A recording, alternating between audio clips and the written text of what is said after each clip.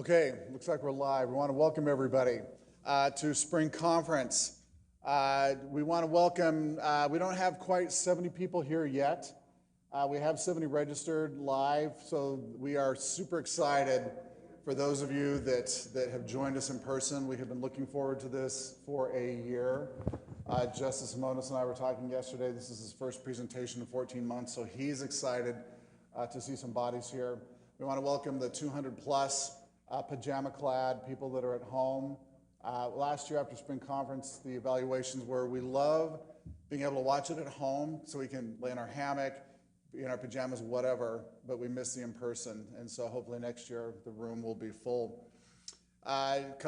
We are recording, and we will be posting the sessions later on our webpage at upc.utah.gov. Appreciate Bill Francis from the Imagination Company for being here and once again providing the live feed and recording for us. Y'all should have received an email yesterday from me. I'll send it out again. The SWAT board is accepting nominations for a position on their board for a juvenile prosecutor. So if you would like to serve or want to nominate somebody to serve, if you will email Ryan Robinson. Ryan is the SWAP president. He will accept the nominations, and then tomorrow when we break for lunch, I'll post up those who have been nominated, and you'll be voting by text. You'll send either Marilyn or myself a text to vote for that person, so look for that tomorrow. As previously published, so this should not be news or a shock to anybody. There is no Wi-Fi at this conference.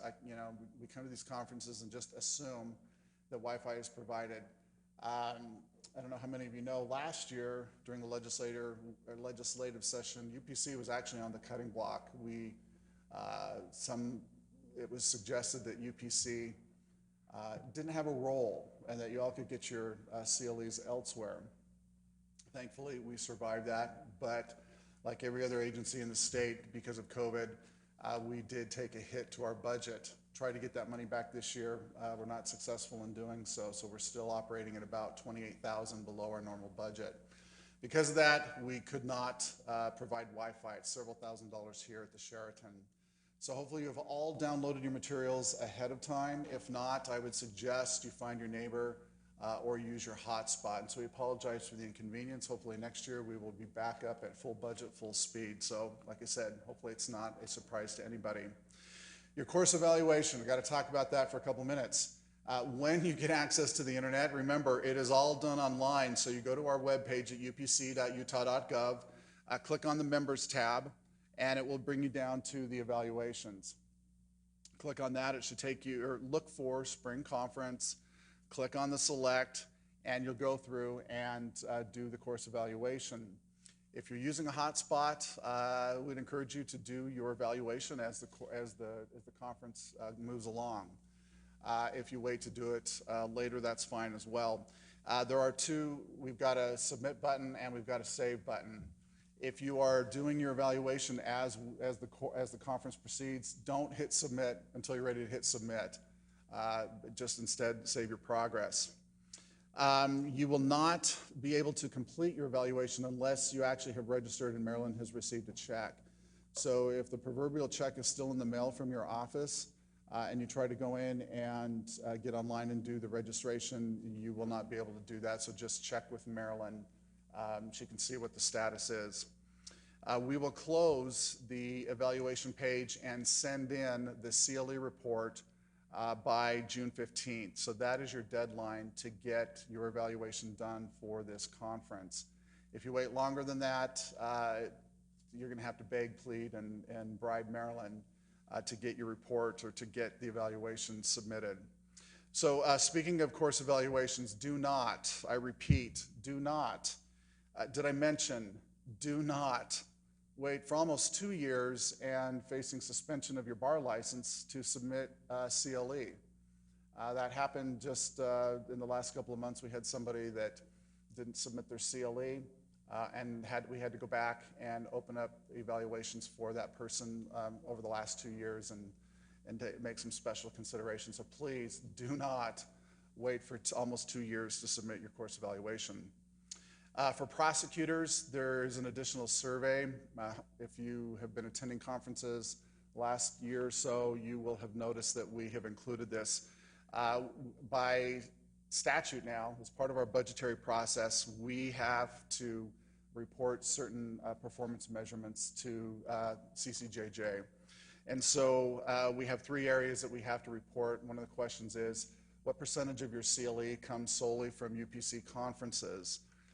If we're not going to be training on any trauma or domestic violence at this conference, but those conferences that we do, you'll see questions as a result of this domestic violence training. Will you proceed to trial without the participation of the victim? As a result of trauma-informed training, will you use a trauma-informed expert at trial? So just be aware that we have to ask those questions. If you have any questions about your CLE, about registration, other materials, that's our contact information. Hopefully you all have been in contact with one of us over the couple of years, but that's who you can contact. Any questions on the announcements? Restrooms are just down the hall for those of you that are first-timers here at the Sheraton, and I know we've got a couple of brand new prosecutors here. It was nice to meet you. They have just a couple of months, so welcome. Restrooms are down here. A question was asked, do you have to pay for parking in the hotel parking lot? That's new since the last time we were here, and the answer is no. You're here as part of the conference. So I think that's about it. Any other questions? Okay. Let me switch over to Justice Himona's presentation.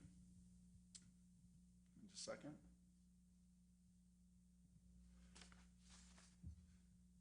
So last year, remember that we talked quite a bit about bias at our conferences. In fact, we got a couple of comments after the fact that, gosh, I left a UPC conference and I felt beat up, that have all these inherent biases and that we're these really awful people.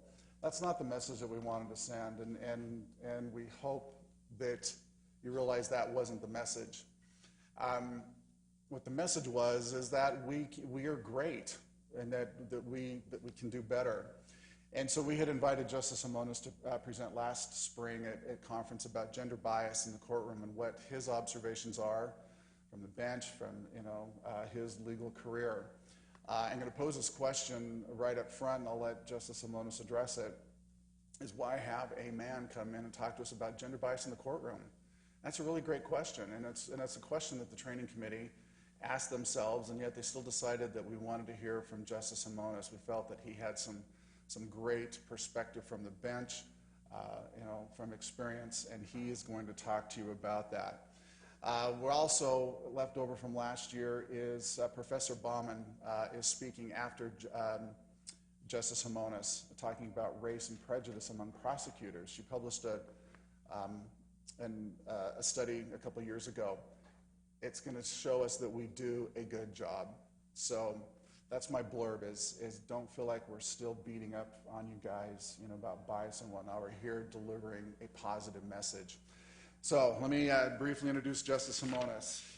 Justice Konstantinos Himonas is a justice of the Utah Supreme Court. Prior to his appointment to the Utah High Court, he served as a trial court judge for many years. Justice Himonas earned his BA in economics from the University of Utah and a JD from the University of Chicago. Upon graduating law school, he returned to Utah and spent 15 years working as a litigator, focusing on complex civil litigation. Justice Himonas has served as the chairperson of the litigation section of the Utah State Bar, the co-chair of the 3rd District Court's Pro Bono Committee, the co-chair of the Supreme Court's Working Group and Task Force for Regulatory Reform, and a member of the Judicial Conduct Commission. He currently serves on the Utah Judicial Council as the chair of the Supreme Court's Committee for Licensed Legal Practitioners and the chair of the Judicial Council's Task Force on Online Dispute Resolutions. He is also active in a number of national and international groups concerned with the administration of justice. Justice Himonas is deeply involved in access to justice issues. He publishes and can often be found speaking to local, national, and international audiences on the topic. At present, he is deeply involved in efforts to reimagine the regulations of the practice of law in order to make it more affordable and more accessible to all. Justice Himonas is taught as an adjunct professor at the University of Utah S.J. Quinney College of Law and guest lectured at numerous law schools, including in Kiev, Ukraine, through the Levitt Institute for International Development. He's been honored by the S.J. Quinney College of Law as an honorary alumnus of the year. He is a recipient of the Rebuilding Justice Award from the Institute for the Advancement of the American Legal System and the Judicial Excellence Award from the Utah State Bar. And he is a fellow of the National Conference of Technology and Dispute Resolution and a life fellow of the American Bar Association. Most recently, the American Bar Association has honored Justice Simonis as a legal rebel. And with that, we will turn the time over to Justice Dino Hanonis.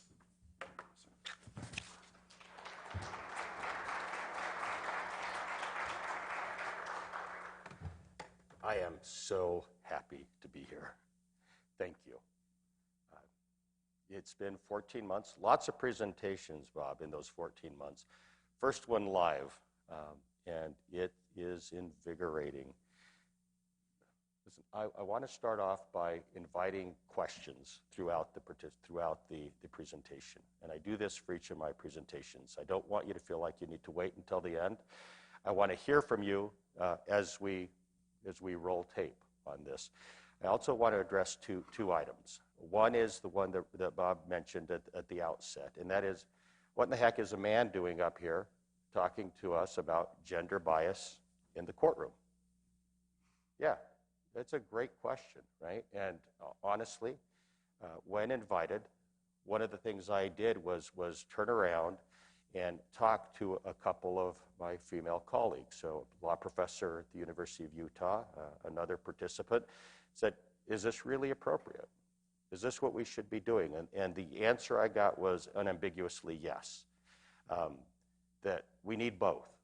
Let's be clear. It shouldn't be all men. It shouldn't be all women. But you need both. You need both sexes talking about the problems, identifying the problems and the solutions. So I took a measure of comfort from that. It seemed to make some sense intuitively, but I want you to know I'm sensitive to that, and I want to hear from, particularly from the women in the audience about their experiences as we move forward. The second is, and I've already started this, I'm going to speak in very binary terms. I've structured this presentation so that it is binary in terms, it really focuses on cisgendered women. But I want to acknowledge that, there are LGBTQ issues as well that all of this applies to, and that I don't want it to just be a footnote. I mean, it needs to be its own separate presentation. But as we move forward, that's not the way the structure of the program, or at least the presentation, is going to work. Some 20 years ago, I was involved in a major antitrust case. It was a bet the company life kind of case. And we brought in outside counsel to try the case. Woman. Only at the time, only two-time AUSA of the Year award winner, handpicked for the McVeigh-Nichols trial team, the finest trial lawyer I have seen or worked with. As part of the presentation, or as part of the preparation for the trial, we did what is called a clopening. So it's a combination of an opening, a presentation of evidence, and your closing. Brought in an international jury consultant, brought in 40 Utahns, having done all the statistical rigmarole to make sure they were representative of the juries we were going to have, and had them emotionally respond to the presentations, and then had 3 separate juries impaneled, and they were mic'd. As I listened, 2 comments, just enormous takeaways from that presentation, or from that listening experience, were, 1, listening to a juror in one of the juror panels describe this person who was immaculately and perfectly attired, and talking about her attire, but describing her as, in really offensive terms, as looking as if she were a streetwalker in New York. Nothing about the man. In another panel, describing her as if she had come from Hilldale. The complete polar opposite. Again, nothing about the man. It was eye-opening for me. It brought home for me in the most real way how much harder it is to be a woman in the courtroom in Utah. This is, as I said at the outset, this was the most professional, excellent trial attorney that I have worked with. But again, rather than focusing on skills, right, prospective jurors or people that would have been prospective jurors, those are the nature of the comments that they had to make rather than focusing on the case. Let me give you a roadmap of what I want to do. I'm going to start off with a video by Professor Jerry Kang, a TED Talk. Professor Kang is an expert. He's a law professor at UCLA that speaks specifically about these issues. And then I want to come back, and I want to dig a little deeper into the war story that I just talked about and some of the experiences. Then let's talk about other aspects about how gender bias affects women in the legal profession. And I want to wrap up by addressing some strategies for how we can all of us can work to make it better.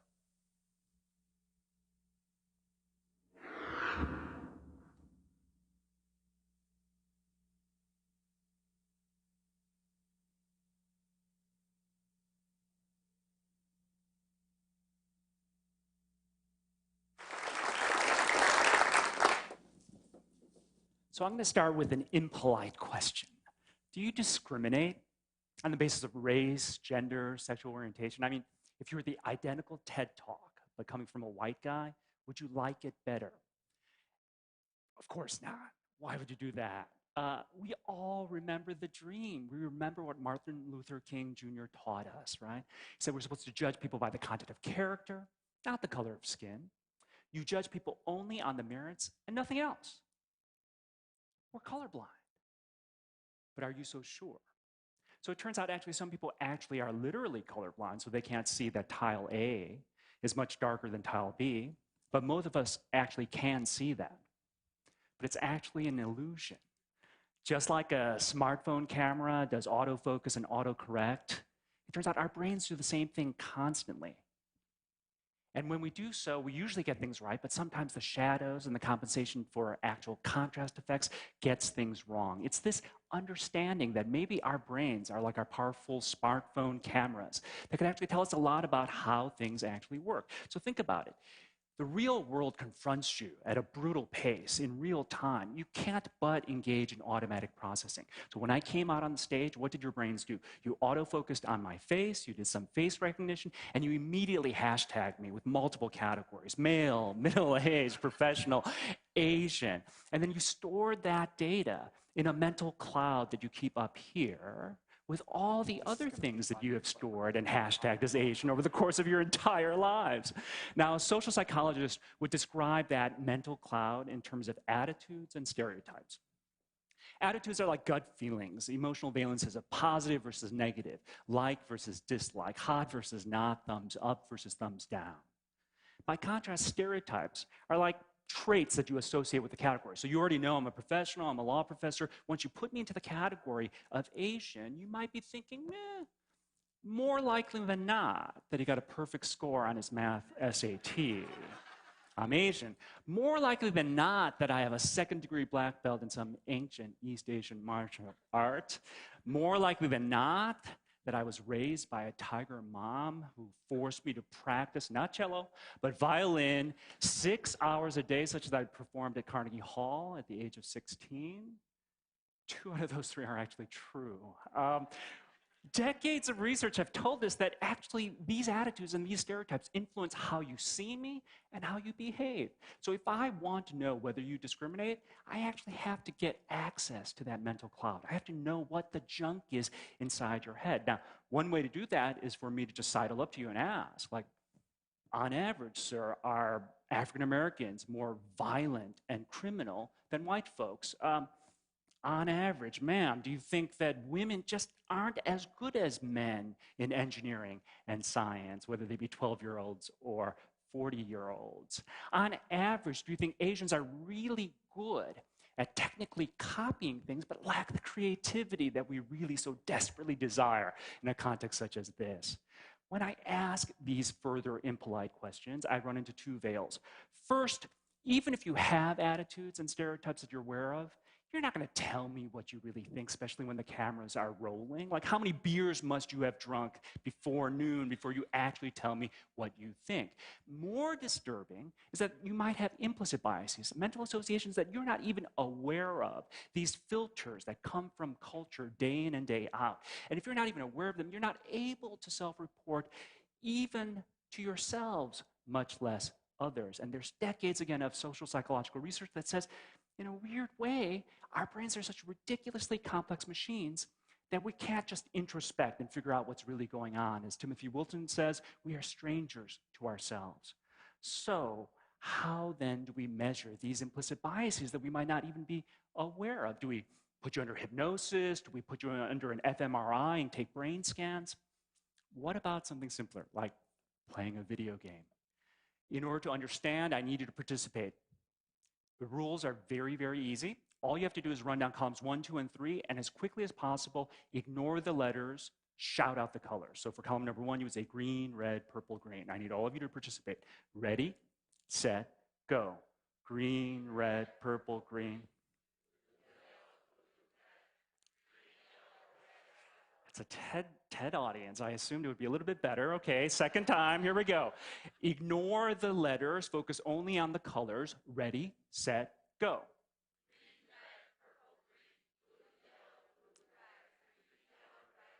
Oh yeah, you're screaming. So third time should be the charm. Now I want you to focus only on the colors. Be blind to the letters as if Martin Luther King Jr. implored you to do it. Ready, set, go.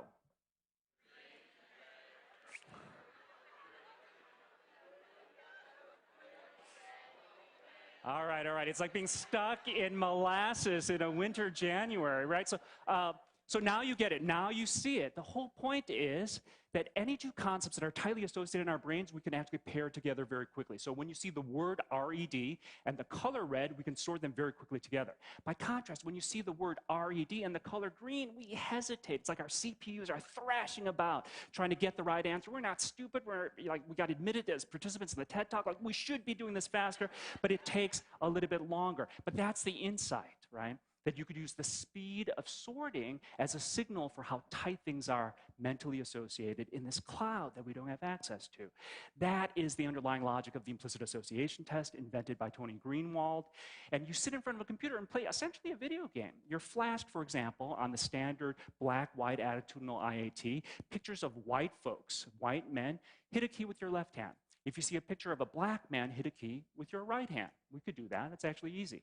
When you see sometimes good words like beauty and joy, hit a key with your left hand. By contrast, when you see words like filth and sick, bad words, hit a key with your right hand. We can follow these instructions. Notice the actual arrangement. White faces and good words are on the same response key. Black faces and bad words are on the same response key. And we fly through that test. But because psychologists are devious people, sometimes randomized and counterbalance, you get runs like this, where you get white faces and bad words on the same hand, and black faces and good words on the same hand. And then we hesitate, we stutter, we make a few more errors, we go a little bit more slowly. It's that delta in time that by definition is deemed to be a measure of your bias. That you could measure, and it might be only 300 milliseconds, it might only be 200 milliseconds. But that's the test that was created. Now, if this test is just nonsense, whether you're left-handed or right-handed, whether you grew up playing Nintendo versus Xbox, what would you see if you gave this test to a lot of people? Well, you would see random noise, like a coin flip, right? Half the people would sort good words with white faces faster, other time faster with black faces. It would just be 50-50. So think about what data has been collected. So you actually have this amazing site, Project Implicit, run by Brian Nozick, Majrin Banaji, and Tony Greenwald, both professors Banaji and Greenwald I've had the great pleasure of co-authoring with. They've collected millions of IAT scores, and here's what we see. It's not 50-50. 80% of us associate good words faster with pictures of young people versus old people. 68% white over black, 68% straight over gay, 69% thin over fat, 76% abled over disabled, and 72% of us are faster to sort pictures of weapons with black male faces versus white male faces. It's not random. Moreover, these implicit biases seem to be strong. You could measure people's explicit biases. You go up there and you ask them survey questions, and they can answer anonymously. When they do, they show some preference in the ways that you would predict of young over old, white over black, and so on. But when you look at the implicit biases, actually expressed in the same standard statistical units, you see implicit biases as being stronger. It's as if explicitly we can hear the wisdom of Martin Luther King, but implicitly, not so much. We want to be colorblind, but maybe Nietzsche was right. There is no immaculate perception. But do milliseconds really matter, as my friend Dolly Chuk has asked? Like, I've shown you that there's all this evidence about time, 300 milliseconds, but we don't really care about time, we care about behavior. Does behavior change as a function of this? This is precisely what we wanted to ask and answer. So for example, if you had to put on headphones and listen to a lawyer's cross-examination, would you judge the lawyer differently as a function of whether you thought the lawyer was white versus Asian? Of course not. We're the model minority, right? And we all remember the dream. But that's what we wanted to ask and answer. So my colleagues, Nilanjana Dasgupta, Kumar Yogiswaran, as well as Gary Blasey, actually brought in a lot of people outside of UCLA, mostly white. We, of course, measured their explicit bias. So we give them survey questions and ask them, on average, right, how eloquent do you think the white American litigator is? Eloquent, assertive, persuasive. We ask the exact same questions about Asian American litigators. Guess what the results are? Surprise, surprise, no average difference. We all remember the dream. But we don't want to stop there. We also want to measure their implicit biases. And it turns out, even though there's no average difference in explicit survey results, there is a difference in speed. We're faster to sort white faces with litigator words than Asian faces with litigator words. So we see some difference. Of course, all that we really care about is actual behavior. They heard these cross-examinations. They were tricked into thinking that one was done by an Asian person, one was done by a white person. The way we tricked them was just to flash a 5-second picture of the Asian attorney or the white attorney and changing the last name on the transcript that they read along with. The results were really interesting. Some good news and bad news. So the good news is that the implicit bias, this kind of little reaction time, didn't seem to have an impact on how they evaluated the Asian attorney. But when it came to the white attorney, it did have an impact. The higher the bias, the higher the evaluations. So to give you some concrete sense, imagine someone like Philip who has zero implicit bias. This is what he would have given the white attorney as a score on a 7-point scale on competence, likability, hireability. But imagine someone else like Matthew, who's in the 93rd percentile of bias. He would have given these scores much higher on a 7-point scale. Even if Matthew has no explicit bias, his implicit bias, as measured by this silly little video game, implicitly moved him. He was moved by what I call the rightness of whiteness. There's an impact. Our study emphasizes and gives more evidence to the belief that these implicit biases actually alter our behavior. And scientists have said and found that implicit biases could influence the way that we get called back for resumes, how awkward my body language is to you, whether we hire men over women in the laboratory, whether we cut minority student budgets or not, how doctors actually recommend treatments for heart attacks, the speed of shooting blacks versus whites in a video simulation, and even cops' use of force out in the field as correlated with an implicit stereotype of African Americans and of all things apes. This forces us, the mind sciences forces us to rethink. We thought we were blessed with immaculate perception, but it turns out we're infected with implicit bias. We thought the problem was explicit racism only in the past, but it turns out there's subtle discrimination going on right now. We thought it was enough to teach our kids, don't be a hater, without actually warning them about parochially loving only themselves. We thought it's not my fault, when the truth is, we're the problem. What to do?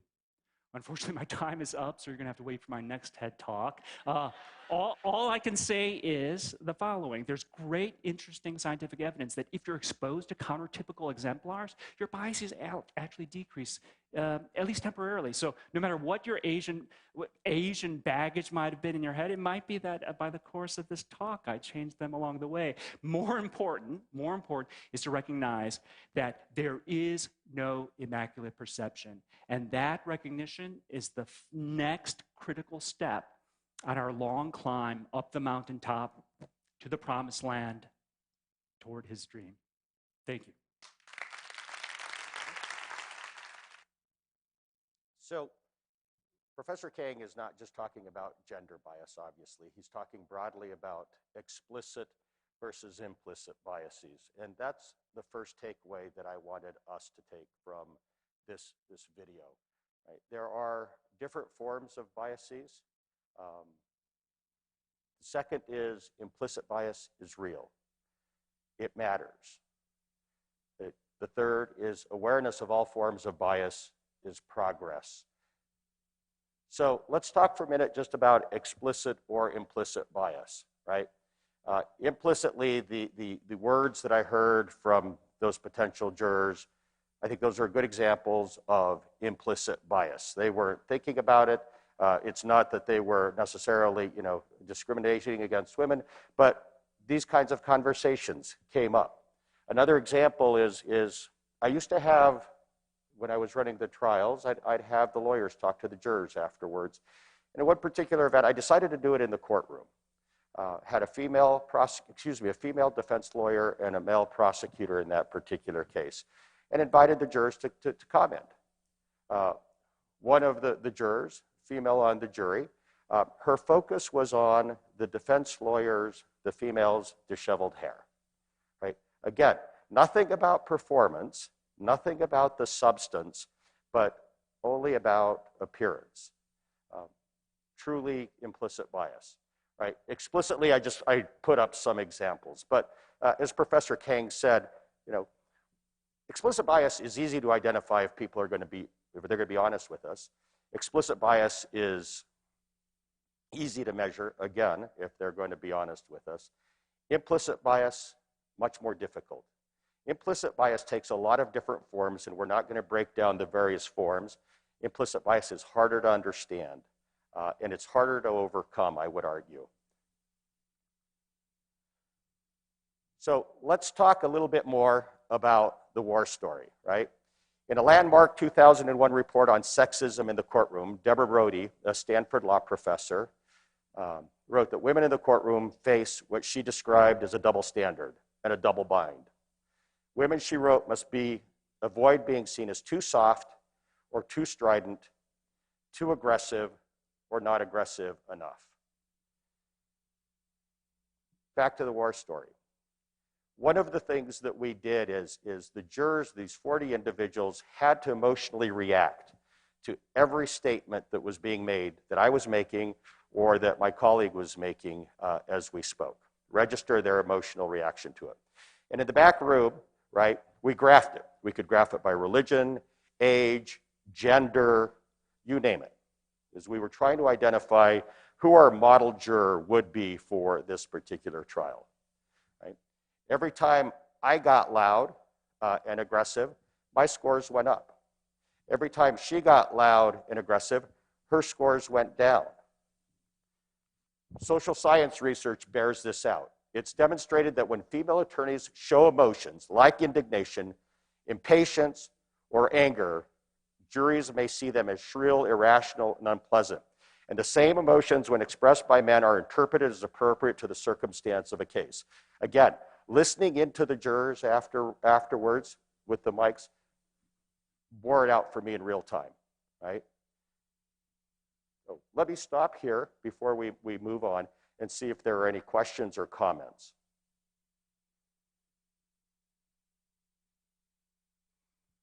All right. Look, it's not just about gender bias in the courtroom. Right? Bias and discrimination take place in the legal workplace. In 2020, women respondents overwhelmingly reported that discrimination was based on sex. May also indicate discrimination based on marital status, caretaker status, age, religion, etc. But overall, we observed an increase in reported experience of sex discrimination by women lawyers in every employment type. This came from the 2020 study of gender and racial bias, just published by the Utah Women Lawyers of Utah. In government in 2020 or 2010, 11% of women attorneys reported being subjected to sexual discrimination in the workplace. In 2020, the number stood at 25%. Now look, maybe that's as a result of increased reporting, maybe it isn't. Doesn't matter. What we do know is that it's not just discrimination and gender bias that's taking place in the courtroom, right? It's taking place in our profession. We're getting better, right? The Bob's message, though, we are getting better. Women now make up a majority of the students in our law schools across the United States. So this is the 2020 graphic. Utah is a little below 50%, but we're all pretty close, up to, I think, California is the highest, I think at 57%. But on average, it's about 52% across the country. That's great. That's real progress. But women still occupy positions of power in the law in overwhelmingly disproportionate and small numbers. Right? We know women are still making up a greater percentage of lawyers as well. Right? There's a huge increase, up to 38% now, of women in the law. Not so much in Utah. So again, back to the 2020 study of gender and racial bias in Utah. While 38% of the national lawyer population is female, women make up 23% of the lawyers here in Utah. Anecdotally, right, when I go and we do all the swearing-in ceremonies, I know that it's about 50% of the population at the law schools that's female. Even by the time I'm doing the graduation ceremony, as I'm counting down and just doing it, the statistical comparison, it's about 1 in 3 by that point in time. As I said, though, right, it's not just while we are doing a great job of improving the numbers, and they're going to continue to improve, there's still this disproportionately small number of women in the law in positions of power. So let's think about first the law students, right? While we have a majority of the students that are female, less than 40% of the professors are female. I've talked to some of my colleagues again at the law school, and I understand also that it plays out in different ways. It plays out in the way that the students interact with the professors. Right? Male students are more likely to be aggressive and challenge female professors than the opposite. It also shows up when we're talking about the bench. According to the Gavel Project, state courts handle more than 90% of the legal business in America, but fewer than 1/3 of all state judges are women. Right? I experienced this myself. I encourage people to apply for the bench, and it is not an exaggeration to say, for every 1 man that I encourage to apply, I need to encourage 9 women to apply to get an equal number of applicants. Why is that? Help me out.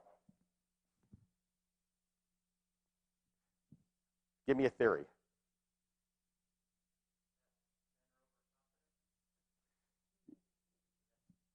Yeah. Again, social science indicates that men look at the qualifications necessary, and if they're meeting about 2/3 or so of those qualifications, they believe that they're worthy of making the application. Women, not so much, right? 90% or so. All right. So it's not, I don't think it's much of a debate about whether or not there is an issue, right? Gender bias in the courtroom, I am sure that both males and females in this room have experienced it. No question that you've all seen it or we've been party to it. where females, where women have been treated less fairly than they should have been, or based on things that aren't specific to performance. The examples that I gave it, and that it's pernicious, and that it has kind of infected the entire system, that it continues. But we can do something about it. And the first thing we can do, as Professor King pointed out, is just be aware of our implicit biases, right? Take stock. Think about our responses.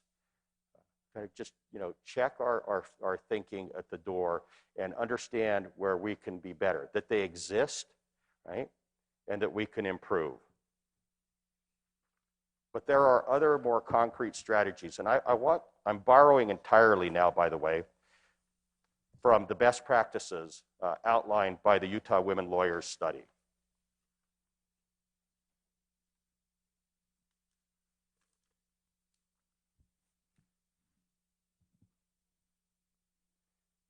So how do we become a bias disruptor? Now that we're aware of our implicit biases, now that we're aware that others may also have implicit biases, what can we do to improve? I'm going to offer you a number of scenarios that were outlined by the study. Scenario number 1, disrupting agency penalties. Your colleague, Maria, is frequently interrupted by men when she speaks in meetings, and she's accused of being too passionate or assertive about her ideas. What are some bias interruption strategies? Somebody be brave. Give me an idea. Yes.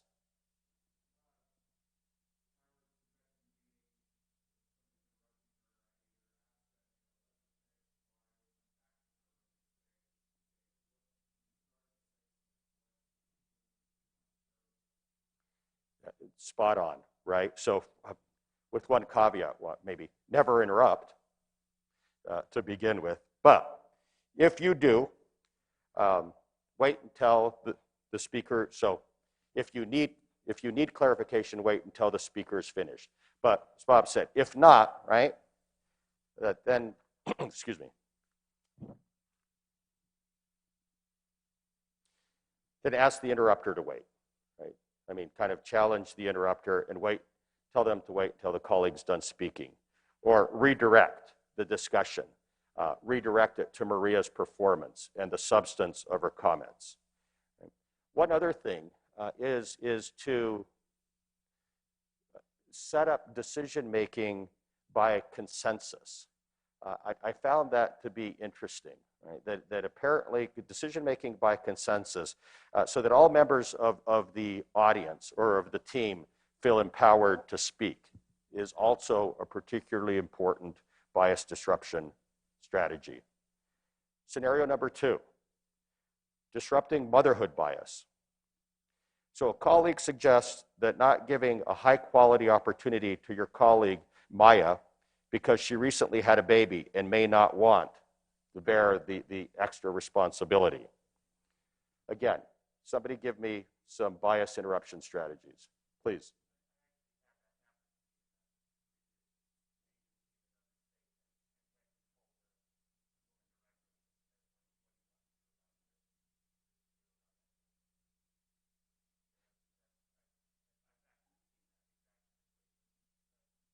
Yeah, so, and for the record, I believe that these scenarios came from actual experiences.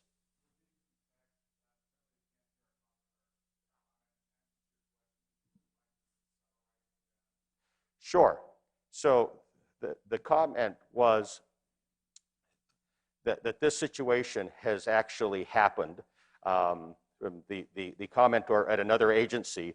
And I think that the solution or the bias disrupting strategy in that case was to address it with the person who was subject to that and seek their input in how to deal with the particular situation.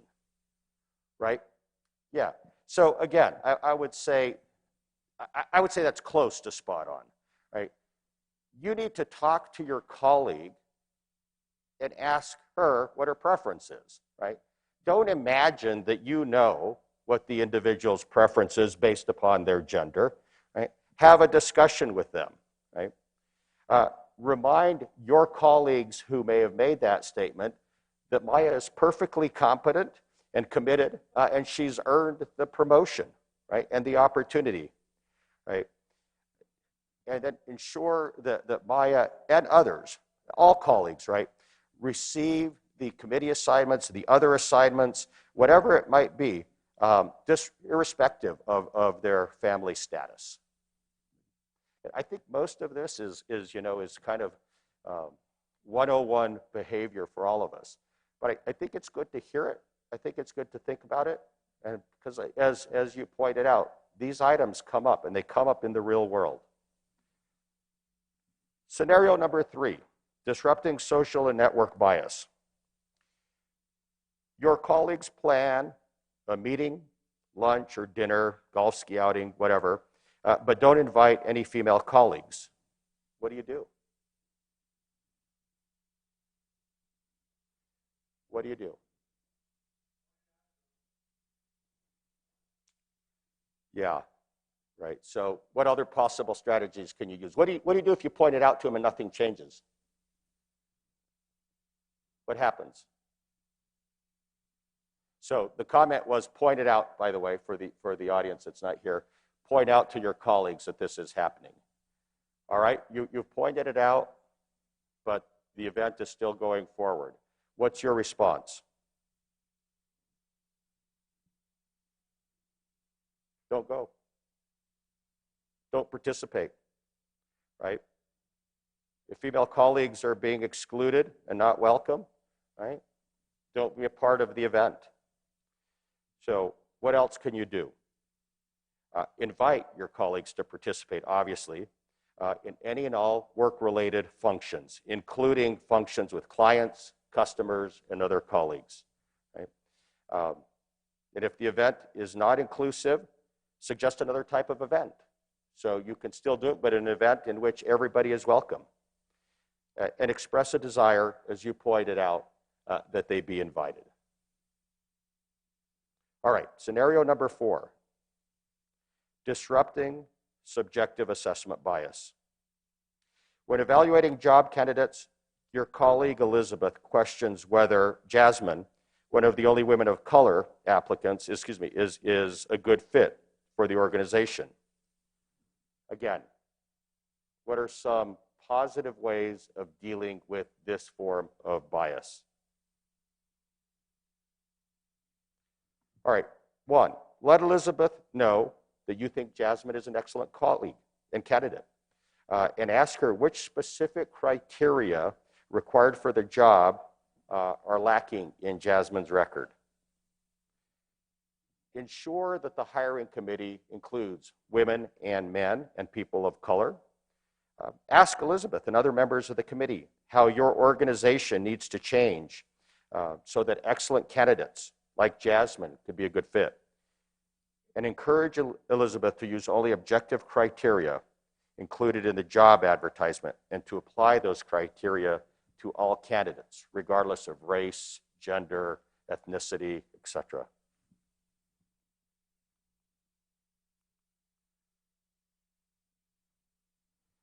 Scenario number 5, disrupting distancing bias.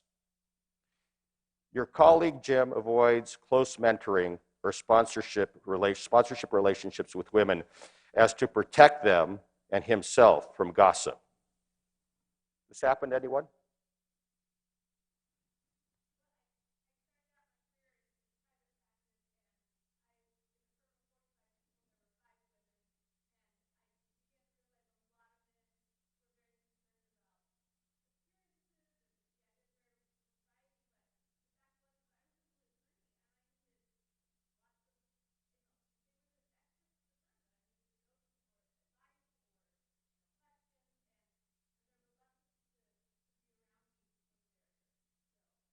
So the comment from the audience is an individual who's encountered this precise scenario, right?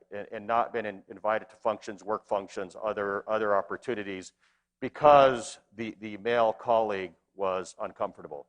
I have to tell you, this one in particular, as I've spoken on this topic, women, and I would say, and it really has, I mean, it's not unique to private practice, but I've heard it over and over again in that context, right? So imagine you need to go on a lengthy deposition trip to do discovery, right? You feel uncomfortable. So you think, you know, your spouse may care, or you should invite somebody of the same sex, whatever it happens to be. But it seems to be a regular theme. Do you have any suggestions for how to deal with it?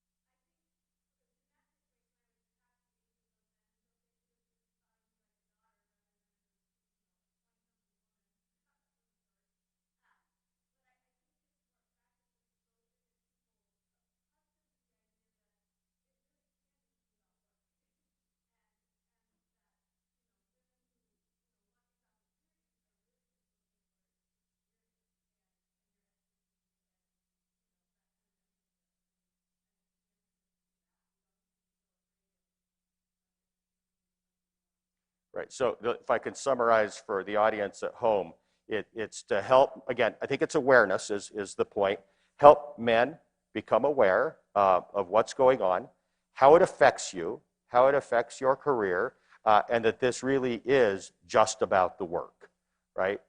And that you need these opportunities. And I think that that's right. You need to encourage all of your peers, male and female alike, right, to include you in these opportunities.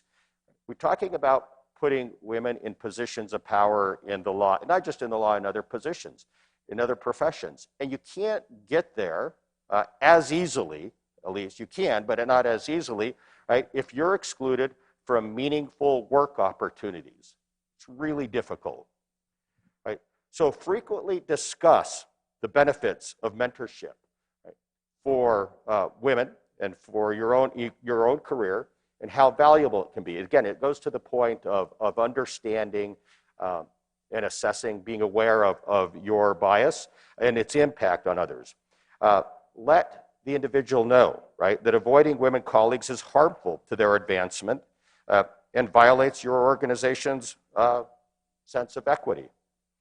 Suggest specific promising candidates to Jim, the male in this example, and offer to facilitate an introduction for the purpose of improving his mentorship and sponsorship of those individuals. All right. Scenario number 6, disrupting hostile workplace bias.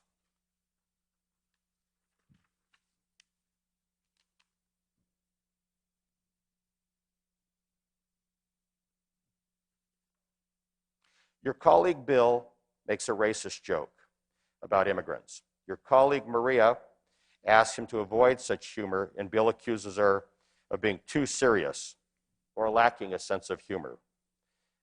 What do?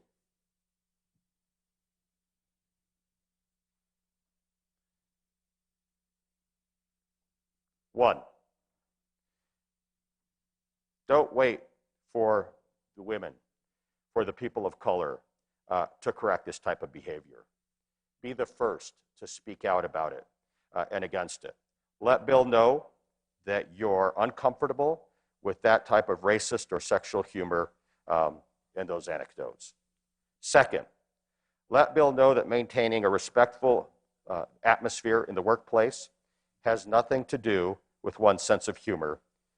3rd, follow up with Maria privately to make sure that she's okay with the strategies together about and how you will address such incidents in the future. This relates back to your comment at the very beginning about being inclusive. Now, I think you want to be very careful that you're not putting that person in the bind, right? That you're bringing them in and collaborating, but not putting them in a really uncomfortable position and making things more difficult, right? So it's tricky, and it's something that you just need to think through to make sure that you're addressing the problem in the right way. Scenario number 7, and the last of the scenarios, disrupting a lack of fit bias. You arrive in court with your co-counsel. Gabrielle, an opposing counsel mistakes her for your paralegal or clerk. What do you do?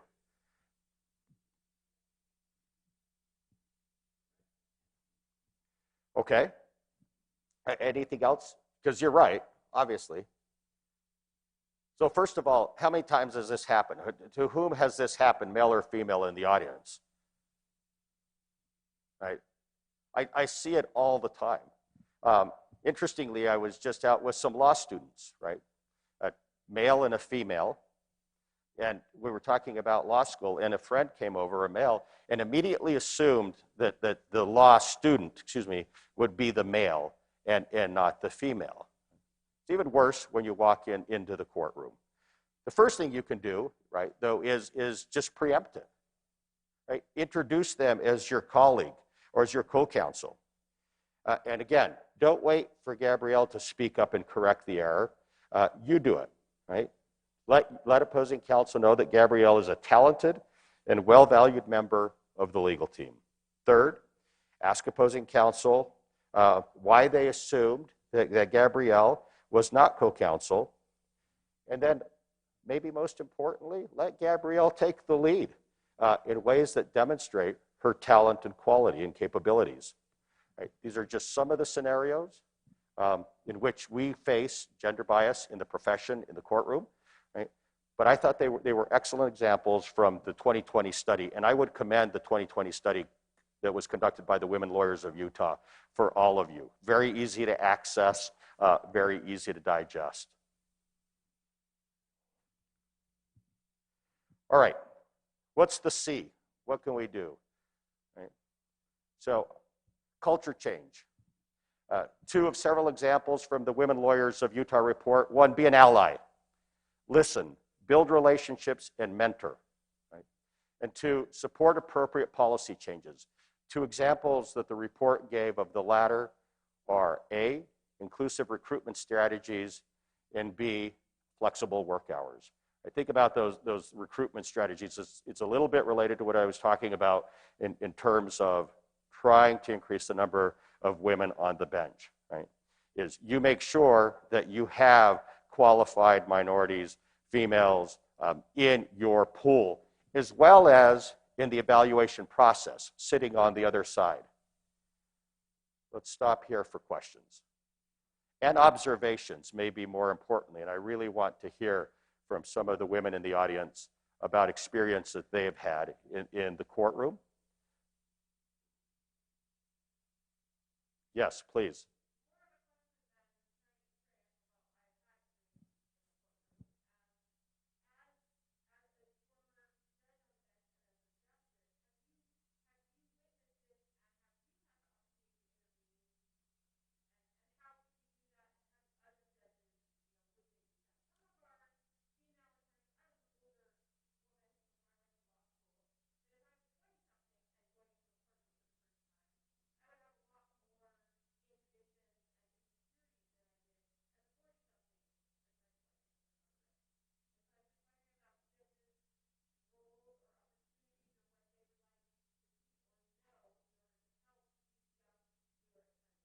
Yeah, so the question, I think, is what, help me, but what can, whether I've had the experience and what I've done, as well as what would you have other judges do, right?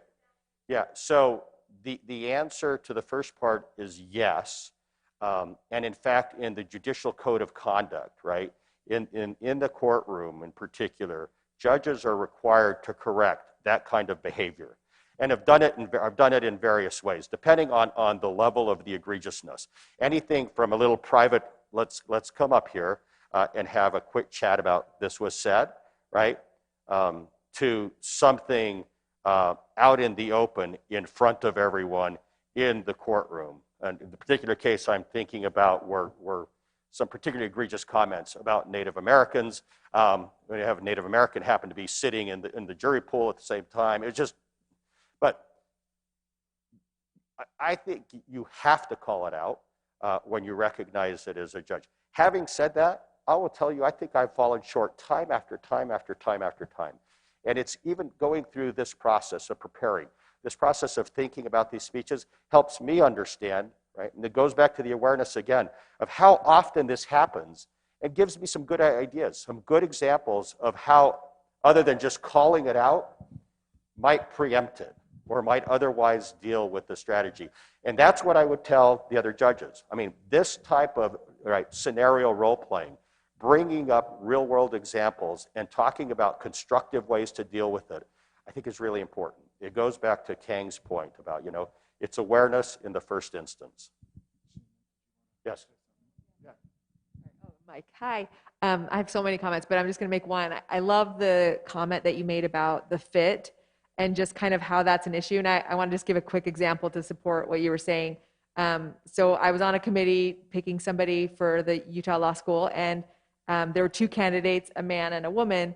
And in discussing, I was on the committee, and in discussing their various traits, somebody in the room said, I don't know about the woman. She's just a little bit casual, and I don't know, she doesn't have the right personality or something like that. She seems to kind of, I don't even know the word they said, but casual or unprofessional or something they said. And then other people were like, yeah, and we're commenting about how the man was like kind of fit the role more. He would be better for investors of the law school, with the board of trustees, with students, with faculty, that kind of thing. And I kind of pushed back because I was thinking, well, okay, this looks a little bit like implicit bias to me.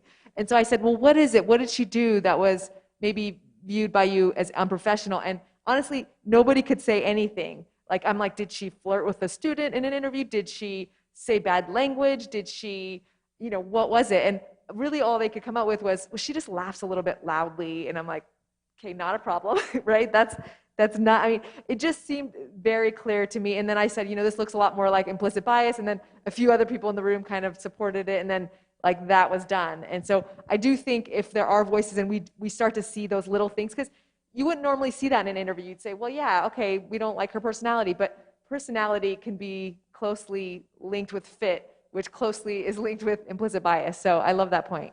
Thank you.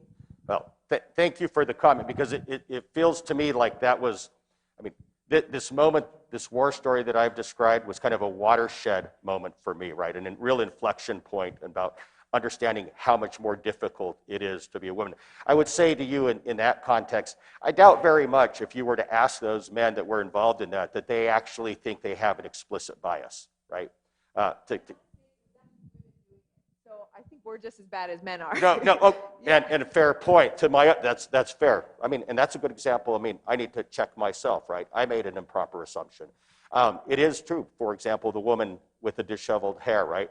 Again, it is true that it happens for both. Men and women harbor implicit biases, and culture has caused this so that even if you're a member of the same sex, you still have or may have, perhaps not the same percentage, implicit biases that you need to check. Right? We're sensitized that way, and we need to be aware of it. Right? You need to call it out. You need to correct it. Right? So it wasn't just enough to have women on the committee. Right? It wasn't just enough to have women on the pool, but awareness of implicit bias and its perniciousness was important. Yes, in the back. So I'm in rural Utah, where the female attorney is basically somewhat non-existent, right? For my area, I see a lot of gender bias across our county positions. And I'm just wondering about your advice on how we could address that culture. So basically, there are female and male positions across county government, essentially, right? So the attorneys are male, the legal assistants are female, the justice court judges are male. In general, the law clerks are female. The county clerk is a female position. Her staff are all female. County commissioners are male. The road department is male, and all the guys out on the big heavy machinery are male. The county sheriff is male, and all the cops are male. It's to the sheriff's, for him, he specifically will hire positions and only allow females to apply because he has to have some female specifically in the jail to do work. So to his credit, he does that. He says, if you're male, don't apply for this position, right? You're not eligible. And we felt like that we can legally justify that. My question is, yes, we reach out and encourage females to apply for those typically male positions, that this culture is pretty strict about that. Should I further try to disrupt that culture by encouraging males to apply for the female positions? The quote-unquote female positions? Yeah, I don't know how I feel about that. I mean, as I've thought about, interestingly, that kind of question, and I think it's a pretty good debate, about whether is it really reverse discrimination that you're trying to cure in that setting, or is there something unique about the fact that the underrepresented population isn't getting the opportunities, and by equating the two, are you really minimizing, right, that fact? So the short answer is I don't know the answer to your particular question, right? But I think about this. It's, this is the debate that happened recently with Governor Cox's comments. I mean, it's very similar to me in what you're talking about. Does that make sense? I'm not sure what the answer is. I think I know what I would do. I think personally, I think that it would minimize gender bias if you just equate the two and say that they're equal. But I can easily see that others may not feel the same way about that in their real world experiences. So I don't know that I would do that, but I would think about it. I would consult with people that really are deep thinkers in the particular area before I reached any final conclusions for me personally. So listen, my time is up. I very much appreciate being here. As I said, right, it's been a long time for all of us. This is so nice to be in a room with people again. Several of you that I know that have appeared in front of me. Thank you. Thank you for the opportunity. And I hope that this is just a little step forward in increasing awareness to make it easier to be a woman in the courtroom, to be a woman in the legal profession, and a woman in the world. Thank you very much.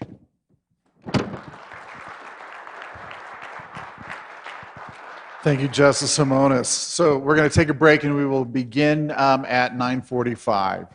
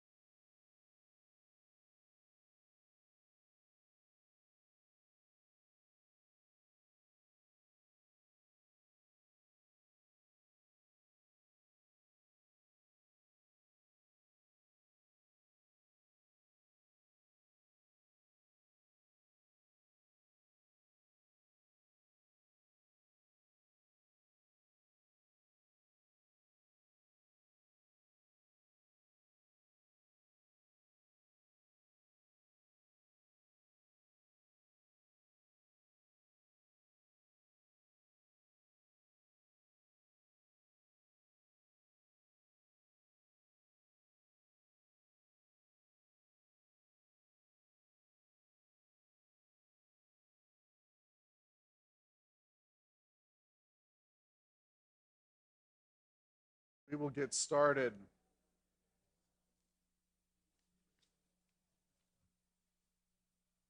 All right, welcome back, everybody. We had a really great question. One of you came up and asked Justice Simonis about this, is they have experience with judges being rude, disrespectful towards female attorneys in the courtroom, and some suggestions on that. And so Justice Simonis' suggestion is, if you've got an ally on the bench in the judiciary, go and talk with them and raise the issue. You know, you cannot remain silent on these issues. Go and talk with, you know, another judge that you know, somebody who works in the AOC, reported to the Judicial Conduct Commission. He says, but you cannot allow that to happen. So we appreciate that question. We are pleased and excited to have Professor Shima Baughman here with us. Is going to talk about a study that she's been working on since 2015, Race and Class, a randomized study with prosecutors, and I think I got the title a little bit wrong. But let me introduce Professor Baughman for those of you that don't know her. She is the Associate Dean of Research and Faculty Development at the S.J. Quinney College of Law. She's also a professor there. She received her Juris Doctorate degree from BYU, graduating summa cum laude, and she went on to become a Fulbright Scholar in the Pretrial Detention U.S. Department of State. Her teachings and scholarship focus on criminal law and criminal procedure. She is a national expert on bail and pretrial prediction, and her current scholarship examines criminal justice policy, prosecutors, drugs, search and seizure, international law, terrorism, race, and violent crime. Professor Baughman has worked with economists and political scientists to write articles involving advanced empirical modeling and randomized controlled trials, including the largest global field experiment in the world. Her work has been featured in the New York Times, on NPR, The Economist, The Washington Post, Forbes, and other media outlets. And she's been provided to present at such prestigious universities as Stanford, Cornell, in Michigan, Texas, NYU, UCLA, and many other law schools, to groups of federal and state judges and attorneys across the country. Her articles have appeared in many top journals, including the University of Pennsylvania Law Review, USC Law Review, Georgetown Law Review, Texas Law Review, George Washington Law Review, Notre Dame Law Review, Boston University, and the Journal of Empirical Legal Studies. She's published a book, The Bail Book, a comprehensive look at bail in America's criminal justice system, with Cambridge University Press, has contributed greatly to the field of criminal law. She also has a textbook, Criminal Law, Case Studies and Controversies. Another one, co-authored the most popular criminal law study student aid, Examples and Explanations in Criminal Law. She was voted Professor of the Year in 2013. She joined the faculty of the University of Utah after 3 years of teaching at BYU Law School. Served as chair of the AALS Criminal Justice Section Executive Committee in 2015 to 16. She has also chaired the ABA Pretrial Justice Task Force and as co-chair of the Committee on Crime Prevention, Pretrial Release, and Police Practices. And from 2014 to 18, she served as a member of the Utah Sentencing Commission. Before joining the Legal Academy, as I mentioned, she served as a Fulbright Senior Scholar researching pretrial detention in Malawi and lecturing in criminal law at the University of Malawi. While there, she worked as a justice advisor to the British Department for International Development, advised a coalition of international, getting tongue-tied this morning, international non-governmental organizations, including UNAIDS and UNDP, and represented criminal defendants in felony cases and in constitutional litigation. She worked as a litigator at Kirkland & Ellis in New York, receiving national press for her role in prison reform litigation. In law school, she served as the editor-in-chief of the BYU Law Review and clerked for Judge J.S. Bybee of the U.S. Court of Appeals for the Ninth Circuit. We are, as I said, pleased and excited to have her here talk to us about how we're not as bad as the public seems to think we are. And so with that, we'll turn it over to Professor Baughman.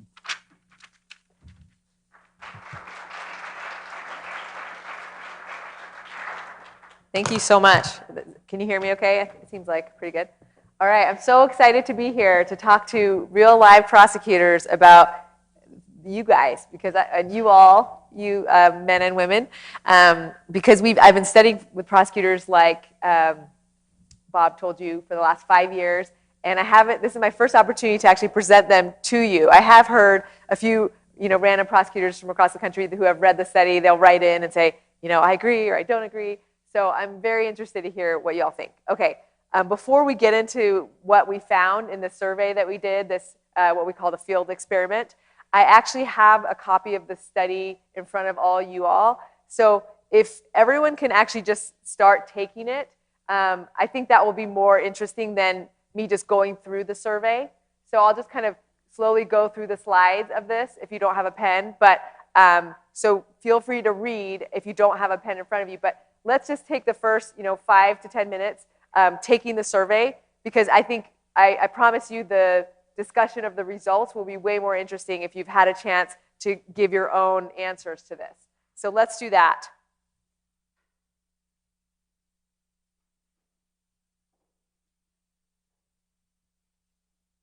And those of you at home, please go ahead and take it too. I promise this will be way more interesting. It said, I think it said final prosecutor survey or something on the link. I saw it on the website.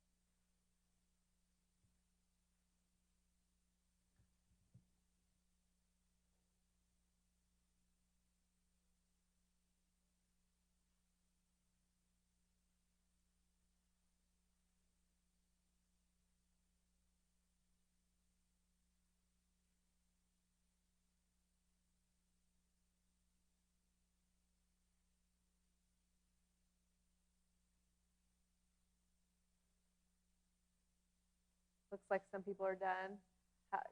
Can we do maybe 1 or 2 more minutes? Would that work?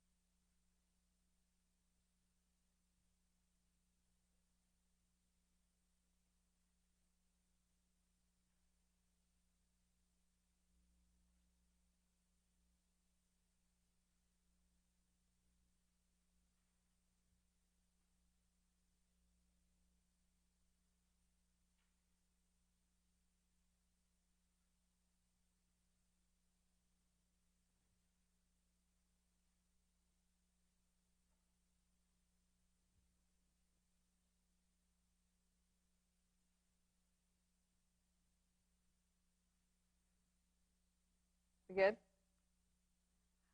Do we need more time, or are we okay to? How far are we? What do we think?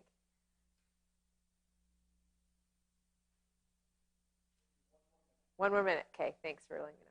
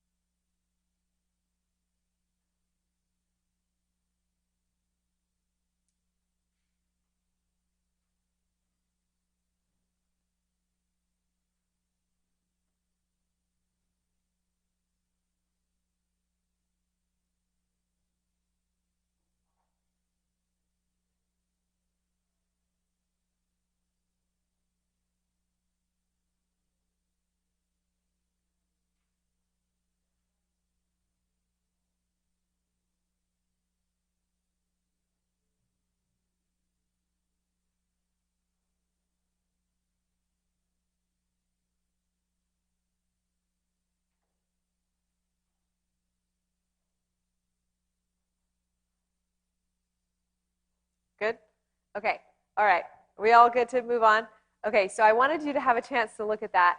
This is, I'll tell you a little bit more about it as we go. So the reason we did this experiment with prosecutors, and I'll tell you more about how we set up the experiment, is because, as you all know, there's some disparities that we have in incarceration rates, right? So you look at our incarceration rates, quite a few more Black and Latino and Latina Americans are incarcerated than whites.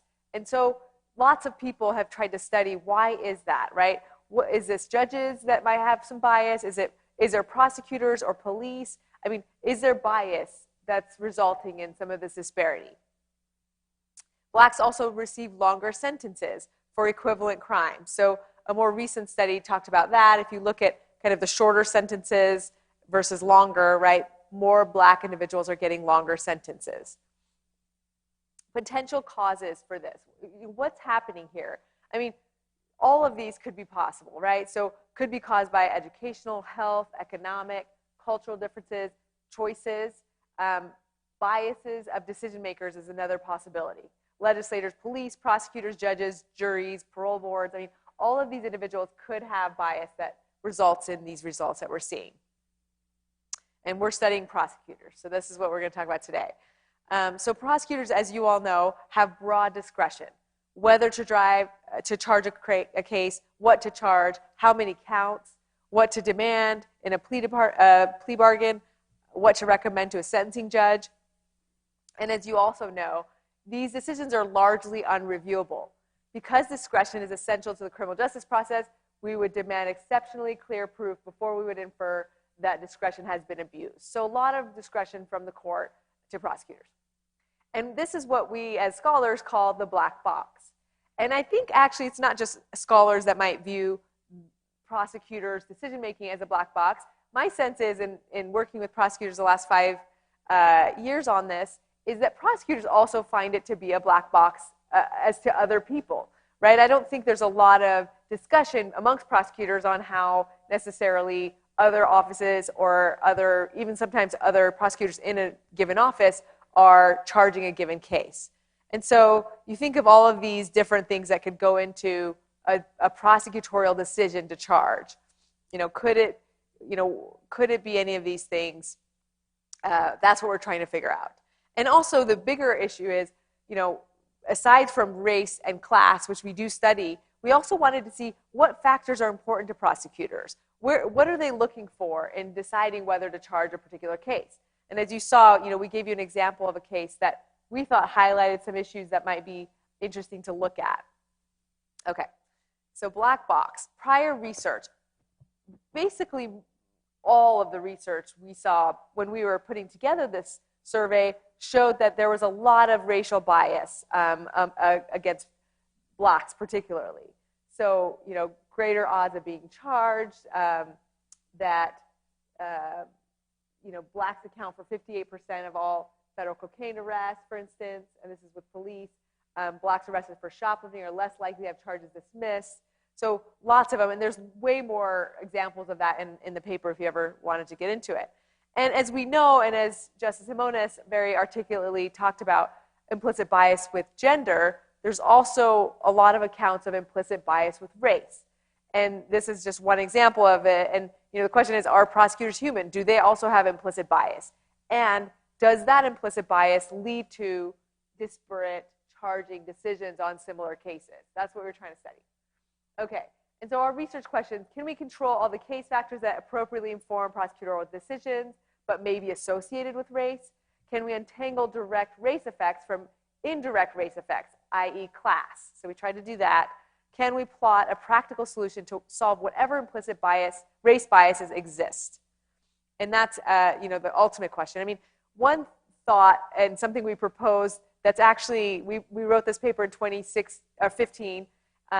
It's called Blinding as a Solution to Bias. We proposed that could prosecutors potentially blind themselves to any identifying factors that might lead to class and race? So the name of the defendant, the neighborhood they might have been from, any other kind of discussion of their body, build, any of that. And could this work as a way to cut implicit bias? And right now, the San Francisco DA's office, they did start this a few years ago, and they have had one paper talking about the results, but they actually also, with the blinding, were not able to see any real difference with prosecutors. So meaning those prosecutors that were blinded were not making decisions differently than those who were not. Okay, so what does a prosecutor need to know? And this is one question we went into this wondering, and I still would love your thoughts on this. Can the rest feasibly be removed, right? So, I mean, does a prosecutor need to know, the race? As you saw in your survey, there was a race and an occupation. Well, could we remove those types of, that type of information?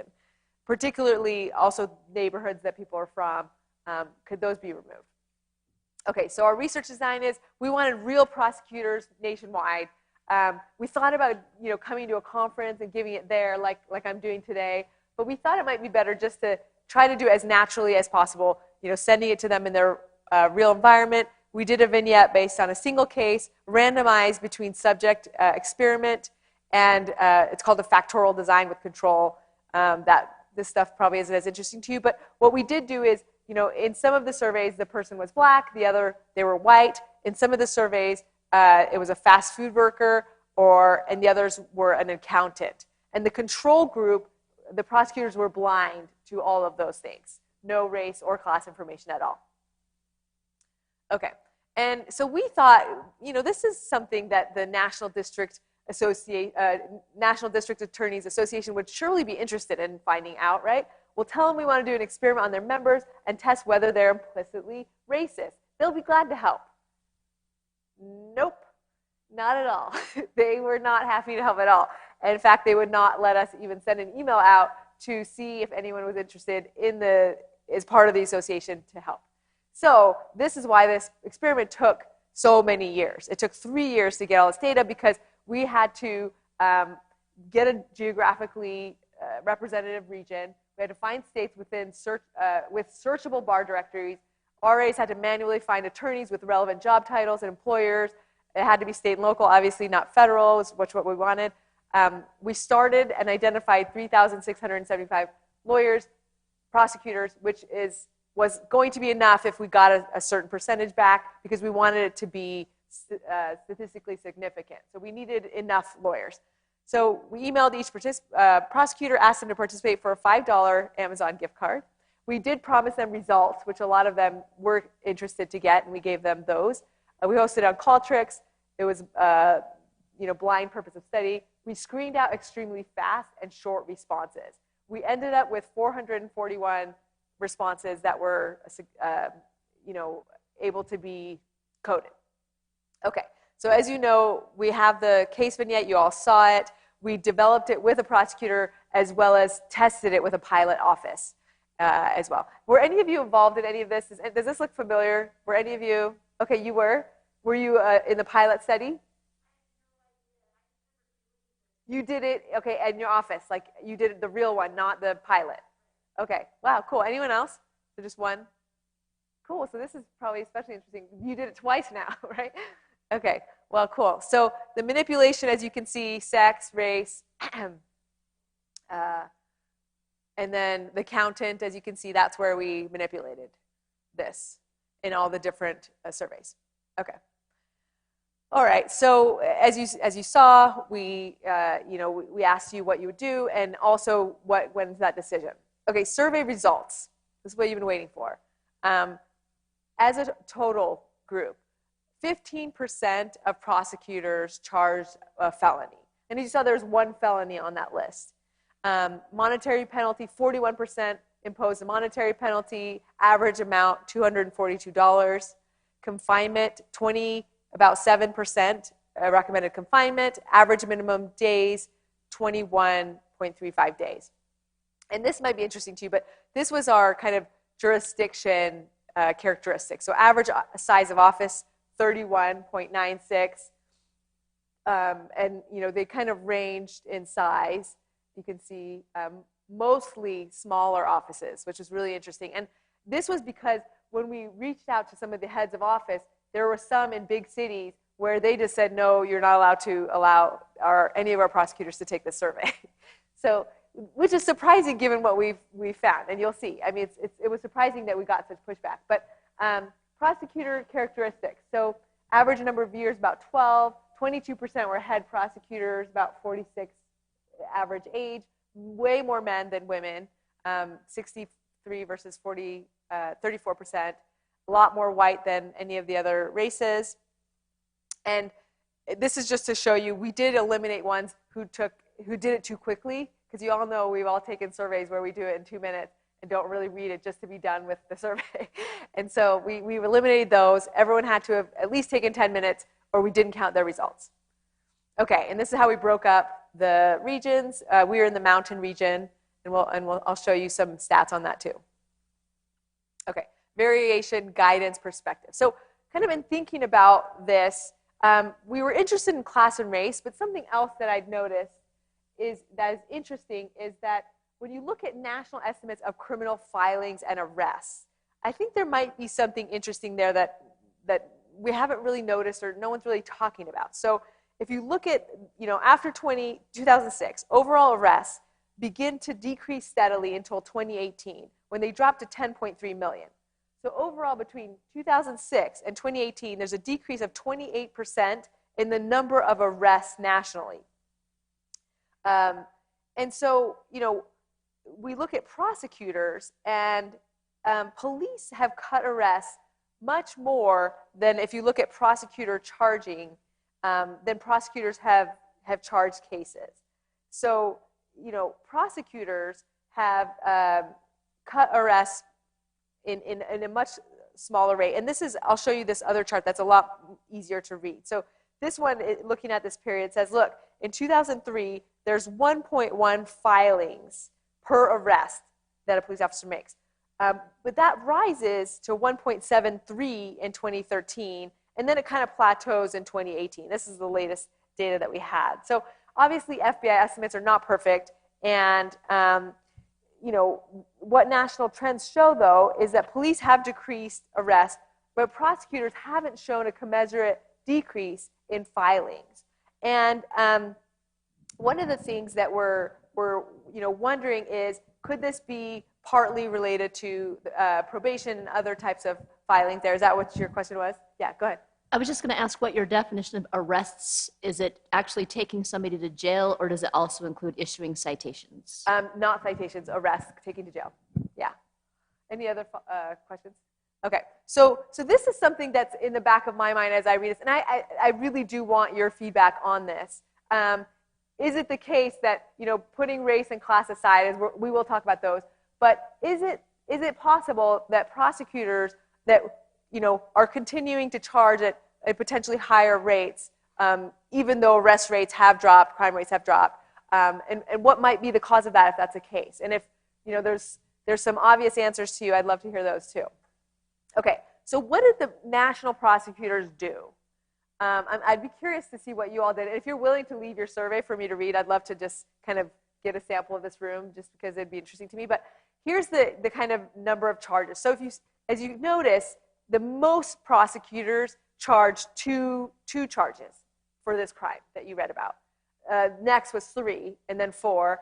But interestingly, very few prosecutors charged nothing, right? 96% of prosecutors charged a crime for the scenario that you read. And all of you might be like, yeah, that's right. I think that's appropriate. But that's something to think about. Felony charges per region. So there are some really interesting disparities by regions. So South Atlantic, obviously highest with the felony. Mountain, congratulations, were second highest in charging a felony for this crime at 22%. Quite a bit lower New England, as well as the West, South, Central. And I can show you that slide again if you're curious. So, we have East, South, Central. West, South, Central is Oklahoma, Texas, Arkansas, Louisiana. Okay, so moving along, we did that one. Did I? No, I don't know if I did that one. We did this one, right? Okay, so this one, confinement by region. West, South, Central, 0 confinement. Mountain region was kind of towards the middle of the pack there, as far as 31 days average for those suggesting confinement. Now remember, only 37% of the attorneys said that there should be confinement with this scenario. Okay, minimum days of confinement, some said 0, and then we ranged between that. And very interesting disparity as there were a few prosecutors that gave a year of time or more for this scenario. Monetary penalty by region. So West, South, Central, as you notice, they were very low on the confinement, but they gave a large monetary penalty, which might signify a trend in those jurisdictions to go there. Okay, minimum monetary penalty. Some were 0, and that range as well. One person or a few people gave up to $5,000. A few that were $1,000 penalty. And something I'm actually studying now is, as you saw, there was a class difference. So one of the people was a fast food worker, the other was an accountant. And what we're trying to do now is match up the prosecutors' responses. So, did they, and we found statistically nothing, but with a qualitative study, we're trying to figure out, okay, did people that say, for instance, oh, I feel like this person is having bad luck financially, they don't have a lot of means, did they still stick them with a $1,000 penalty? Or did that impact what they ended up charging? So we're kind of matching, the survey results with what the person actually did to see, did they match up? Did you say that finances are a big issue and then not charge, or did you charge? So we're trying to figure all that out right now. Okay, odds of confinement, stats here, kind of, much higher in Middle Atlantic. New England was quite low as far as confinement, and East, South Central. Okay, so, and this was interesting. I don't know if this matches your views, but how line prosecutors make charging decisions. 72% said alone. And so really this does match up with how, scholars and others have talked about prosecutors as, do they have input? Do they have a boss that's telling them what to do? Typically, they're making these decisions alone. That's what, the national prosecutor said. Are they using guidelines or not? We had some disparity there, but a lot of people said that they don't have to use guidelines. Some said they had some, others said we don't even have any. Okay, and for the kind of what happened with race and class, and Bob kind of stole my thunder with this one of we're not as bad as we might look, right? Because we found nothing, no discrimination from our survey, right? Doesn't mean that doesn't exist, but from this experiment, randomized experiment, best as we could try to trick you all into being racist. Just kidding, we weren't trying to. But no, we found nothing. We found nothing as far as charging, nothing as far as confinement, monetary penalty, felony. So there were no differences we noticed between a black accountant, a black fast food worker, a white accountant versus a white fast food worker. I don't know if that, any thoughts on that, but I can get all the questions at the end, I guess. Let's go through everything. So blinding. This was interesting. So we asked prosecutors, what information do you need to make this decision? And if you look at the, I kind of blow this up here, the victim's job, the suspect's race, the suspect's attorney, the rank of the cop, suspect's education, suspect's job, those are very little significance to prosecutors, right? So they don't need that information. And even, what they did care about, suspect's behavior, severity of the damage, use of weapons, severity of injuries. They don't really need to know, some of them did say they needed to know the name. Very few said they needed the race, right? This is one of the lowest. So I thought that was interesting to think, could there be room? Should there be more blinding? But, the response of that is, do we need blinding if we're not finding bias, right? This isn't a way to find bias. Okay, so this is kind of, covering my problems potentially with this survey, right? So clearly there's some strength to this.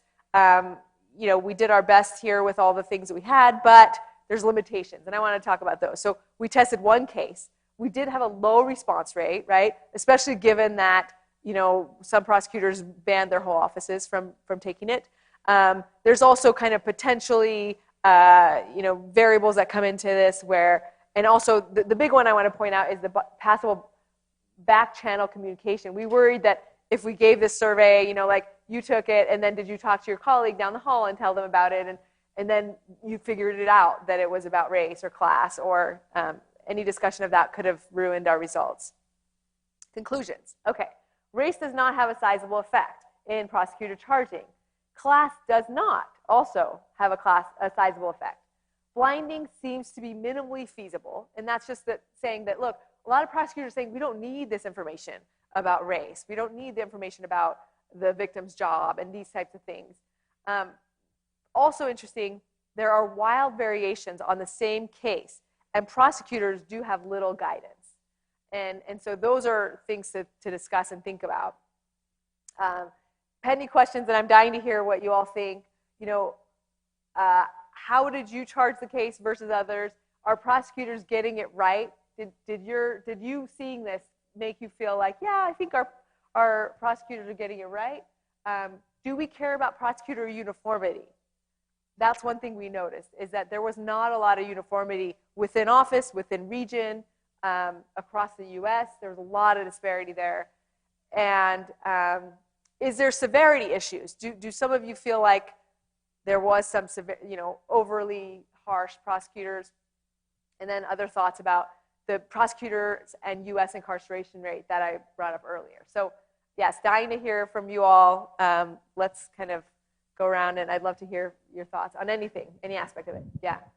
The one thing I would have liked to have seen, if you were to replicate this, Yeah.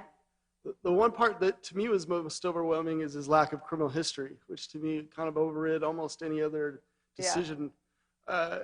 And I think you might have seen a similar result if you would have put 25 prior arrests. You know, everybody would have wanted to, you know, incarcerate him.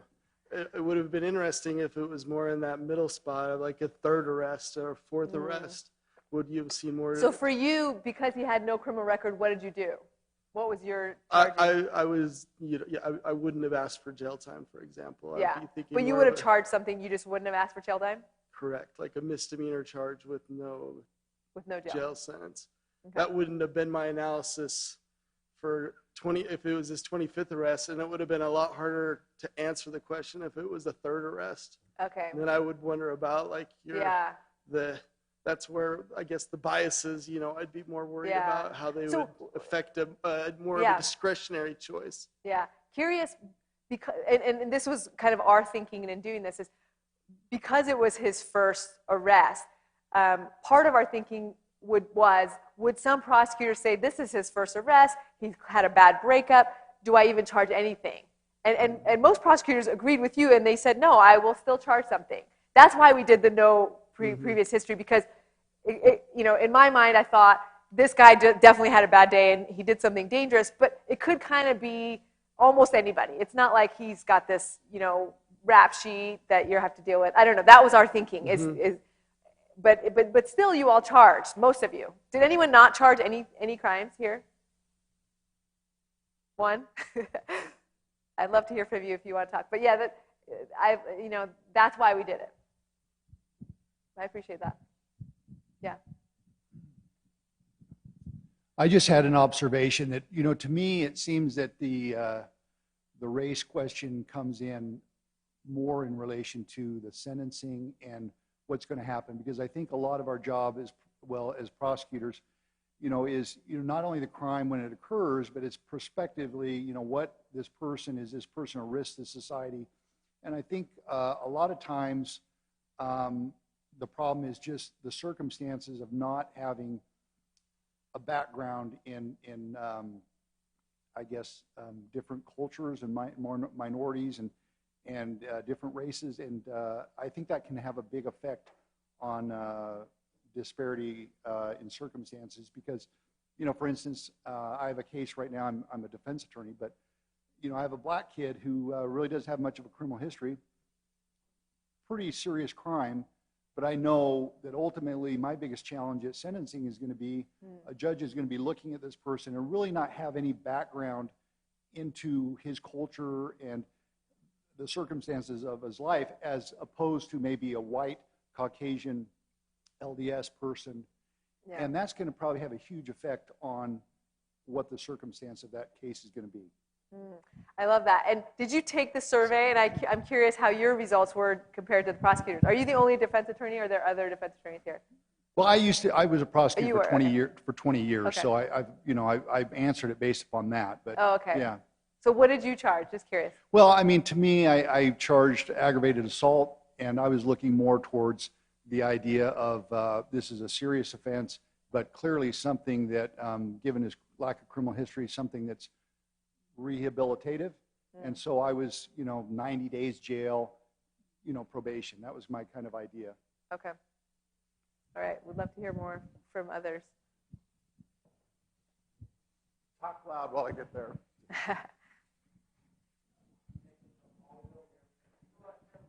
I'm getting in my steps.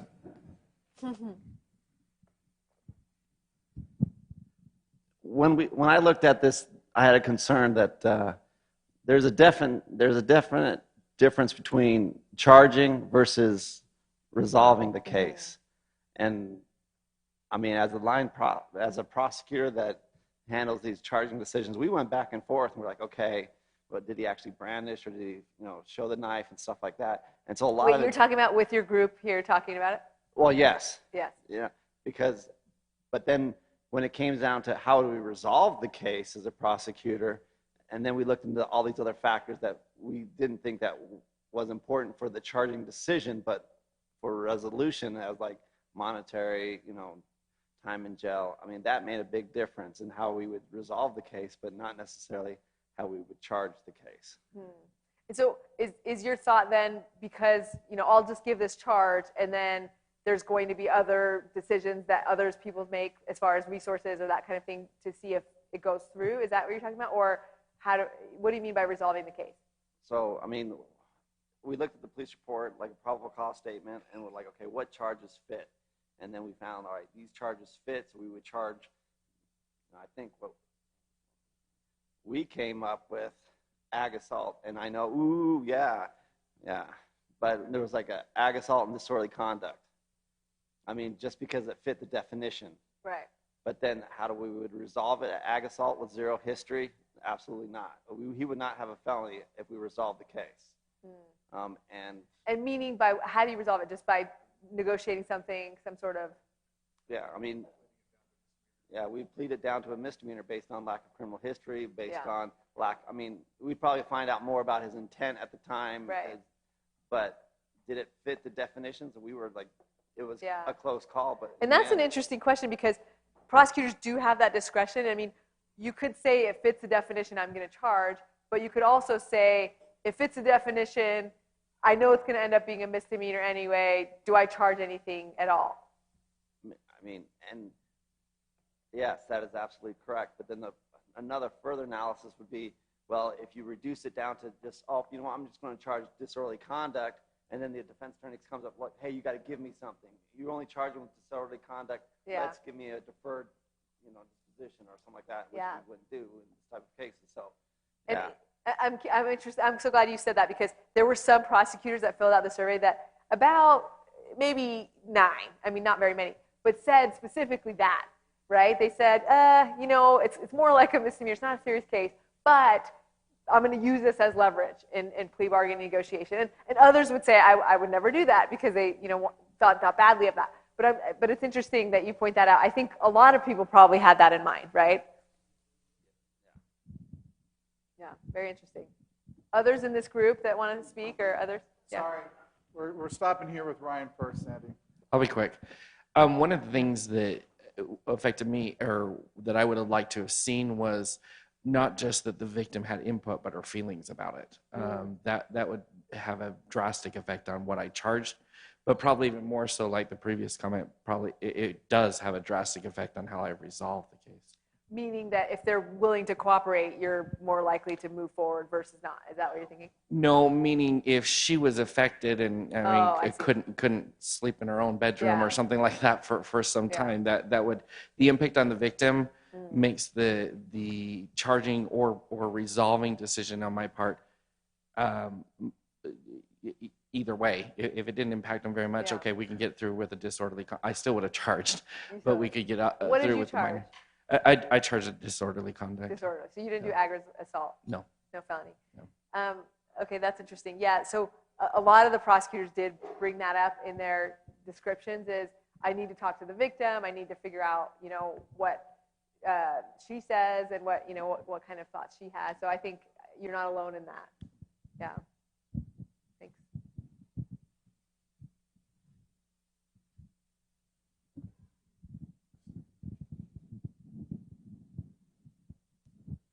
Sorry, I actually was just going to say something just like that as well.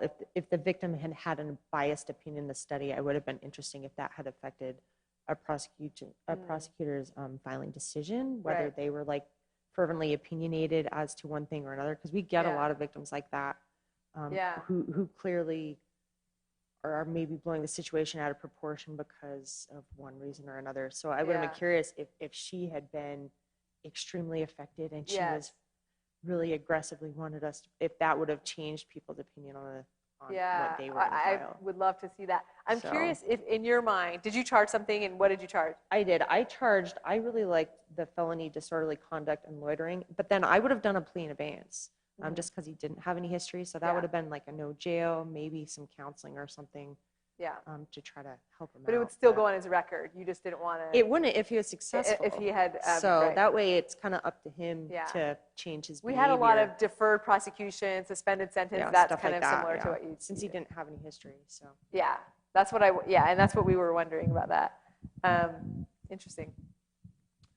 So I thought if you're looking at racism, that you kind of focused on the wrong thing. You're looking at the charging up front and not the resolution. So when you go to like uniformity for prosecutors, it's pretty uniform how we screen a case and charge it. You look at what happened, the facts, you look at the elements of the different crimes, and you make a straightforward decision. What evidence do we have? That kind of stuff. And then it's when you get to the back end, the resolution, that you look at, the other factors and the facts, and then it becomes not so uniform, and it depends on a lot more at the discretion of the prosecutor. And so when you look at like jail time and things like that, you see that discrepancy, that's where you see it. You see it on the back end. Yeah. In my mind, though, I've always liked the fact that on the back end, though, that there isn't necessarily uniformity. We sometimes have these policies in our different offices and agencies, such as with DUI or something, if they have, an blood alcohol level above 0.1, we don't do an impaired, we're going to charge them with a DUI or something like that. But I think when you do that and take away some of the discretion, then you're not able to cater to some of the specific factors surrounding that specific case that maybe should be accounted for. And so I've always felt that in terms of prosecutors, the best thing you can do for criminal justice reform is just to get good people. Good people that want to do the right thing, and then let them use that discretion and provide, the opportunities and experiences for them to grow on that. But anyway, so those are just my thoughts. Yeah, I appreciate your thoughts. And I mean, we definitely didn't see the race and class bias, and that's interesting that you say that it does come out in sentencing, which also has prosecutorial discretion in it. I'm curious what you think is to be. I mean, there was a disparity in the charging, right? So some prosecutors charged 2 crimes, some charged 1 crime, some charged 7. I mean, does that bother anyone, or is that kind of like, well, we have discretion, we don't want to make a kind of sentencing guideline sort of thing for prosecutors, and I wouldn't want anything like that. But is that sort of disparity something that was troubling, or is it something like, well, when you give prosecutors discretion, some will charge 7 charges, some will charge 3, and I think you see that, but I think as you showed from the study that overall it's pretty uniform, and you'll have some outliers, and I think that's always the case when you've got humans, and then you can't take the discretion out of it. There's always going to be some level of discretion, but I think what the study has shown is that that's pretty uniform on the front end, on the screening process, that we're pretty good at doing what we're trained to do, to look at the potential charges, to look at the evidence, and then charge accordingly. So again, I still think it's the back end that we should be focused on, and that's where you're going to really see this disparity that you were thinking we might see in this study, but didn't quite see. Yeah, we definitely thought we'd see it, and we didn't see it. I don't know if I agree with you about the uniformity nationwide. I think there was quite a bit of uniformity in geographic regions and as far as the number of charges, but anyway, we can just disagree on So that. I have a question before we Sure. come here. Have you done a study, or has there been a study between rural versus urban prosecutors? Because here in the state, the last couple of years, as a training committee, as governing, not the right word, the council at conferences, we talk about charging, and it seems like that there is, I don't want to say disparity, but a difference between what Wasatch Front prosecutors might charge or seek for a sentence versus what some of our more rural, smaller jurisdictions. Has there been any studies to look at the difference? No, there's very few. Well, I think we might be the only nationwide study on prosecutors in the last, I don't even know how many years, that have even just looked at everyone. There's a great one in Louisiana. Ron Wright is a professor that did that one. And even in ours, we weren't able to get enough city prosecutors to compare. Most of our prosecutors were in areas where there's 100,000 or less individuals, so they're pretty rural, I would say, or smaller towns.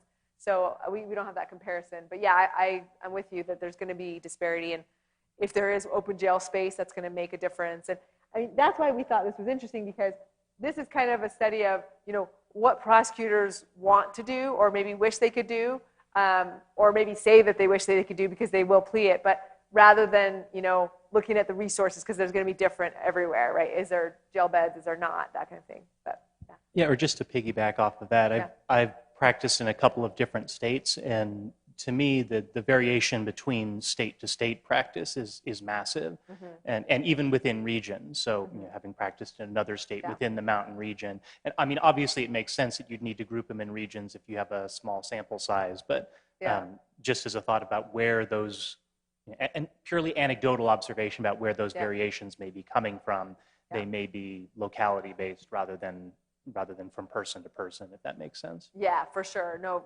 different cities, different. And I'm curious, so kind of what did you charge? And then I'd be interested to see, because you've worked in different regions, have you had the same practice in all, or do you feel influenced by the office policy or culture? So I've been an appellate prosecutor in 3 different states. So asking me what I charge, Okay. I'll give you a 40-page brief about the common law. So to me, it strikes me as disorderly conduct, but I don't know that I'm an accurate bellwether for anybody in those 3 states as far But it's as. interesting because you probably have seen charging, so Exactly, you have a good sense of exactly. that, And so, I mean, so I see the disparities, Yeah. and particularly, so my most recent move was from Arizona to Utah, and Utah, the sentences and charging is a lot less strict than I would have seen in Arizona. Less strict. And I think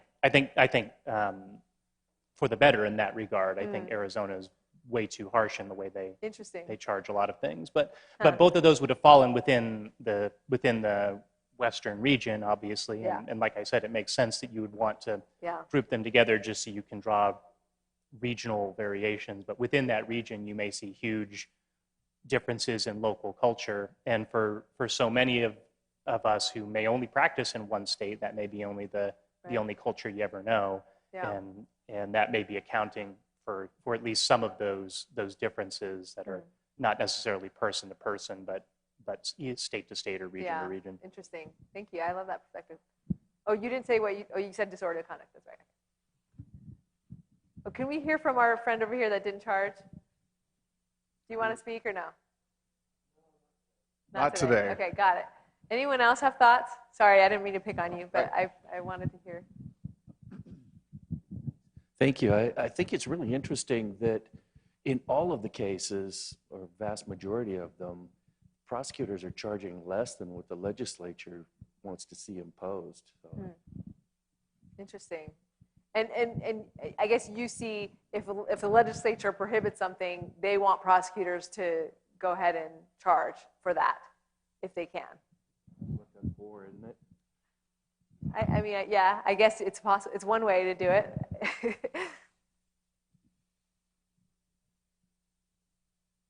Other thoughts?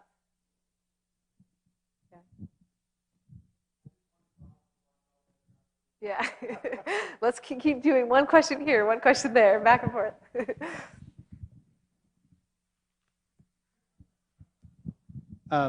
So I would reiterate a couple of things. I think that, so your study is suggesting that there's not a lot of bias affecting the charging decisions. And that kind of makes sense to me because I think we're not necessarily seeing a lot of those characteristics when we charge, even though it may say that the person is a fast food worker or accountant in the police report. I'm so hyper-focused on the elements of a charge and finding the evidence for that. It makes sense to me that I may not be as affected at the charging stage. I do think it's more interesting to see if those play out through the plea agreement negotiation process, through the victim input process to where we get to the final sentencing. And then I think there's, so first of all, thank you for doing this work because it's obviously very hard to do. I think it's also, another reason why it might be difficult is because the different priorities of different communities, right? So in an inner city that has a lot of murders and gang violence, this case where somebody brandishes a knife in a not necessarily extremely aggressive manner, for that jurisdiction, they may not even charge, right? They or be more inclined to not charge because of the relatively lower end of severity. But in a rural community like mine, which is not under 100,000, it's under 10,000, right? This would be more on the higher end of seriousness of crime, and so probably something that we would be focusing a little bit more on. And then one question I had is, when people are pointed out ahead of time, like you kind of alluded to this, that it would have ruined the study if somebody else knew that the study was about race. Right. So what did you do to help prevent that from happening, so people didn't know they were being tested about race and class? Yeah, good question.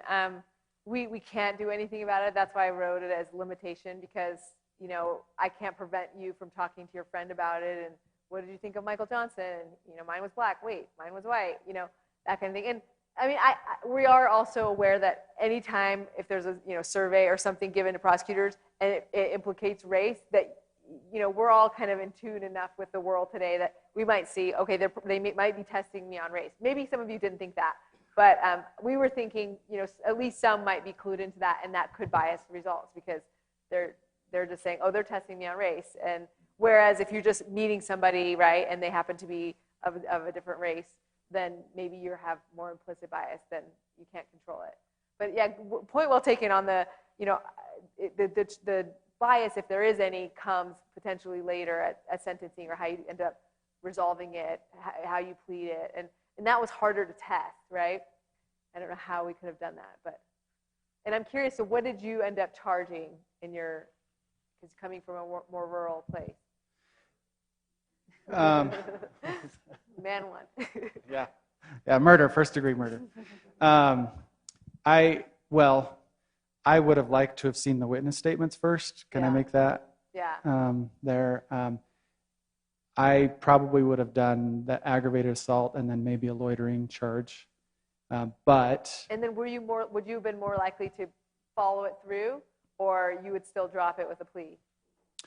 Yeah, I think the plea agreement process would have been significant, partially because of no previous history. So I probably would have not resolved that case at a felony level. Probably would have resolved it much lower than that. But I also would have taken a lot of victim input before making that decision. Curious, and if others have thoughts on this in our last few minutes, is victim input, in your experience, typically more likely to push you to go to be more harsh or less harsh? Is that, I don't know what your experience is, I'm curious. I see it both ways. I see victims that, so first of all, I see victims that don't want to have any, that are willing to testify but don't want to have any involvement in the process if it's not needed. Right. And I have some victims that they want the person in prison for the rest, they want the maximum penalty, right? And then you have victims that are much more forgiving. They're like, I don't want this to ruin this person's life. Yeah. I want them to just be accountable for it, right? And those do impact you as far as how you might negotiate. Yeah, absolutely. I think I'm much more impacted by the victims that don't want a harsh penalty. Mm-hmm. Interesting. Thank you. And any other thoughts on that? I'd love to hear. We have a couple minutes on victims, how that impacts you, because a lot of prosecutors did say that. We just had to balance the survey being 10 minutes, and I thought it was already a lot to read, and I thought, we're giving them $5. That's really just like nobody really is doing it for the $5. So we thought, well, would we get an even lower response rate if we had more statements? So that's why we didn't. But I agree with you. I think victim statements would have been really helpful. I'm curious, was there one or two things that really surprised you as you were, going through the results? I guess lots of things. The disparity was interesting to me, just seeing how large some penalties were and small others. some people, no big deal, 0, and others, this is a really big deal.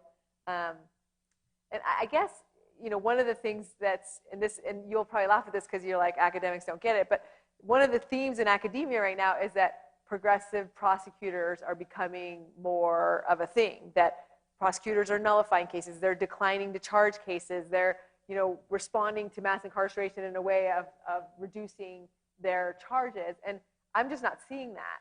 And this shows that that's not really happening, at least what we saw. And maybe, again, we did more rural than cities. And maybe it is happening in big cities. But that was one big revelation to me, is that, maybe prosecutors are doing like what you all do, which is, I looked at the facts, right? I looked at the statute, and I just applied it. I'm not using my discretion to try to help incarceration rates or anything like that.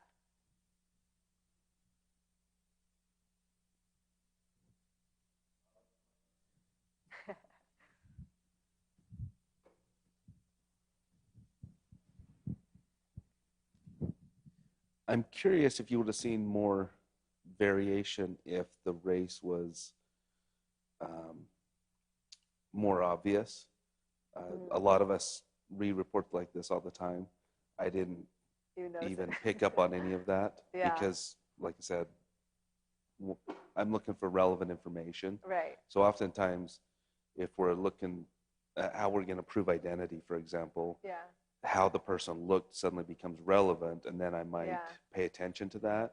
Right. But I mean, typically with the police report, you never get a picture, right? Because that would have been a natural way to have a, we do get booking photos sometimes, so you could do it that way, We could have done that way, included with it is a booking photo or something like that. But would that have just screamed race to you in a way that would have biased you more, or? Depends on how you did it. You How we might be did it, able to, but you could have identity or something like that be an issue where someone's providing a description of the individual. And there is a description, but it's kind of in passing. It's not done in a real. So I read faster But than you're kind my of like, colleagues. I figured that would happen too, and that's one of the challenges, limitations of the study is some people may not even notice the race, and I think that's fair. That's a fair point. Well, thank you all. I'm out of time. I really appreciate the opportunity to present this. If you do want to share your surveys, I'm happy to collect them and read them. I like this kind of stuff. So thanks for the opportunity, and hopefully you have all a great rest of your day.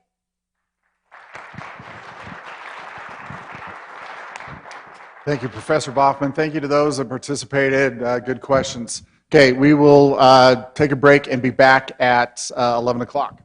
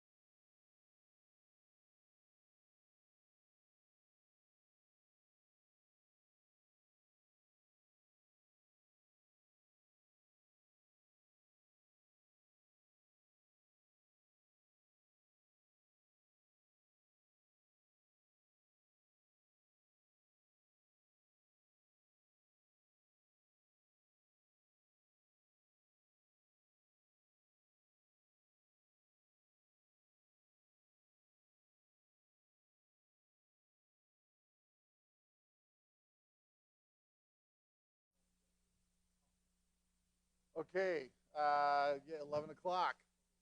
Welcome back. We're now getting into our standard bread and butter for spring conference. We're going to do our criminal legislative update.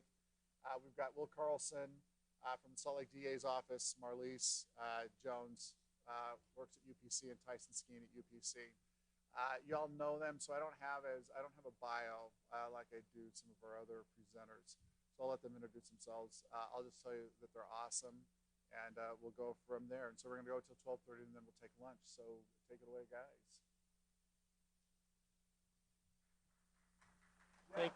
Thank you, Rob. Appreciate that. In a conference where we're talking about bias, I'll admit my own bias and say I agree with Bob that we are awesome. And if we do anything today to change your opinion of that, just go back to the previous statement that we're awesome. A couple things before we get started. Some considerations that we want you to be thinking about here. We're going to go through these bills. We're going to talk about them in as much detail as we reasonably can under these circumstances. But the reality is there's no substitution for actually reading the law, right? Law School 101, first day in law school, what do they say? You get a question, well, what does the law say, right? So it's important for you to actually read the law. Unless otherwise stated, all these bills go into effect next week.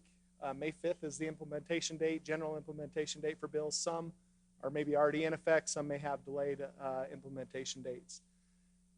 The summaries are in the materials. So the legislative summaries for everything are in the materials. You're going to see at the top of almost every single slide a number in the top left corner, and that is the page number for the summaries. We probably aren't going to point that out every time as we go through. That's there for you. You can see it and do that. So, yeah, if you have questions, we're happy to answer them as we go along. As others have said, we're going to get right in this. Okay, and just one side note that we didn't have on the slides. I know you were all hoping that Will would again sing for us this year, but he is in talks with the record label, so he's not able to do that. We'll keep you posted.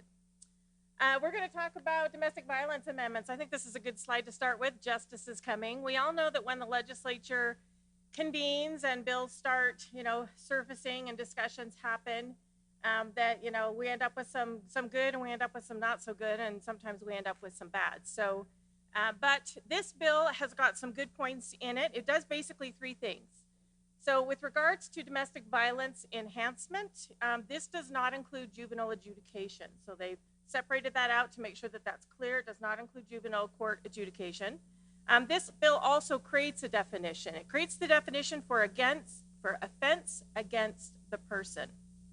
And what that means is commission or attempt to commit an offense under 76.5 parts 1, 2, 3, 4, and 7 by one cohabitant against another. So be aware of that new definition. Then this bill also, this is the justice part of it, because anyone that has had domestic violence cases, you have those perpetrators that are repeat offenders, and some of them are offending faster than we can get them through the process, and it's incredibly frustrating. But so this bill includes an enhancement to a third-degree felony if the suspect has committed or is convicted of a prior Class A misdemeanor domestic violence offense, or now also that includes if they've committed or are convicted of 2 or more Class B misdemeanor domestic violence offenses. Now remember the windows of enhancement. It's 10 years other than criminal mischief, which is 5, but we will have that new enhancement opportunity based on commission of the offense as well as multiple convictions at the Class B level that can get us to the third-degree felony for those perpetrators that need to be there.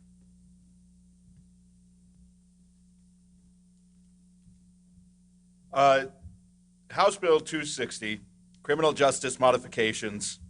Well, the title says it all. Criminal justice is modifying. But this is one of the bills that is not taking effect next week. So the good news is, even though restitution, as you know it, will fundamentally change forever, that will not happen until July 1st. So you have a few months to get ready.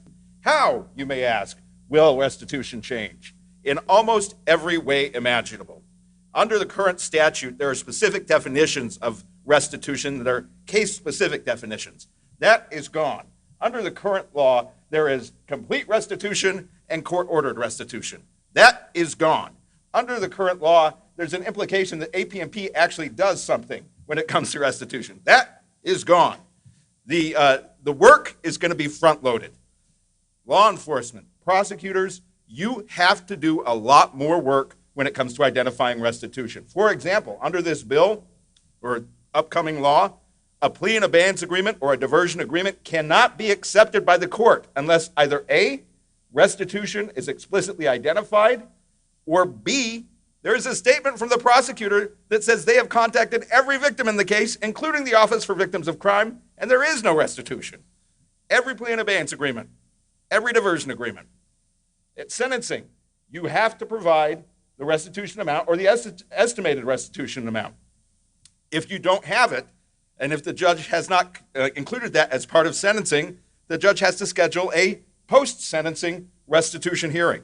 The idea of having up to a year until or after sentencing to determine restitution, that is fundamentally gone. There is an outer limit, and there is an opportunity to modify restitution. So if you have a case that resolves with, say, a serious bodily injury where a defendant has caused so much harm to a victim that they are receiving ongoing medical treatment, there is an opportunity to modify the restitution order after sentencing. But restitution, as we have known it, is going to fundamentally change. State debt collection is, and Cliff and I disagree a little bit about this. Cliff is our specialist in restitution at the DA's office, one of the smartest gentlemen I know, but we do disagree on this, and that is that state debt, the state debt is going to largely be shoved out of restitution during the criminal case itself. So even though the statute says there will no longer be complete restitution and court-ordered restitution, what the statute says is you have to identify what the restitution amount is. That's the loss to the victim. And that's the restitution amount. But then the judge has to create a payment plan for the defendant. And the payment plan is going to look a lot like what court-ordered restitution used to be. For example, you could have a case where a defendant is ordered to pay restitution in the amount of $80,000 over their 3 years of probation, and then they are ordered to pay $100 a month. And I'm not a math major, but $100 a month for 3 years of probation will not result in full restitution being repaid to the victim. So there is still the ability of the defendant to pay that's taken into consideration, but state debt collection is going to be kept out of those cases when someone doesn't pay. Right now, if you have any case where a defendant has not been paying, there are some judges that are very enthusiastic at kicking that to state debt, saying we're not going to worry about that anymore, it's going to state debt, they can worry about this. And if it's a case where the accounts receivable does not include restitution, they can still do that. But in those cases where restitution is part of the case and the defendant has become delinquent, the court has to keep that case, keep that restitution until the criminal case is done. At the time that the sentence is completed, whether that's probation or serving the full sentence, the remaining amount can be converted or will be sent over to state debt collection. Some judges under the statute will have the authority to keep it. Most judges will not. But the idea is that state debt will come into play after the criminal case, but during the criminal case, and while it's probation or parole is pending, the court is the way that the individuals are going to pay. And if I haven't said it before, APNP is going to have nothing to do with paying restitution. All right? So other than everything changing July 1st, that's all that's happening with criminal justice modifications. SB 179 DUI probation amendments is a bill that actually was really well intentioned, I think, and did some really good things. So we all know that APNP doesn't supervise Class B misdemeanors and below, right? They haven't done that. This bill provided that if somebody receives a conviction for DUI or driving with a measurable controlled substance as a misdemeanor, if the defendant was already prior on APNP supervision for an unrelated case, that misdemeanor court may order APNP to be the supervising entity for that DUI misdemeanor case. All right? There's a lot of good benefits to that, right? We don't need multiple probation agencies overseeing multiple fees that defendants are maybe having to pay around. There was a lot that did this. And so when this bill passed, it looked very good, except for the bill that Will just talked about also passed. And there's a statement in House Bill 260 that says, in a new statute, a court may not order the department to supervise the probation of an individual who is convicted of a Class B or C misdemeanor or an infraction. So we have two competing statutes that passed this year, one saying a court may order it, one saying a court may not order it. So basically we've got this issue with Spider-Man saying it's you, it's me, it's you, it's me, which one is it? What you're going to see is that AP&P is not going to supervise any of these, and the legislature just simply needs to figure out which policy they want to adopt, because they've now adopted in the same legislative session two completely opposite policies that contradict each other. And so I've explained a bill to you to explain to you that probably nothing's going to change, and they're going to just have to address what's going to happen with that. Okay, Senate Bill 117, Human Smuggling Amendments. This does a couple things that will be beneficial to us in the fight against human trafficking. First of all, the base offense under 765308, the severity of that will move from a third-degree felony to a second-degree felony. The aggravated offense under 765310 will then move from a second-degree felony to a first-degree felony.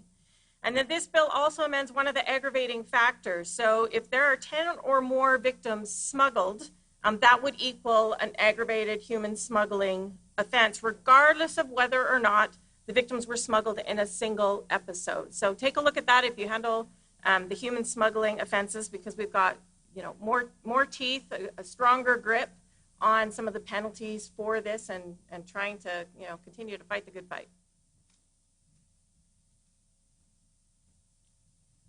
The content from this slide came from a great presentation that Dan Burton from the Attorney General's office put together. It's in-depth, and Senate Bill 98, Asset Forfeiture Amendments, is a perfect example of a compromise bill where several stakeholders come together and the result is a mess.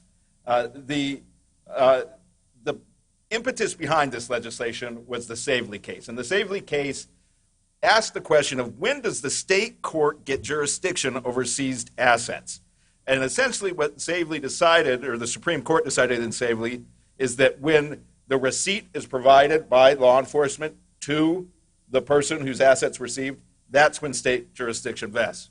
The problem is, under the statute, the law enforcement agency didn't immediately have to provide that receipt.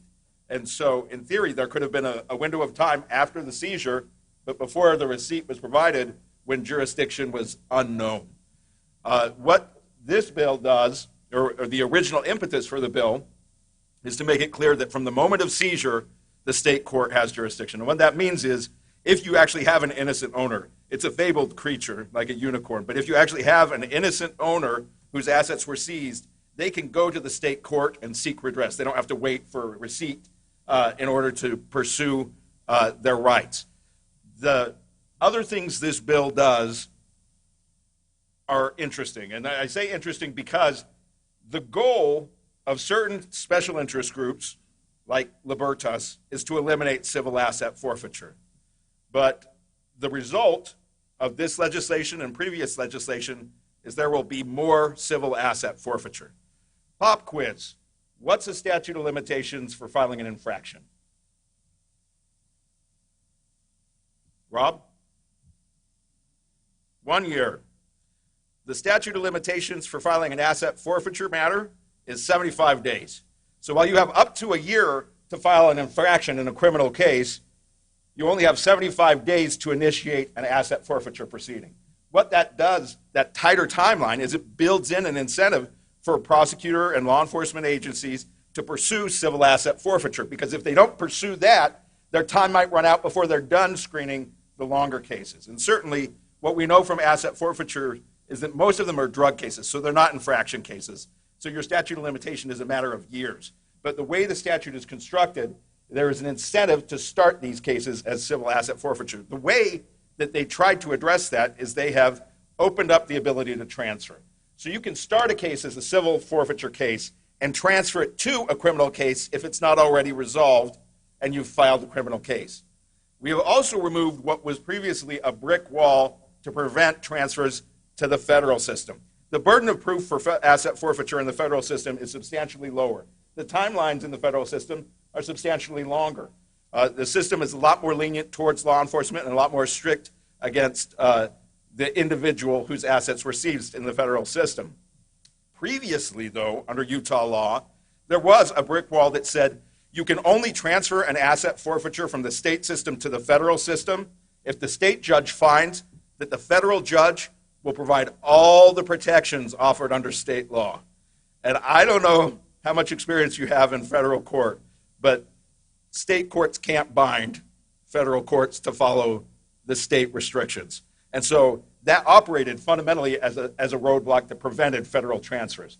That is not going to be the place anymore starting next week.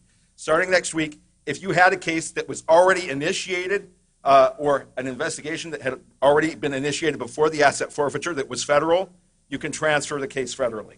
So there are still limitations on what can transfer federally, but that brick wall now has a gate in it, and there are more opportunities to transfer a case that really should be federal from the state system to the federal system. One more point of note. Under current law, a law enforcement agency or prosecutor agency can keep up to 20% of the seized assets to help recoup some of the costs of the entire endeavor. Under this legislation, any agency that either gets a grant from CCJJ or keeps that 20% reimbursement has to have at least one employee who is certified by the state. And the certification process will be provided through Utah Prosecution Council and through Post. So if your agency intends to keep any portion of seized assets or apply for a grant from assets that have been seized, then your agency has to have at least one employee that has been certified under the program that does not as yet exist. But we're going to get on that. We'll get on that right away.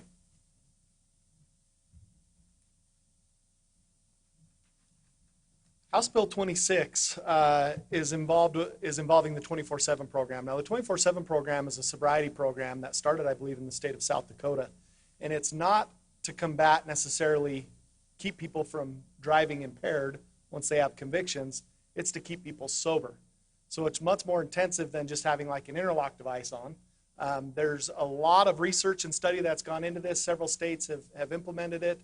And it is, in my opinion, the best tool that we have to keep people sober and still in the community and actively participating with their jobs and things like that. Several years ago, the legislature started a pilot program with the 24/7 program in Utah. And it started out in the AG's office and realized that that wasn't the place for it, so it got moved over to the Department of Public Safety. And Weber County has been operating the last couple years this 24/7 pilot program for the state. They've seen some really good results there. You can talk to the people in Ogden City and Weber County. There's been some really good results there. So this year, one of our own ran the bill to expand the 24/7 pilot program to statewide. And that's the major thing that this bill does. Now, what I want to tell you is by the legislature passing that and saying the 24/7 program is now statewide does not mean that you have a 24/7 program in your county. These require quite a bit of work. A lot of buy-in from your county attorney, if you have city attorneys, from your sheriff, from the courts. There's going to be a lot of work to get this off the ground and running, but I suggest you get going on it because it is an invaluable tool. In fact, some of the research out of South Dakota, they're using it outside of DUI cases and other types of cases where alcohol is a major contributor, like domestic violence cases, and they're seeing much less recidivism for the people that are participating in these programs. Okay? It's intensive. There's a lot required of the defendant to be able to enter into this, to be able to keep their driver license and other benefits, staying out of jail, other things that the 24/7 program affords them, but it keeps them sober. And if you're sober, you're not driving impaired. And for a lot of people, if you're sober, you're not beating your significant other either. And so there's some really good things there. Another thing that this bill does is it allows for some reinstatement if people are actively participating in drug courts. So there are certain offenses, drug offenses, that suspend a driver license. If somebody's actively participating in drug court, there are provisions where they can get their license reinstated as a provision of successfully completing drug court. If they're not successful, obviously that would change. The last thing this bill did, and it got kind of combined with another bill eventually, is it addresses the per se administrative suspension of a driver license when somebody's arrested for DUI.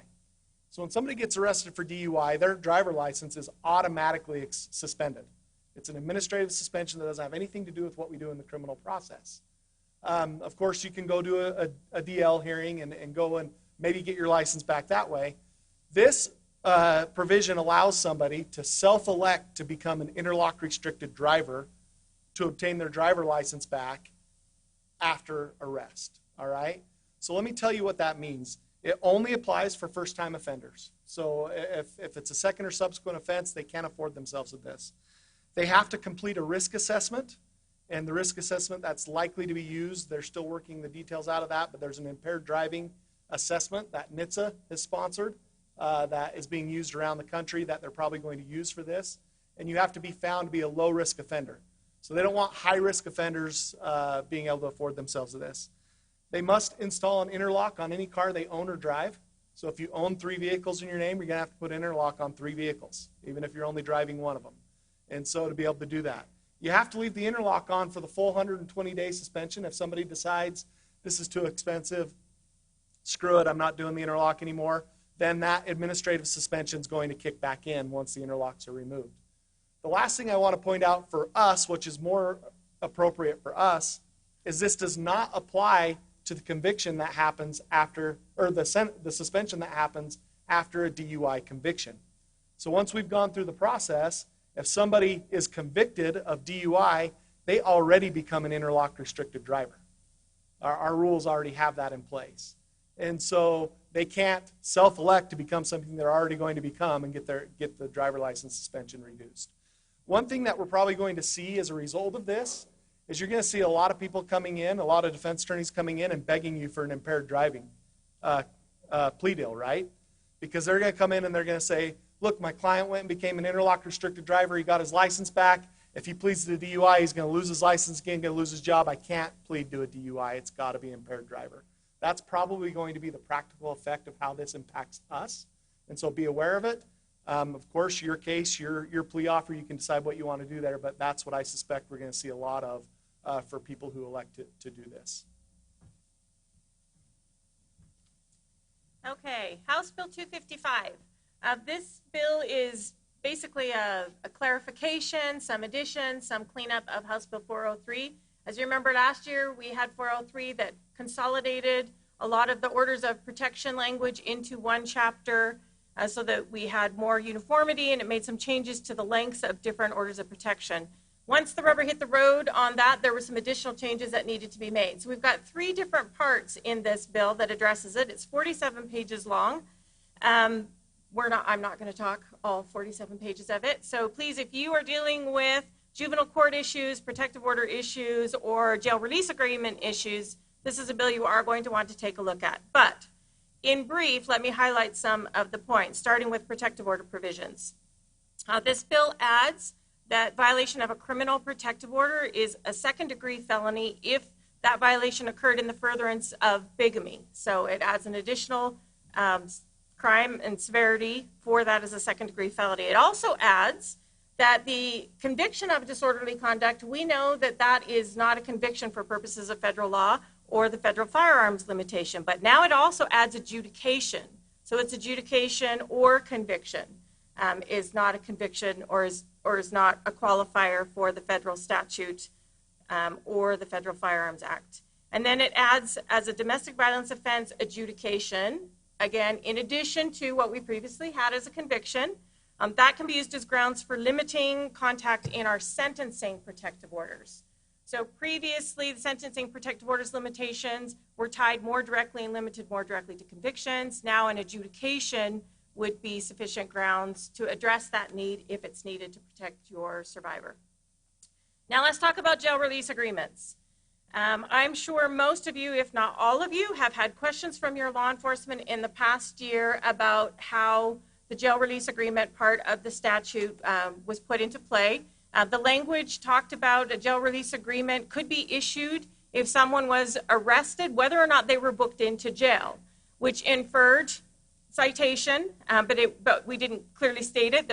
Legally, we get to the same endpoint. But there were so many questions, and then there became disparity throughout the state as to who was issuing under what circumstances, that this was something that we went back in to make sure that it was clear to all so that we would be having those jail release agreements issued even if they were cited. So If you've got a perpetrator of the following offenses: domestic violence, sexual offenses, offenses against child or vulnerable adult, and now also sexual battery.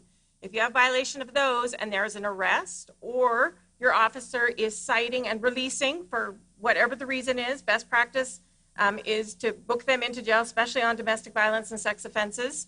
But if they are releasing them for whatever reason, they can and should be issuing a jail release agreement under those circumstances.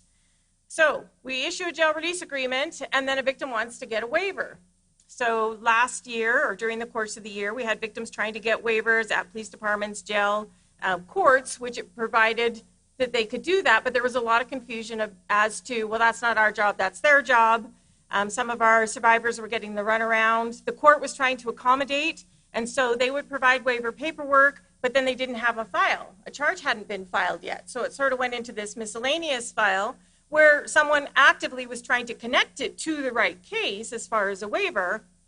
But you can imagine humanity and error. I guarantee there were circumstances where that information didn't get connected to where it needed to be.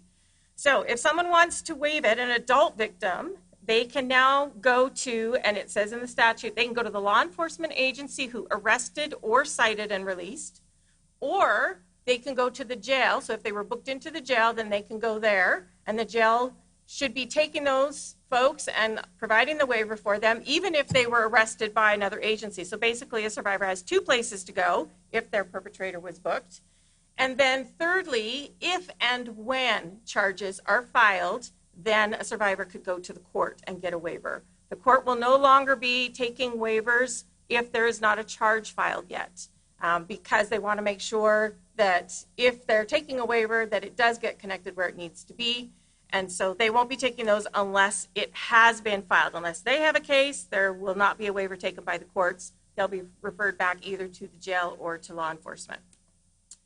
Then another part of this that clarifies, what about those circumstances where we have jail release agreements issued and say, my perpetrator's in jail, I have children, I want to waive that jail release agreement for myself and my children because I want my perpetrator to come home for whatever my reasoning is, whatever I'm balancing my dynamics, fear factor, whatever that is, I feel like it's best for our family that he comes home. So I want to waive it for myself and my children. Again, we had disparity throughout the state and different agencies. Some would allow that, some would not.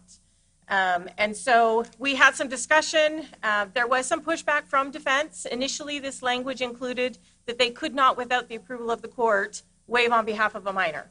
That we wanted to have that extra fail-safe in there, that the court would be aware of it. Well, COVID, of course, lack of accessibility to the courts.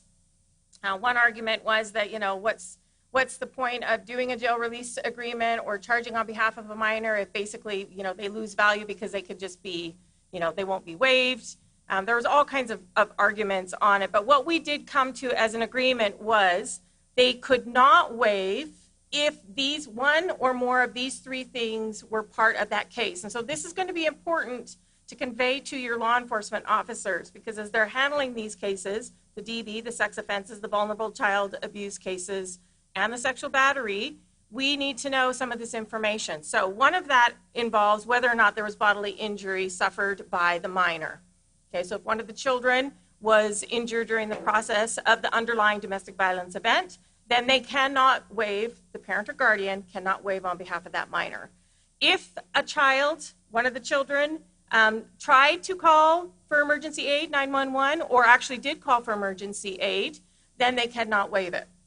The reason why we had that discussion was because, in my opinion, and this is why I argued for it, as we were trying to determine what the heightened risk factors for children were, is that I think that makes them a target, more of a target than a child who is present but doesn't take any action to try and intervene on behalf of the victim. So if a child, and this is where your law enforcement, they're going to have to check with dispatch who called in. Did we have a child call in? Because if that happened, then they need to put that in their notes, in their PC statement, so that a jail release agreement will not be waived by the parent or guardian if that occurs. And then the third one is, if within that window of time between the offense occurring and then the jail release agreement being signed, the waiver, excuse me, being signed, if sometime during that window there is a disclosure by a minor child of a threat to them of bodily injury, you know, I'm going to come back and get you, especially if they call 911 or one of the other many circumstances that we've seen, then in that circumstance, again, if that's disclosed, the threat's disclosed, then a waiver cannot be signed without the approval of the court. So those three things, without the approval of the court, a waiver cannot be signed. Hopefully that makes some sense. We wanted, of course, to protect all kids, but we had to focus on some of the higher danger risk factors. The third part, which I'm just going to touch on briefly, this has to do with orders in the juvenile court system. This bill designates the expiration and sets out the expiration periods for a jail release agreement in the juvenile court. It also sets out the expiration for pretrial protective orders in the juvenile court. And it also addresses continuous and sentencing protective orders. Specifically, a continuous protective order may not be issued against a minor unless the juvenile court has transferred that jurisdiction to the district court. And why, you might say, is that happening? Those of you in the juvenile court, you understand why. It's because juvenile court jurisdiction terminates. And so if you have a continuous protective order or a sentencing protective order, but specifically a continuous protective order in this instance, juvenile court terminates their jurisdiction, but what happens to the protection for the victim? So it has to be transferred to a district court. And Michael Drexel was a big part of input on that, trying to set the parameters and trying to have the courts accommodate providing that protection for survivors involving juvenile court issues. So again, take a look at this bill. If you have questions, let me know. I'm happy to answer those. Specific to juvenile court ones, I would refer you to Michael Drexel if you have questions on that. But regardless, let us know if you have any questions on it. There is a little-known law of physics which states if an international news outlet criticizes something your office did, a Utah legislator will open a bill file about it. Last year, the Utah Black Lives Matter protesters engaged in some protests that devolved into riotous conduct under Utah statute. Our office filed first-degree felony charges using a gang enhancement against some of those individuals. And that received widespread criticism from several news outlets, including The Guardian, which is a daily in Great Britain. The Guardian did not mention the other times that our office had used the gang enhancement on first-degree felony to get to first-degree felonies last year.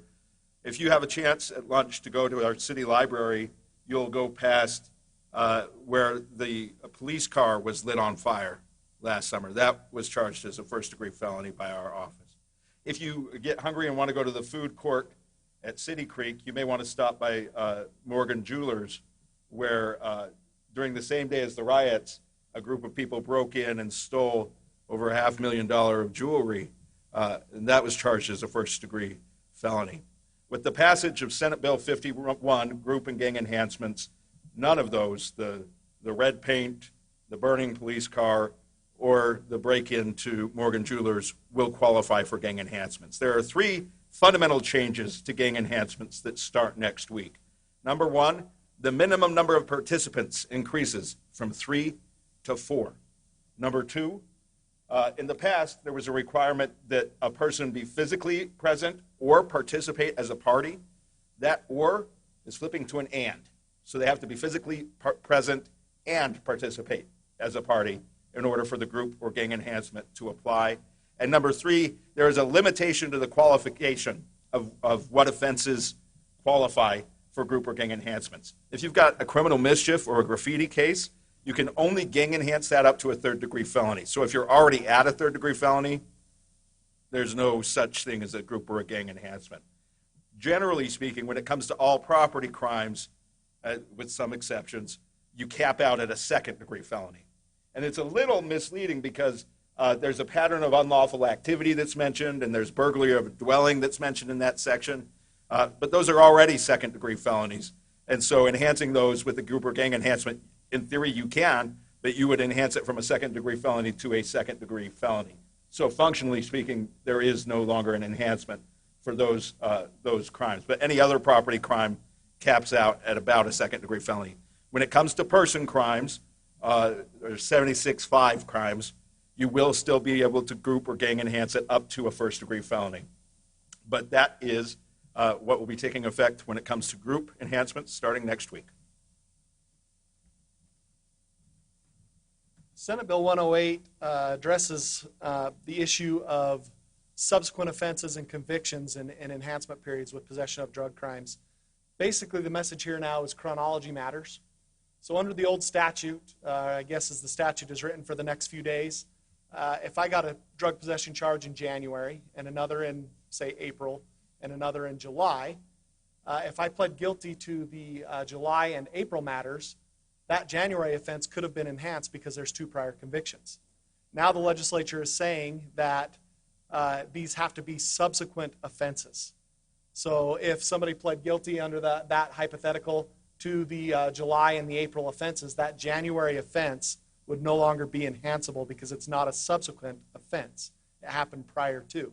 So when we talk about maybe what we might see down the road, we might see defense attorneys be really, really interested in pleading the most recent case and getting that resolved, right? Because then you won't be able to take the prior cases and enhance them. So just a heads up on that. You may be looking at criminal histories and seeing arrest records. It might be worth reaching out to other jurisdictions and having conversations with other jurisdictions and figuring out how you're going to resolve cases. You might not care, and so if you don't, then don't reach out to other jurisdictions, I guess. Ryan, you had a question? Yes, this is to the drug possession enhancements that we just added. What was it, last year or 2 years ago when they dropped that to 7 years? So it used to be an indefinite enhanceability period, right? And it was either last year or the year before we shortened that to 7 years. So yeah, it's just those drug possession. No.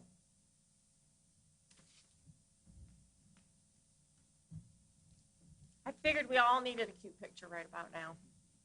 Okay, we're going to talk about intimate image distribution. There's been some changes. There were several bills that went through the legislature this year. A lot of them directly related to some of the circumstances surrounding the Lauren McCluskey case. This is one of them, but this bill does a few different things. First of all, it adds to that list of prohibited acts the knowingly duplication or copying of an intimate image. So we've now got an additional qualifying act that has been added there. It also modifies the knowledge element. So previously we had to prove that a defendant knew that the depicted individual had not given consent to the actor to distribute the image. And now what we have to show is that the actor has not received consent from the depicted individual to distribute the intimate image. So there's a shift there. Be aware of that. It also created a new subpart in this that criminalizes distribution of intimate images received in the context of a criminal action. This is what, one of the looks back at Lauren McCluskey. So this criminalization, this new crime, applies to prosecution, defense, law enforcement, courts, anyone, all equally responsible and liable should they violate this section by displaying. So they're prohibited from displaying, duplicating, copying, or otherwise sharing an intimate image obtained in the course of a criminal action, unless. So there are 3 exceptions to this. If they are doing that solely for the purpose of prosecuting, defending, investigating, or adjudicating the case, then it's okay. If they are doing that and the person in the intimate image has given written consent, then they're okay. And if they are doing that and the image was not created by or provided to the actor under circumstances in which the depicted individual has a reasonable expectation of privacy and that can be articulated, then they're okay. But other than that, they're very tight. And I imagine, and my experience would be that for the most part, we have been, and our law enforcement have been complying with this. Perhaps there are some agencies or areas or individuals that have gotten a little lax or have kind of wandered from what best practices were.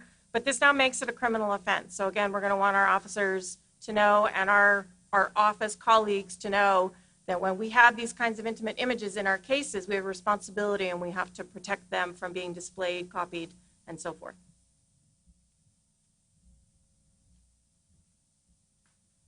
I feel, I wasn't planning on this, but I feel like this is shifting into a science lesson. After my law of physics that I just shared with you, I now need to communicate another fundamental rule, and that is that correlation does not mean causation. Last year, COVID hit. Last year, Utah passed bail reform. Bail reform did not cause COVID. Okay? Just want to be clear about that. And I want to be clear about that because a lot of the criticisms of House Bill 206, when there was a drill down, 206 was last year's bail reform bill, when there was a drill down as to what caused this concern, a lot of it was about COVID.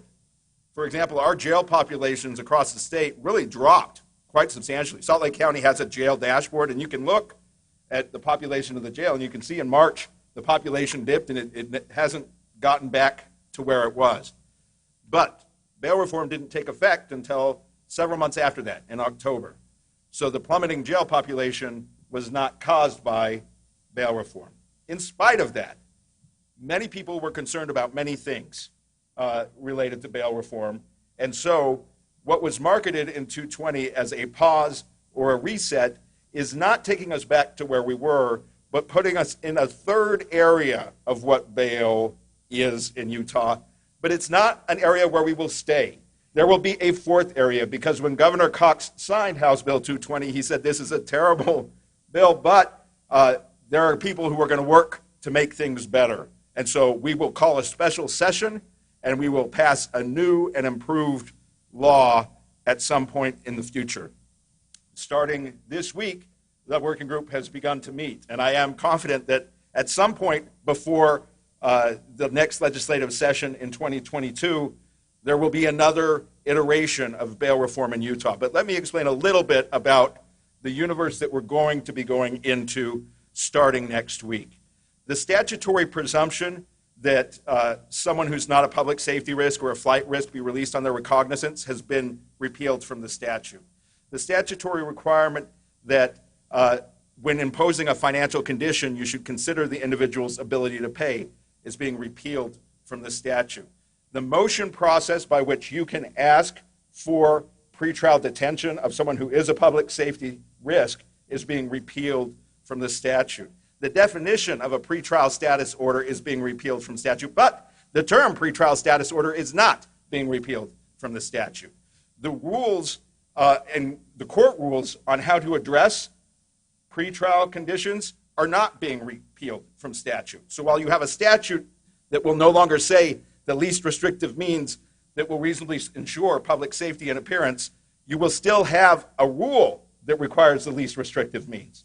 While you have a statute that will talk about the fine or the bail schedule, which has been transformed into a pretty little matrix that caps out at about $5,000, will still cap out at about $5,000. So you are entering into an era where the statute and the rules aren't saying the same thing, and it's not clear that either is going to change in the short-term future to align. So in this time of ambiguity, when the baby has been thrown out with the bathwater, I would encourage you to look at Article 1, Section 8 of Utah's Constitution. Offenses are bailable with 3 exceptions. Number 1, if you've got a capital offense where there's substantial evidence of that capital offense, that is not a bailable offense. Number 2 is the felony on felony. So when you've got substantial evidence of someone who's committed a felony while they were out on another felony, that is not a bailable offense. And number 3, it says any other offense identified by the legislature when there's substantial evidence of that offense and clear and convincing evidence of either a danger or a flight risk. And the state legislature has intervened in that area. Any felony, as long as you've got clear and convincing evidence of danger or flight risk. Domestic violence, when you've got clear and convincing evidence of danger or flight risk. And DUIs, when death or serious bodily injury results, when you've got clear and convincing evidence of danger or flight risk. There's problems with that. the first-degree presumption of detention, the presumption that someone's dangerous when they've been charged with first-degree felony, that's also been repealed by 220. If you're prosecuting sex crimes, you know that many of those sexual offenders officially don't have a criminal history, realistically had not been caught before in many cases. That's going to be a hard situation for you to show that releasing them would be a danger. But that is the area where you can ask for detention. If you think, oh, don't worry, before 206 last year, we were just asking for $500,000 bail and really hoping that they couldn't post it and then they'd be in and we wouldn't even have to argue about this pretrial detention. Well, the case law suggests that when you put an unaffordable amount of bail in as a term of release, you're actually denying release, and they are entitled to the same protections and due process rights. So you can't do that shortcut. And even if you tried to do that shortcut, remember that the judges still have the matrix that caps out at a max of about $5,000. So good night and good luck when it comes to bail.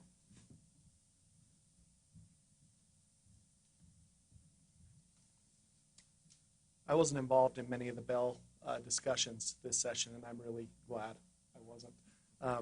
There was a lot. House Bill 239, online impersonation prohibition. This bill really stems from a pretty scary incident when you think about it.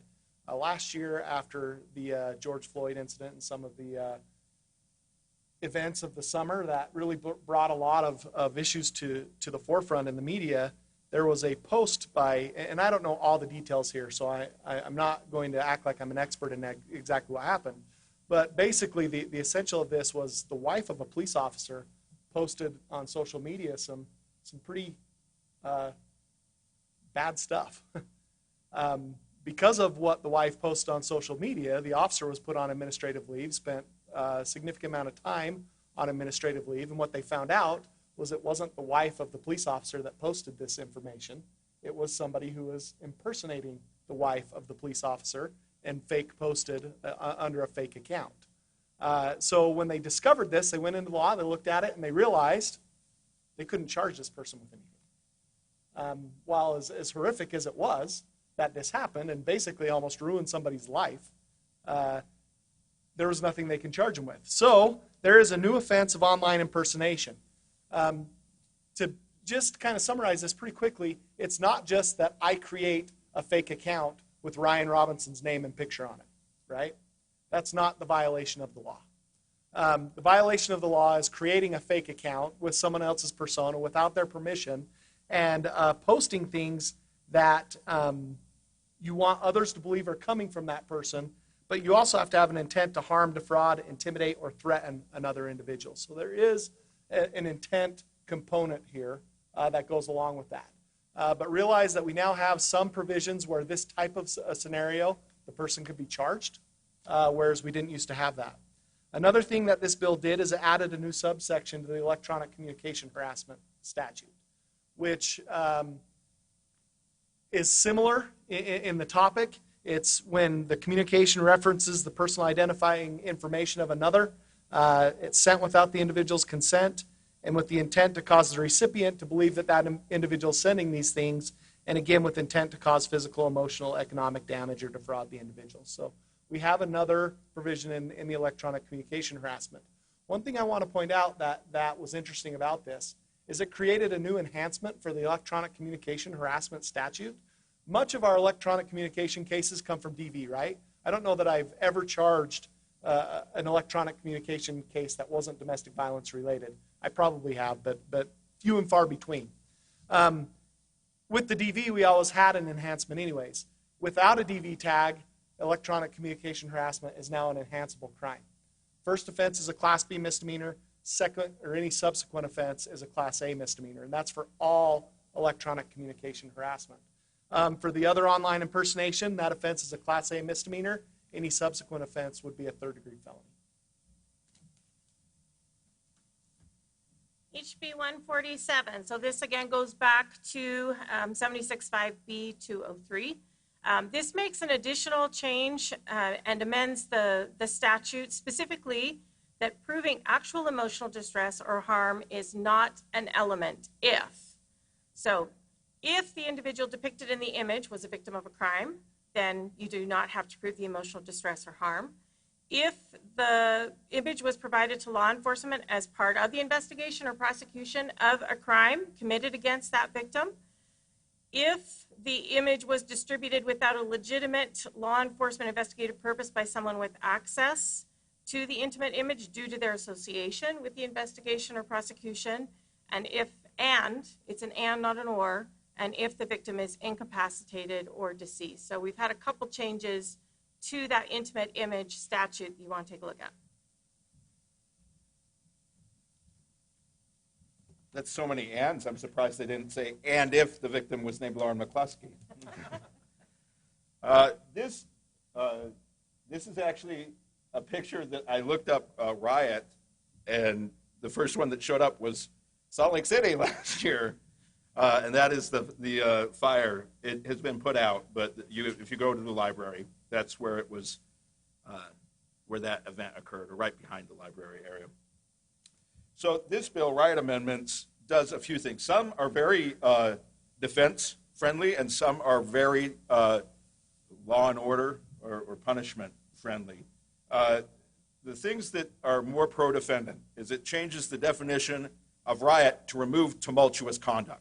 So tumultuous conduct does not qualify as riot anymore. Another change is that the felony enhancement used to be applicable in riot whenever bodily injury resulted. Now it has to be a substantial or serious bodily injury. And those seem like reasonable changes. The two changes that are, we'll say, less defendant-friendly are, first, when someone is booked into the jail, they have to, on riot, they have to stay in jail until they appear in front of a judge. And the second is that if someone commits felony riot, they can be held without bail if there's clear and convincing evidence that they would pose a flight risk. You may be thinking, but well, the last bill you talked about, you said any felony was like that, and this is only about felony riot. Well, what does that do? The answer is nothing. But it's based on a story that actually started in Minnesota and repeated across the country. Every time a riot occurred last year, you heard, oh, most of the people committing this riot aren't from here. They're outside agitators who have come in and are causing these riots and then leaving, never to be seen again. That was first mentioned in Minneapolis by the mayor and governor. It was actually rescinded. They admitted that's not actually accurate that day. But by the time they had said that, Speaker Nancy Pelosi and President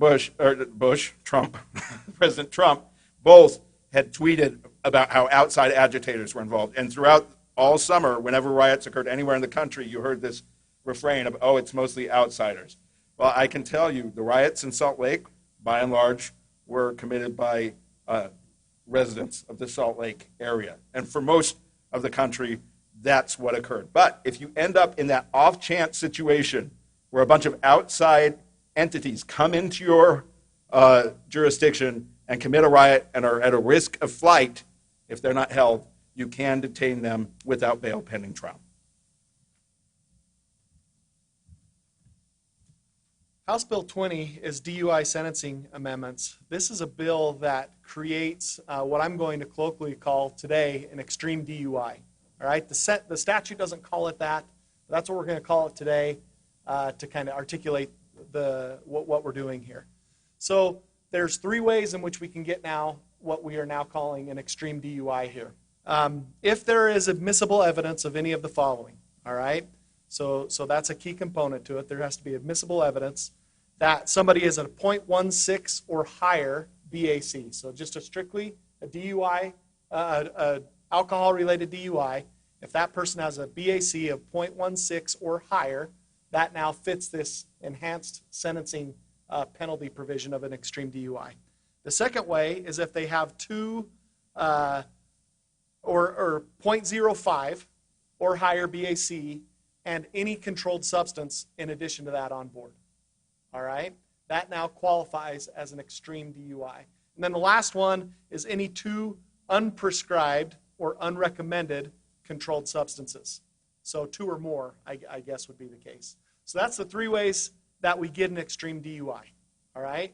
Now what you need to know what happens once we have an extreme DUI is we have enhanced mandatory jail sentences that go along with these now. Okay, so if you have a first DUI and it is an extreme DUI, rather than getting 48 hours of community service or 2 days in jail, that person has to spend 5 days in jail or 2 days in jail plus 30 days of home confinement with alcohol monitoring.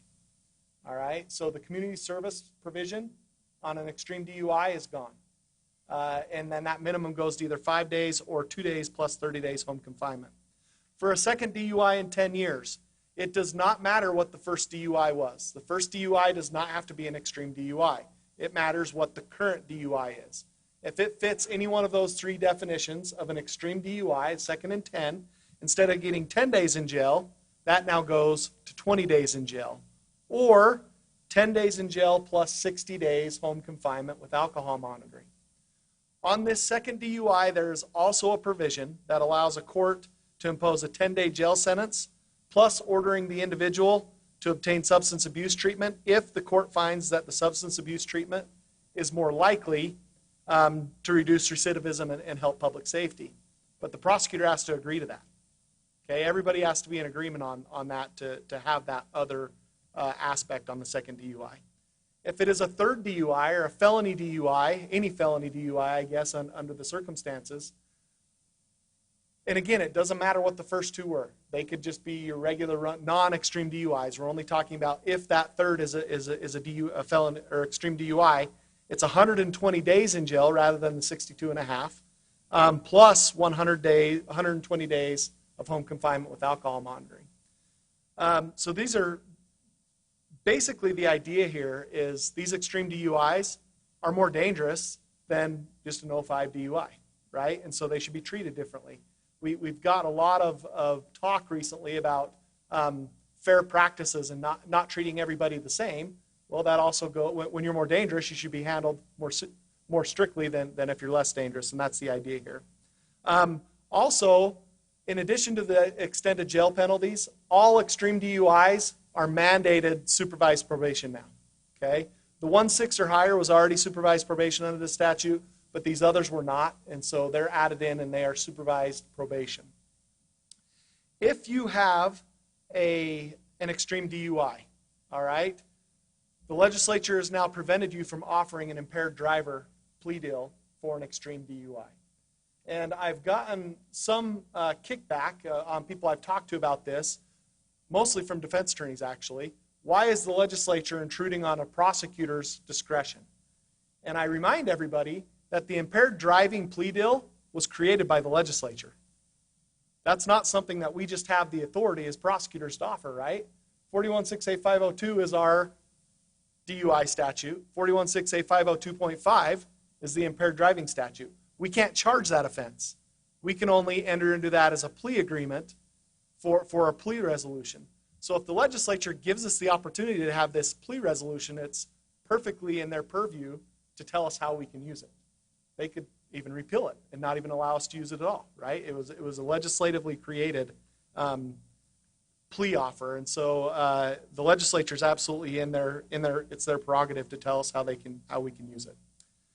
Another thing that this bill did outside of the extreme DUI is DUI. We can't offer a plea in abeyance on a DUI, right? And in practice, you actually can't offer a plea in abeyance on an impaired driving either.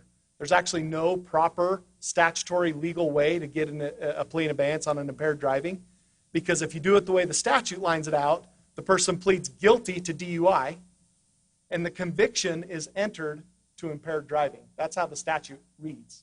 And so there's actually no way to do a plea in abeyance to impaired driving, because you pled guilty to DUI, and the conviction is entered on impaired driving. But this bill did clarify that you can't give a plea in abeyance on impaired driving anyways, because we do see those. There's also no plea in abeyance available on driving with a measurable controlled substance anymore, or our DUI metabolite. You cannot offer a plea in abeyance going forward. And then also on our new criminal refusal that passed last year, when somebody refuses a blood draw after a warrant's been issued and they've received that admonition, there's no plea in abeyance available for that offense either. Another thing this bill did is the Class A misdemeanor for DUI with a child in the vehicle, right? If you have a child in a vehicle, that Class B becomes a Class A. It now allows for multiple counts of DUI if there's multiple children in the car. And this tracks our serious bodily injury or death cases where we can charge multiple counts. So if somebody's DUI and they have 4 children in their car, we can charge 4 Class A misdemeanor DUI offenses if we choose. The last thing this bill did is, and it was a lot of the parties at the table were really concerned about this, is we didn't want to de-incentivize the 24/7 program. As I talked about the 24/7 program being a great program, we want to incentivize people to get into that 24/7 program. So language in this bill basically makes this cooperate with the 24/7 program, that if somebody is admitted into the 24/7 program, they can avoid some of these extended jail stays so long as they successfully complete the 24/7 program. If they don't, if they get kicked out of the 24/7, violate whatever, then whatever jail time they have left, they would have to go and serve that extra jail time. Now, for repeat offenders, they are still going to have to spend some time in jail. The federal government actually requires for a repeat offense that they spend a minimum of 5 days in jail. If they don't, we risk losing our federal funding that comes along in our highway funds. So if it's a repeat offense, extreme DUI, they're still going to have to do a minimum of 5 days in jail before they can get out and enter the 24/7 program to avail themselves of this. So, yeah, that's that bill. So be aware of that new sentencing structure on the extreme DUIs and the restrictions that go along with that. Okay, a lot of good DUI results from that bill. I'm going to give you some not so good self-defense results. This bill evolved. There was a big push from firearms attorneys, stand your ground laws in other states, a couple other states, and so there was a big push on this. This basically was going to go through one way or another. A lot of prosecutors and other associated agencies really rallied, reached out. Representative Lisenby was great as far as listening to us and trying to make concessions. It really came down to just 2 different perspectives. We just had 2 different perspectives on it, but the discussion was there, and I just want to invite and encourage you, when you see these bills, when we get into this legislative part of the year, to reach out, to talk to people. It makes a huge difference. And even if it's a bill like this where it was coming through in one form or another, we went from something terrible to something not as terrible. But either way, this is going to create some additional obstacles for you as prosecutors. So with that sad intro, what this does is it creates a pretrial justification hearing process. So what that means is a defendant can file a motion under Rule 12 of the Utah Rules of Criminal Procedure, and that will then require the court to hear evidence on and to make a determination as to whether or not that defendant was justified in their use of or threat of use of force. At the hearing, the defendant has the burden of making a prima facie case or claim of that justification, and then the burden shifts to you as a prosecutor to prove by clear and convincing evidence that that use or threatened use of force was not justified. Then the court makes a determination as a matter of fact and law, and if the court determines that it was justified, then the court will dismiss this charge with prejudice. Okay, so end, done deal. Dismiss it with prejudice, but we do get to appeal it. So if the court determines the defendant's actions were not justified, then the defendant can come back at trial and raise that justification argument at trial. We cannot, as prosecutors, we cannot reference to or raise our comments on it, would not be admissible. We cannot reference to the fact that the court previously found that it wasn't justified. That now becomes a matter that the jury will deliberate on and make a determination on. There are some exceptions to this, and these were exceptions that were, hard fought for and part of some long discussions. So this would not be applicable if the use or threat of force is against a law enforcement officer who's identified himself as an officer and is acting within the scope and responsibilities of his official duty. This would not apply if the case is an infraction Class B or Class B. So all you Justice Court prosecutors can heave a huge sigh of relief when you anticipate, and as I was thinking of how many times a defendant can get another, bite out of the apple. So if it's an infraction Class B or Class C misdemeanor offense, it does not apply. And this one was very hard fought for. We almost didn't get it.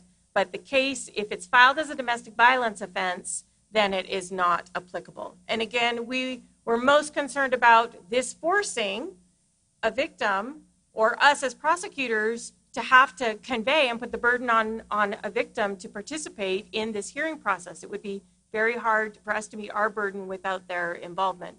But we were able to get that accepted. As a result of this new process, House Joint Resolution 7 had to make a change to the rules of criminal procedure. And so they've changed the timing on that, so take a look at that. As a practical tip on this, we know Utah has one of the broadest definitions of cohabitant. So back to that domestic violence exception. If you are in the Class A DV or felony DV prosecuting arena, you may want to look at your cases, and as a matter of discretion and judicial economy and balancing of a lot of factors, consider filing as a domestic violence offense, and then later on consider what your negotiated outcome would be. I can't tell you, you know what, just go out there and file them all DV. If it fits in that, you just file it as DV so that they can't raise this flag and make that justification claim. I don't think that would necessarily be using our discretion the way that we should. But I do think that we should take a step back, be looking at that definition with a broader scope, talk within your offices, develop a policy. You may want to be filing more of these as domestic violence and then seeing the case through to whatever your outcome would result in being. So it's something to consider given those exceptions.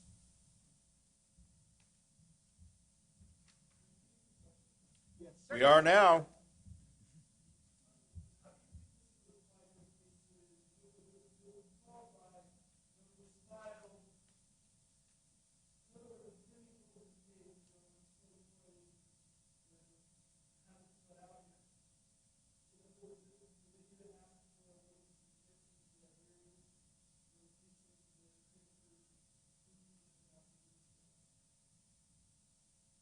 I don't believe so, but I don't know for sure. So I will check on that. My understanding, my belief was that it is moving forward. Charging decisions moving forward was the application, but I'm not going to bet a Diet Coke on that until I take a closer look at it. So good question, Ryan. I'll figure that out.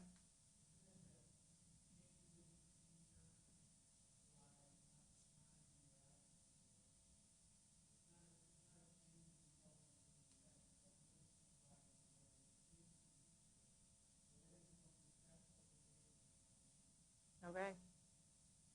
So we will double check, but that likely would be the outcome. But I'll look at that and get you an answer by the end of the afternoon, confirmed one way or the other, so you know moving forward. Good question. Hadn't thought of that. I can tell you, in Florida, that issue did come up. Florida has a similar statute. They had an earlier version of the statute, and they amended the standards within the statute. And the case law in Florida said, if you already had one of these hearings, you don't get another hearing just because the standards changed. I think the problem that you'd have with the pending case is because this hearing didn't exist before, nobody's had them before. So if it's short of a verdict or a plea, I think there's a real risk that you may have to have these hearings. In fact, Michael Clara testified at every committee hearing about this bill in support of it because of a case that our office is currently prosecuting him for, and we have every expectation that he will be requesting one of these hearings. All right. Just made my bad news worse news. Oh, sorry. In that vein, one of my favorite apps is TikTok this year. I just downloaded it during the pandemic, and I know China owns it, blah, blah, blah. But they own us all anyway. But one of my people that I follow on TikTok every day tells me, okay, unclench your jaw. Are you being hydrated? Are you drinking enough water? I want you all to take a deep breath in with me and a deep breath out, okay? So breathe in all the positive energy. Breathe out all the negativity. And then he goes on with some expletives about, own this day, make it yours, with some swear words in there. So the good news is this bill is a good thing. So this is a taking a good breath, let out the bad. House Bill 62, post-certification amendments. Weird thing about Brady, Giglio obligations of prosecutors is we have to turn over evidence about impeachment. But when it comes to impeachment evidence about an officer, we can only turn that over to the defense if the officer or the officer's agency gives it to us. And so there's a built-in contradiction there. We have to give something that we don't have without the cooperation of someone who it may hurt. Under this bill, if an officer has been found to engage in dishonest or deceitful or biased or prejudicial conduct, either by a court or by the agency, then post can discipline the officer for that conduct. And the reason that that's a benefit for us as prosecutors is that when that's reported to post, and when post decides whether to impose discipline or not, we suddenly have a record outside of the officer's cooperation or outside of the agency. So under this legislation, if an agency or a court has found an officer engaged in deceitful, dishonest, biased, or prejudicial conduct, there will now be a new source, and that's post-discipline records, that we can use to meet our obligations under Brady and Giglio. House Bill 47, DUI revisions. This was also called by the sponsor Sarah's Law, named after Sarah Fry, a teenager who was tragically in a crash where she lost her legs and several friends were injured. If you watch the news, the offender in that case was just sentenced this week. He's going to spend several years in prison for it. But as a result of that, it kind of brought up a goal here. Here's what the goal of this statute was. And my slide here might be slightly over dramatic, but we use over dramatic to illustrate points all the time, right? But the intent of this bill was really good. It was, one, to provide a way for DUI offenders who cause serious bodily injury or death an opportunity to remain in jail, right, pending their case. The second was define substantial evidence. Will talked about earlier House Bill 220 and the constitutional provision that we have to show substantial evidence of the offense to be able to qualify for that. But there's no definition of substantial evidence. And so this, the way this bill was drafted was going to provide a statutory definition of what substantial evidence means, which is always helpful, right? And then the last thing was to make clear that witnesses and witness testimony are not required at these detention hearings that we were going to inevitably have. That the information would not have to be through witness testimony and cross-examination and other things that way. This bill stayed that way and in that form all the way through the House, went through Senate committees, stayed that way, went through the first two readings on the Senate floor that way, and then on the third Senate reading calendar, some floor amendments came in and really changed things pretty significantly when it comes to this.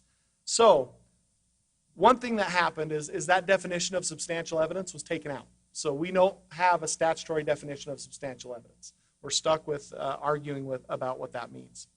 But what it did do is it says that the right to bail statute, and Will mentioned this earlier, allows for DUI, driving with a measurable controlled substance, offenders when they substantially or cause substantial serious injury or kill people. All right? That if the court finds that there's substantial evidence to support the charge and finds by clear and convincing evidence the danger would pose a substantial danger to the community if released, they can be held without bail. One of the things it also did is it created a rebuttable presumption that if somebody does this, that they're a substantial risk to the community. So we do have that in there. We don't have the substantial evidence rule anymore, or definition anymore. But what happened when it came to the witness testimony at detention hearings could end up being problematic. This bill passed, and it said that if the prosecutor could make showing that it would cause an undue burden on the victim, then victims would not have to come in and testify. HB 220 further amended that, and it said would not unnecessarily intrude on the rights of the victim or place an undue burden on the victim. So we do have some protections, and we're going to have to make a showing that it would intrude on the rights of the victim or have an undue burden on a victim, which in victim cases, having them come in very shortly after the crime and have to testify and those things, we can probably show that, in many cases at least. The problem is that only applies to victims. So other non-victim testimony So witnesses, police officers, others are very likely going to have to come in and testify at these hearings. And so be aware that the way that this bill passed is not how it was intended. And sometimes that happens with legislation, right, Will? Will made a comment yesterday, and I don't want to butcher it too bad, but sometimes having a terrible idea just become a bad idea is considered a win. And you don't win them all. And this is probably one of those where we didn't win them all, except for when you parade a victim of a horrific offense like this before the legislature, and then things go different. It's hard to then ask the governor to veto that bill, right? And so it is what it is, and we may be able to get some things done as we move forward with that, but there will be some problematic things with it, but we do still have some more that we didn't have before. Okay, just real quickly, this bill addresses some notice requirements when it comes to obtaining a warrant. If it's an open investigation, law enforcement, a warrant to access electronic information and data. So if it's an open investigation, law enforcement now have 90 days to notify the owner of that information or data instead of 14. If it's a case that has been already concluded, the investigation, then the owner has to be notified within 3 days of the conclusion of the investigation.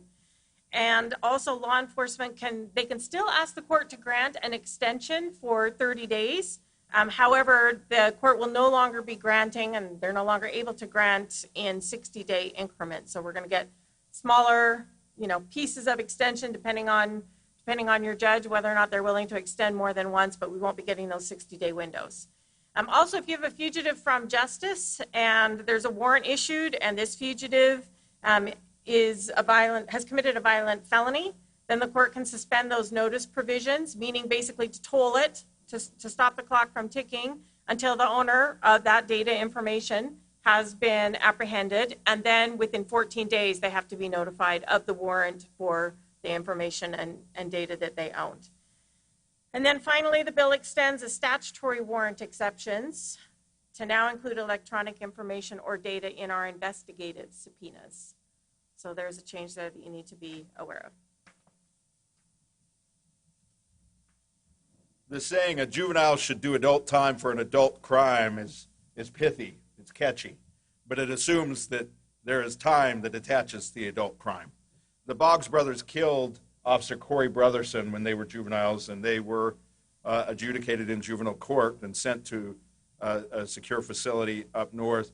One of the brothers turned 18, and the other brother was still under 18 when they committed more offenses while they were in secure facility. The prosecutors at that point decided, you know what, we're going to file charges against these people as adults. One was an adult and the other was a juvenile, but because they were in a secure facility, they were able to be charged as adults. The consequence of that was that it cut off the juvenile court's jurisdiction. It ended the sentence that they were serving for killing Officer Brotherson. And when they were convicted of their adult crimes, it was, I think, 90 days that they were in custody, and then they were free to go. So the consequence, certainly unintended, was that by charging these juveniles as adults, these people who had killed an officer ended up out in the public sooner than they would have otherwise. House Bill 67 is meant to close the Boggs brothers' loophole, if you will, which indicates that just because a juvenile is convicted in adult court does not terminate the juvenile court sentencing. The adult court has to indicate whether it's consecutive or concurrent to the juvenile sentence, but that juvenile sentence will continue, and only after that will the adult sentence initiate, unless it was concurrent. That's House Bill 67. House Bill 291 deals with residential picketing. Basically what this is we're not going to allow the picketing at the governor's house anymore, picketing at Dr. Dunn's house because we don't like masks anymore.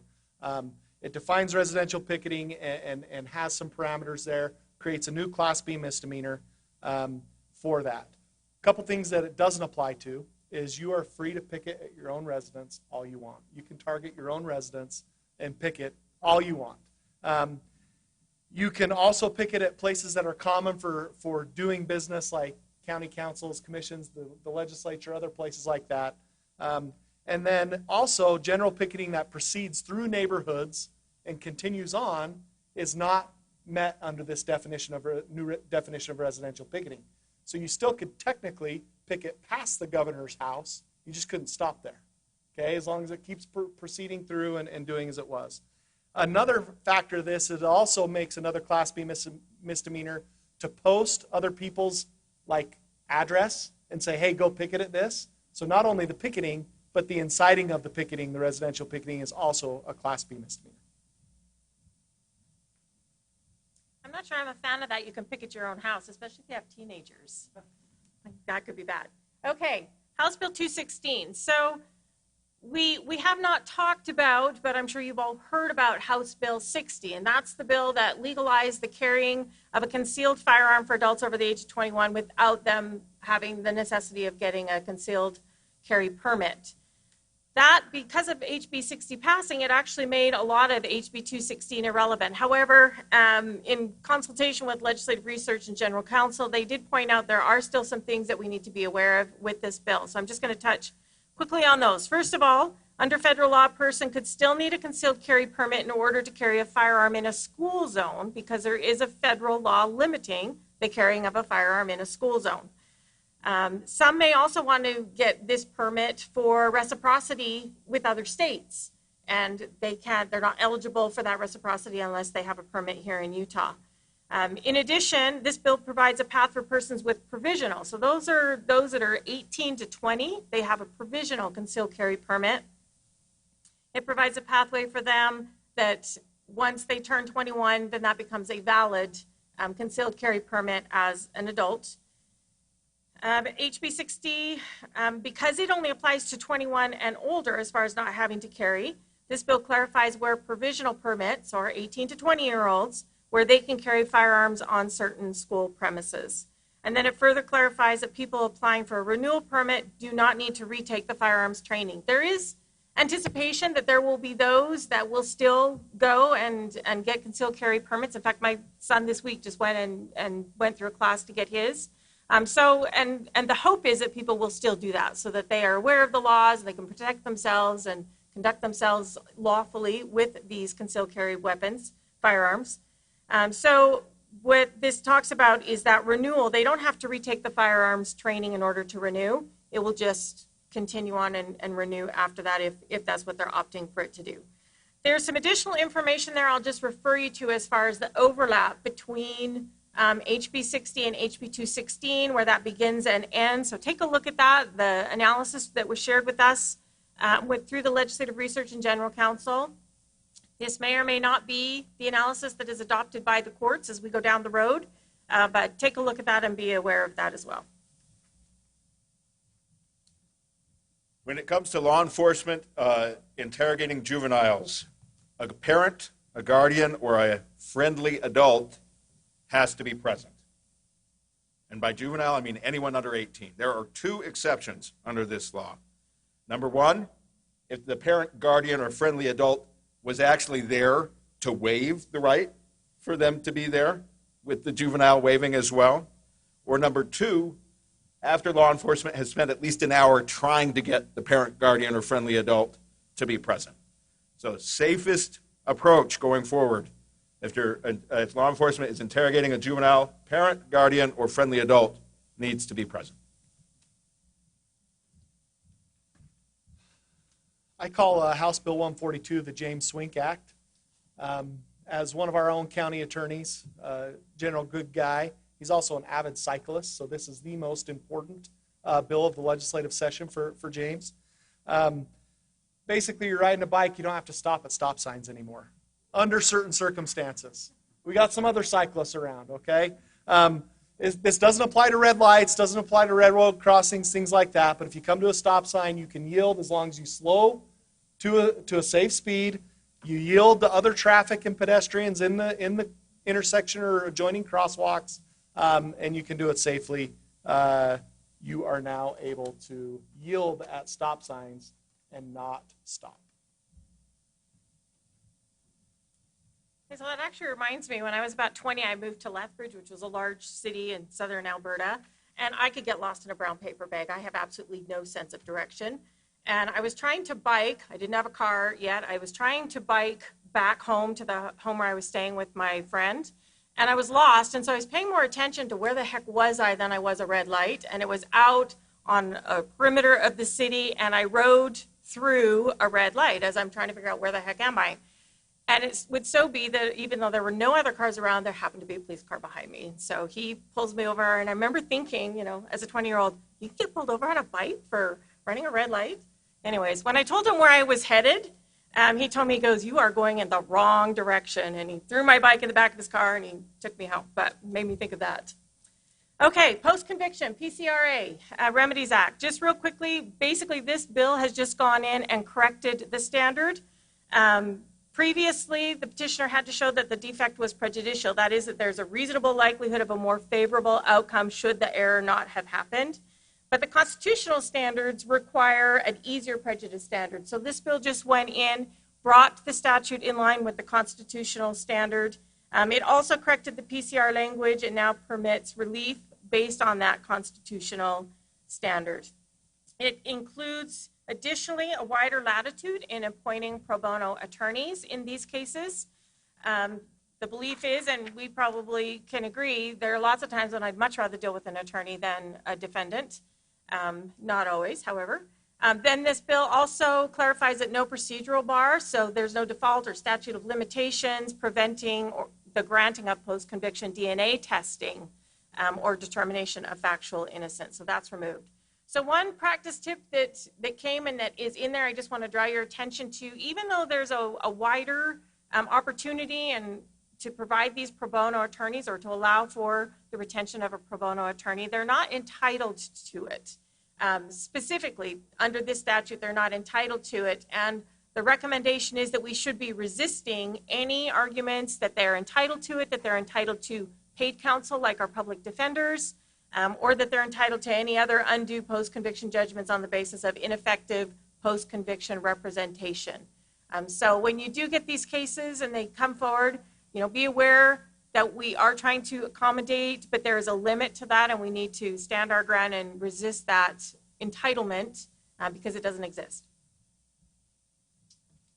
Another one of my favorite time waste apps over the last year has been Reface, and it's where it's like a copy and paste for faces.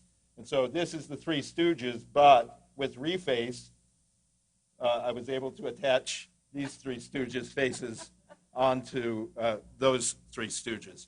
And that's funny, it's cute, it's fine. And Marlise, I'm sorry about your hair. That is a bad hair day. But this technology can become a lot more problematic if, say, instead of showing a picture of the Three Stooges, I were to show a pornographic video and then put Ryan Robinson's face on top of it. House Bill 193 addresses that kind of a scenario where you take an intimate image, something that would be qualifying as an explicit image, and you attach someone else's face on top of it. Originally, this would have been in the revenge porn statute, but the revenge porn is more about a consensual exchange of images that then gets out of that consensual exchange. This is about a situation where you take something obscene and slap somebody else's face on top of it. And the penalties range from a Class A misdemeanor to a second-degree felony, depending on whether there's a history and whether the victim involved is a child. It's a great new tool for great new technology. House Bill 166, livestock amendments. This adds livestock guardian dogs to the definition of livestock. So if anybody spent any time out in the mountains anytime during the summer or the fall, you've probably seen herds of sheep with these Great Pyrenees dogs, other types of dogs. If somebody kills one of these dogs now, it's considered wanton destruction of livestock. It also changes the penalty structure for the value. Now, we're pretty comfortable with under $500 being a Class B misdemeanor, $500 to $1,500, Class A misdemeanor, $1,500 to $5,000, third-degree felony, above $5,000 being a secondary felony, right? That translates across the board in many of our offenses, and that's how wanton destruction of livestock has always been. That is now changed, all right? So you're going to want to be aware of this. The Class B misdemeanor was reduced to $250, so if it's less than $250 for this offense, it's a Class B misdemeanor. $250 to $750 is a Class A misdemeanor. $750 all the way up to 5,000 is the third-degree felony, and then over 5,000 is second-degree felony again. We've got one more minute.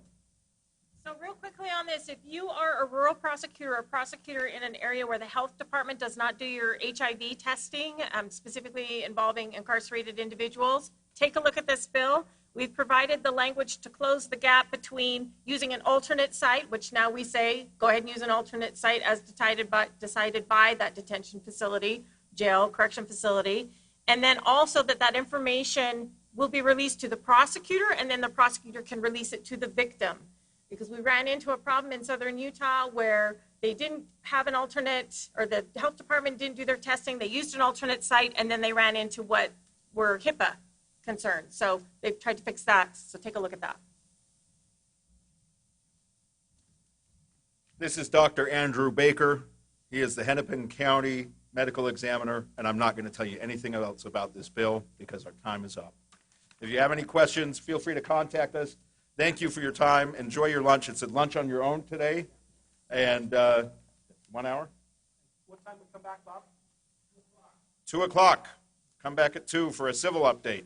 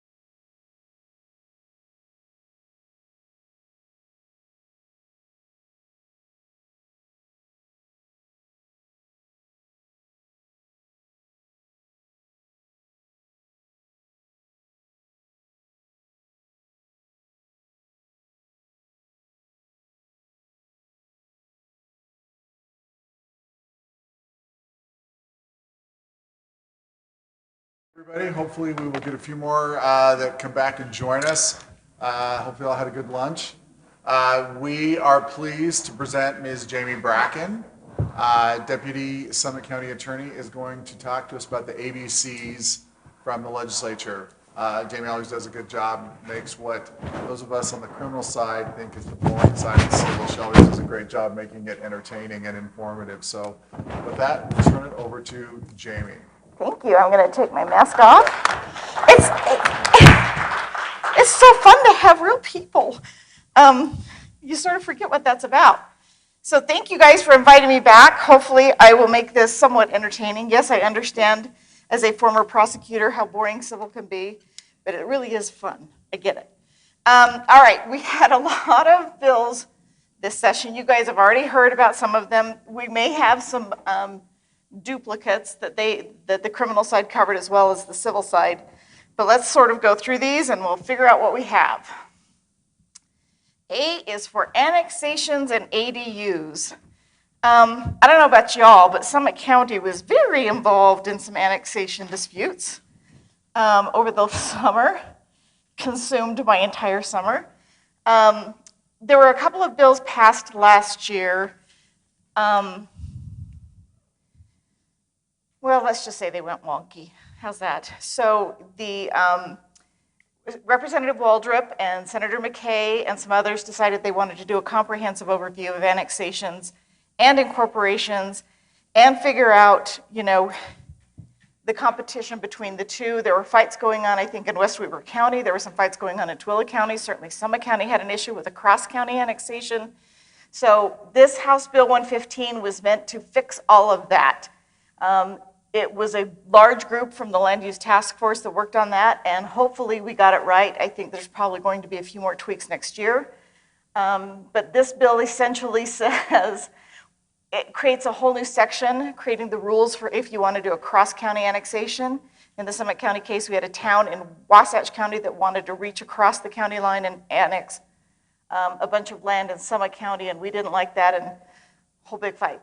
And the other thing it does is if, for example, there's an incorporation petition that has been certified by the Lieutenant Governor, then another municipality cannot come in before the vote on that incorporation and try to annex some of that land that's part of the annexation.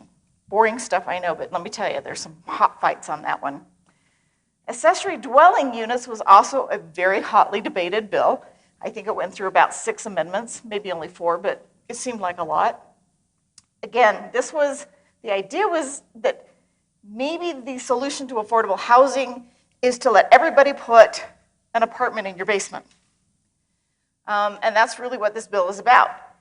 It prohibits cities and counties from prohibiting accessory dwelling units that are in your house. So if it's an attic apartment or a basement apartment, that double negative, the prohibits, means that you have to allow those kind of accessory dwellings in your house. Now, there are some rules that go around that. It does have to be within the same footprint as the primary residence. The primary residence has to be occupied by the owner. You know, you have to, there are some things that the local jurisdictions can do to regulate it, but it's the hope that maybe by making these units available, more readily available for rental, that maybe that will help the housing shortage. So that's what that bill does. B is for billboards. This is not in your packet because, thank heavens, these bills didn't pass. There were 2 really, really interesting, ugly, I'm not quite sure the descriptor, billboard bills. The first one, and the picture there is that, I don't know if you guys remember that billboard. It used to be, I think, on I-80 or something, that St. Pauli girl. So Senate Bill 61 was probably the most reasonable of the billboard bills. Basically what it said is that if there is an existing billboard, then that billboard could, even if it's a non-conforming use, even if it's been, you know, there forever and it's no longer allowed in the zone, that billboard can change to an electronic billboard and nothing that local jurisdictions say can stop it. Well, obviously we didn't like that very much at all. They amended that bill, tried to make it more palatable. In the end, it didn't pass, and we're very glad about that. But again, it's the billboards, and they'll be back, I'm sure. Senate Bill 144 was the really ugly one. This is the one that Reagan Sines and some others ran in response to some really clever things Salt Lake City did. Kudos to Salt Lake City. Salt Lake City wanted to develop a property, and it had a billboard on it. And the billboard lease said you can't develop your land at more than 1 story. Well, that really limits the property owner. So what Salt Lake City did is they bought from the owner the rights to that billboard lease. And they paid the owner for the rights to that billboard lease so that when the lease expired, Salt Lake City notified the billboard, we're not renewing, you're out, you need to move because we're going to put a 3-story apartment building on here. And they did not like that at all, so they ran this bill that basically said, not only can we not regulate billboards in any way, shape, or form, but we can't even talk to property owners about billboards in any way, shape, or form. Bit of an overreach. And the justification for this was because billboards provide a public service. Just keep that in mind. Billboards provide a public service. Fortunately, that bill was also defeated, but again, it will be back, kind of like the Terminator. C is for contraception and competency-based hiring. Again, we had a lot of bills, so some of these are doubled up. The contraception one you may have already covered. That's the one that said if an inmate comes in and they're currently on, obviously assuming a female, and they're on birth control or have a prescription, then the jail has to continue that. And the competency-based hiring is a bill that was run by Norm Thurston, and it basically says, and it's now applicable only to the state and to some degree the cities, but it basically says you can no longer have educational requirements for your job openings. You can't say a minimum education, high school diploma or college education or 2 years associate degree or anything like that. Those aren't allowed anymore. That it has to be based upon the person's competency and experience, not their educational level. And that criteria is completely eliminated unless there's a certain certification or education that is required for the job. For example, police officers have to have a post certification. Lawyers, we need a law degree. So for those, that's accepted, but anywhere else, the state's no longer allowed to use that as a criteria for hiring people. Interesting policy call. We'll see how it works. D is for the death of concealed carry permits. I like this one because it's women carrying gun, but you guys probably are aware, House Bill 60, a person 21 years or older can lawfully possess and carry without a permit a firearm in public, whether it's concealed or not. So there you go. We're back in the Wild West. I love it. E is for EMS. This is actually not in your packet, and I apologize for that. It sort of slipped by the list of things that you probably should know about. You say to yourself, why do I care about ambulances? I'm a prosecutor. Here's why you care. House Bill 303 changed the ambulance service from a, yeah, you can provide it if you want to kind of service. It is now an essential service, like fire, like police. We have to provide it. And the bill completely reconstructs sort of how you do EMS and who's in charge and how you license and who regulates that. So for we civil side, that's a whole other sort of layer of law that we need to know. And ambulance cities and counties are both required to provide ambulance service, EMS services in their jurisdiction. We can contract with each other to get it done, but it is now an essential service. Hopefully I don't go too fast. And obviously if anybody wants to interrupt me, you can. Oh, sorry. F is for farming. There are a couple of farming bills this year. House Bill 171 said if you allow farming in your zoning and you have agricultural zoning that would allow somebody to farm, you cannot regulate what they grow. Well, that's kind of a common sense no-brainer, right? Why would we care what they grow? Well, apparently there were jurisdictions that cared what they grew and had through their land use provisions prohibited the growing of hemp. So this just basically says, no, you can't regulate what they grow if it's legal. So that's what that one is. And this would apply to cities as well. Apparently, you had some indoor farming, and if you allow indoor farming, then you have to allow them to grow hemp as well. House Bill 390 was called the Urban Farming Bill. And what that does is it changes your tax status. So prior to House Bill 390, if you had a large parcel of land that you grew crops like hemp, you could get green bale tax status, right? It reduces the amount of your tax liability dramatically in your property tax. This bill changes that, so now all you need is 5 acres. It does apply to cities, including Salt Lake City and County.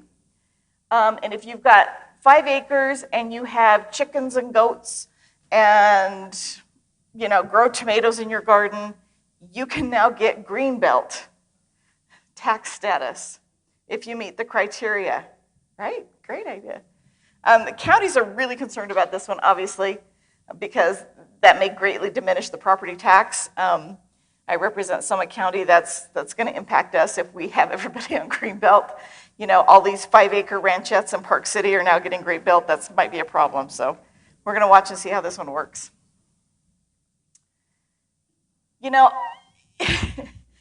Elections and taxes and mental health were probably the 3 biggies this year. There were a whole lot of bills on those things. I'm not going to go through every single one of these, but just understand that that was a really hot topic this year. There were a lot of bills on that. How they all correlate with one another, we'll wait and see. HB 12 basically says you got to get the dead people off your voting rolls. Okay. And there's a way for the state and the lieutenant governor to help you do that and some processes. House Bill 23 changes the voter referendum with respect to land use referendums, so that if your neighbor rezones their property and it's just your neighbor's property and they rezone it, and the county commission or the city council or whomever decides that they're going to agree to that rezone, that is only that can be referred. In other words, you can get a petition, take it to referral, take it to another election, and get everybody to vote against your neighbor's rezone of their house.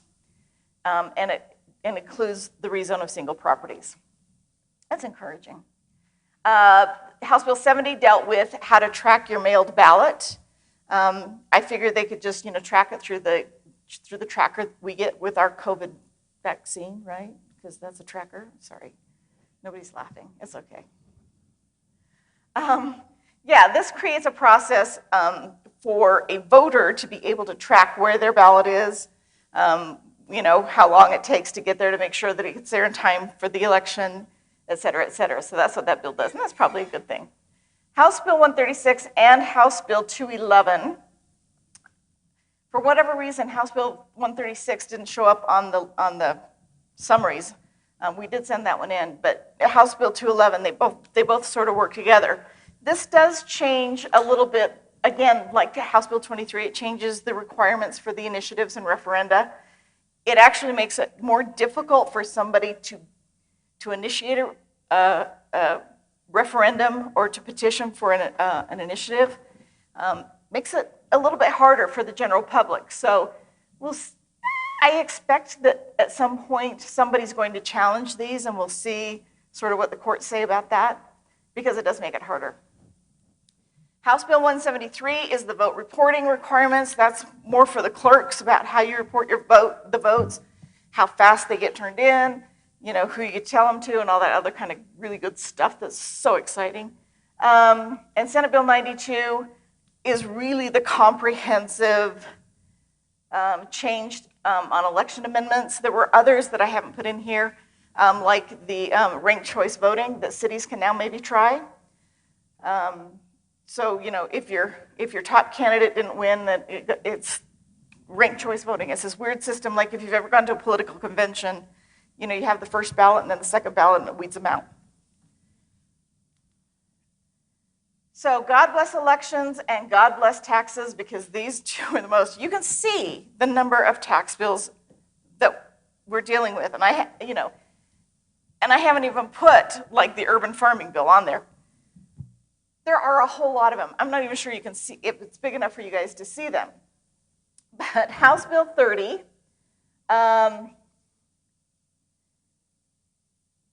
deals with your primary property tax exemption. So, as you guys may know, you can go in, you can say this is my primary residence. We then reduce your tax rate to 55% of the value of the home, rather than 100% of the value. There are a couple of bills that change, and it used to be that you had to come in and actually sign it in person, and you had to do it by a certain deadline. Those rules are gone. You just have to submit one. When you submit one, there's no deadline anymore. And the assessors are trying to figure out how they're going to do that. So whether or not it would apply to the current or next tax year.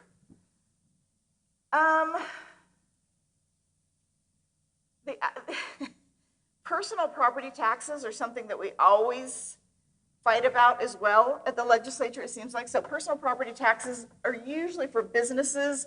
We tax your computers, we tax your chairs and desks and all that other kind of stuff in everybody's offices, right?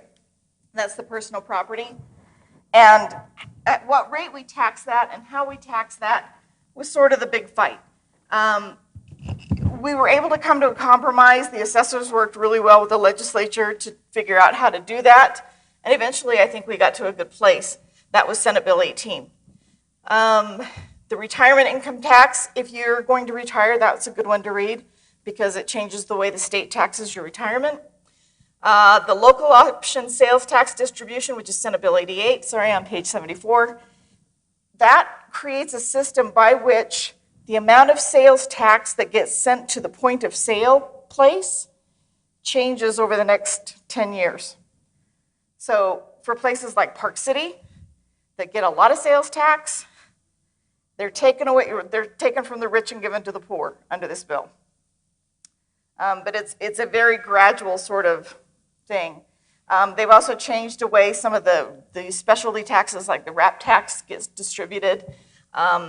Smaller jurisdictions, smaller counties can use that RAP tax for infrastructure. For example, Grand County, that gets a lot of tourism but doesn't get a lot of property tax. They can use now the specialty RAP tax that all the tourists pay at restaurants, and they can use that now to beef up their roads and beef up the infrastructure for their community, because their impacts are far larger than their population would otherwise dictate.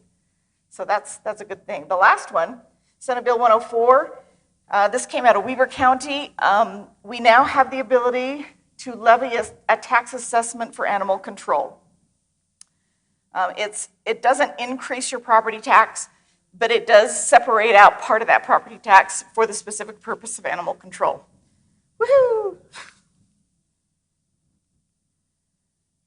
H's for affordable housing. How many of you guys have put your house on the market recently? Right? You're thinking about it because the prices are so sky high, but then you would never be able to afford anything else. The market is hot right now. If you don't know that, the market is really, really hot right now. And it makes it almost impossible to have any kind of housing that's affordable for the lower incomes. So the state has an Affordable Housing Commission. They've been working on programs and ideas to try to make affordable housing more readily available. Summit County, we require every developer that comes in with a development, they've got to build a certain percentage of affordable housing. This program basically, it started off much bigger. It was substantially whittled down, but it basically says governments, if you have land, you can now donate that to Habitat for Humanity or some other nonprofit group to build affordable housing. Prior to that, we could only get rid of land if we got fair market value. This says, no, you can donate land if it's an affordable housing project. So that will help. And then it also sort of changes the rules on who can get money from the Olin Walker Fund. I is for inspections and investigations. just out of curiosity, how many of you guys have heard about House Bill 98? This is Paul Ray's bill about building inspectors. I got one here. I can't see online. Man, this was a nasty bill. I just don't know how else to say it.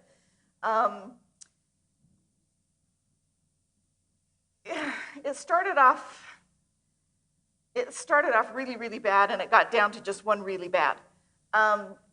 This basically says, if a home builder who is building a single-family home, whether it's Perry Homes, Ivory Homes, Joe Blow off the street, whomever, if they are building a house, a single-family home, and they call for an inspection, maybe that's the footings and foundation level, or maybe that's a completion or whatever, whenever they call for a building inspector to come out and inspect, that builder has 3 days to get there and inspect the home.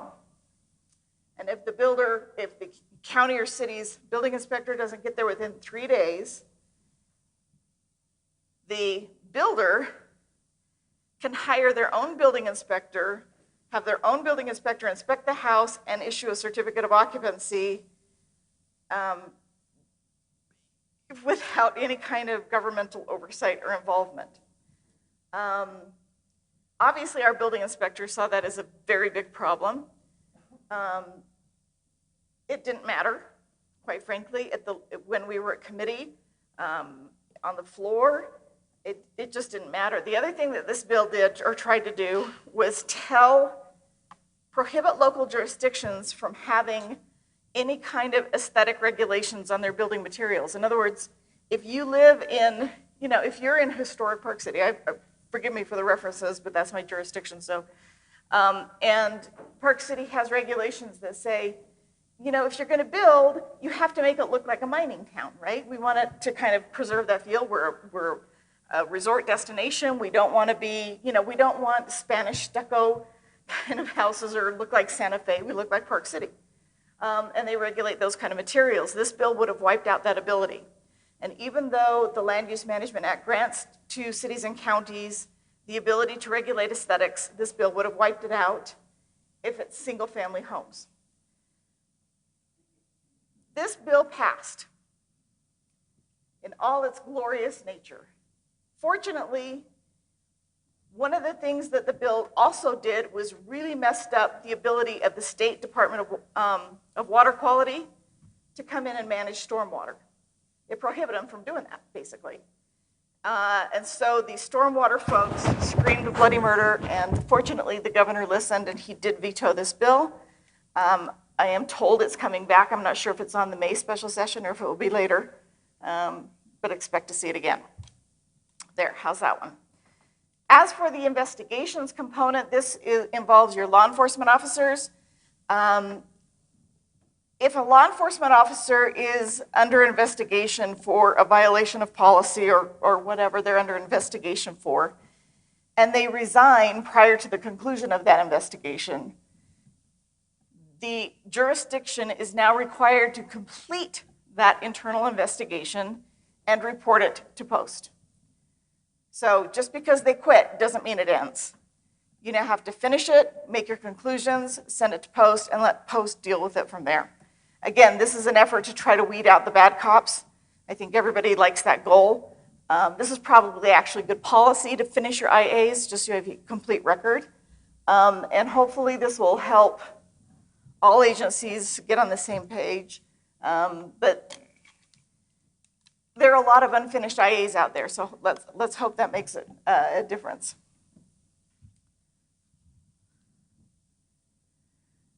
All right, see, I only have 4 jail bills. That's really good, right? I only put 4 of them on there. Some of these you may have heard about already. House Bill 95 basically says, hey, guys, you got to comply with the federal Prison Rape Elimination Act.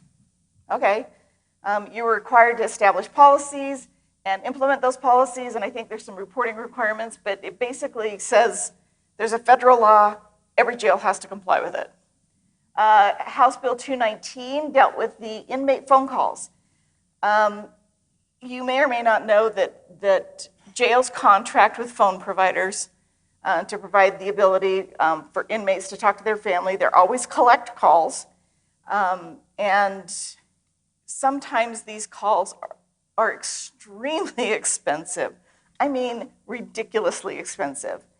And it really limits the ability of some inmates to talk to their families. The families just can't afford the calls. They flat out tell them, don't call me, I can't afford it, I'm not going to accept. So what this bill does is it comes in and says there is a limit to what you can charge on the jail phone calls. There's a cap. And counties, if you're running a jail, you can still contract with some of these providers, but you can't enter into a contract that exceeds the caps. So that was actually a really good one. The jail photos are now a grammar-protected document unless they are convicted. So the booking photos, you can't release anymore. Well, I think this takes effect May 5th. You got a week until you can no longer release booking photos unless they are convicted. And then the funding for jails did increase finally this year. This is something we've been hoping for a couple of years. So the base rate for jail funding did increase, and the percentages did increase for state prisoners that we house in our jails that are going through programs in our jails. We like it when the state has money. That's a good thing. K is for micro-enterprise kitchens. This was a bill. I don't even know where it came from, quite frankly. This was a bill that when it started said, you can open your own restaurant in your house, and the health department can't inspect it or regulate it. Anybody see an issue with that? What the bill ended up doing is saying, you can't have a restaurant in your house, but you can make, cookies and package them in your house, and you are subject to health department regulations, and you do have to be inspected. But then you can make food out of your home, package it, and then sell it. Lethal force. You guys already heard about this one, right? This changes the standard for what the officer has to consider before pulling the trigger. It's not a huge change, but it does change the standard for when lethal force can be applied. And it's when the officer has a reasonable belief that the use of force is both reasonable and necessary. That reasonable part is what they added. Not just, if there's an imminent threat to life like it used to be. The use of force is reasonable and necessary. Here are some of the mental health bills. May is Mental Health Month, and I've asked my boss if maybe I can take the entire month off for my own mental health, especially after a legislative session. I don't think I've quite sold her on that one yet. But there were a lot of mental health bills, and the good news is that the state is recognizing this is a huge issue. Look, with justice reform and the criminal reform that we had, we know that there are a lot of people now on the streets that used to be in jails that have mental health issues. We know this is something that has to be addressed. The state is now finally putting resources and money and making legislation that hopefully addresses some of that and completes that circle on the criminal justice reform. So House Bill 130 requires that health insurances cover mental health treatment, and that would include like drug treatment and alcohol treatment. It does create grant programs to provide mental health resources to first responders, especially during a COVID year when it was really just crazy and burnout. So our first responders can get some mental health support. Senate Bill 41, I don't think that's in your packet, and HB 130 require health insurance, again, like House, I did put it 130 up above, there we go. Requires health insurance to cover the mental health treatment, as I said, and Senate Bill 155 created the 988 Mental Health Crisis Assistance Program. This is Daniel Thatcher's program.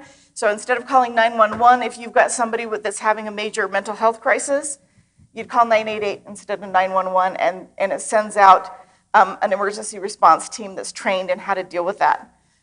So whether or not that's, a homeless person on the street, or whether or not that's your teenager that's threatening suicide, it would be a 988 program, and the people that would respond is not necessarily law enforcement, but people trained in the behavioral health system that can respond to this. So right now, it's not going to be implemented. Right now, I think they're doing a study on figuring out how to fund it. and how to best manage it. We anticipate that it'll work through your dispatch system as well. We want to make sure that everybody can provide a crisis team that's going to use the 988 system, so there's a lot of work to be done, but that's the concept. N is for no more emergency orders. If you haven't paid attention, let me just tell you that this the state legislature really hated that Governor Herbert imposed an emergency order that mandated all kinds of things and kept us all home during COVID and required masks and all this other kind of stuff. To say that they hated it is an understatement.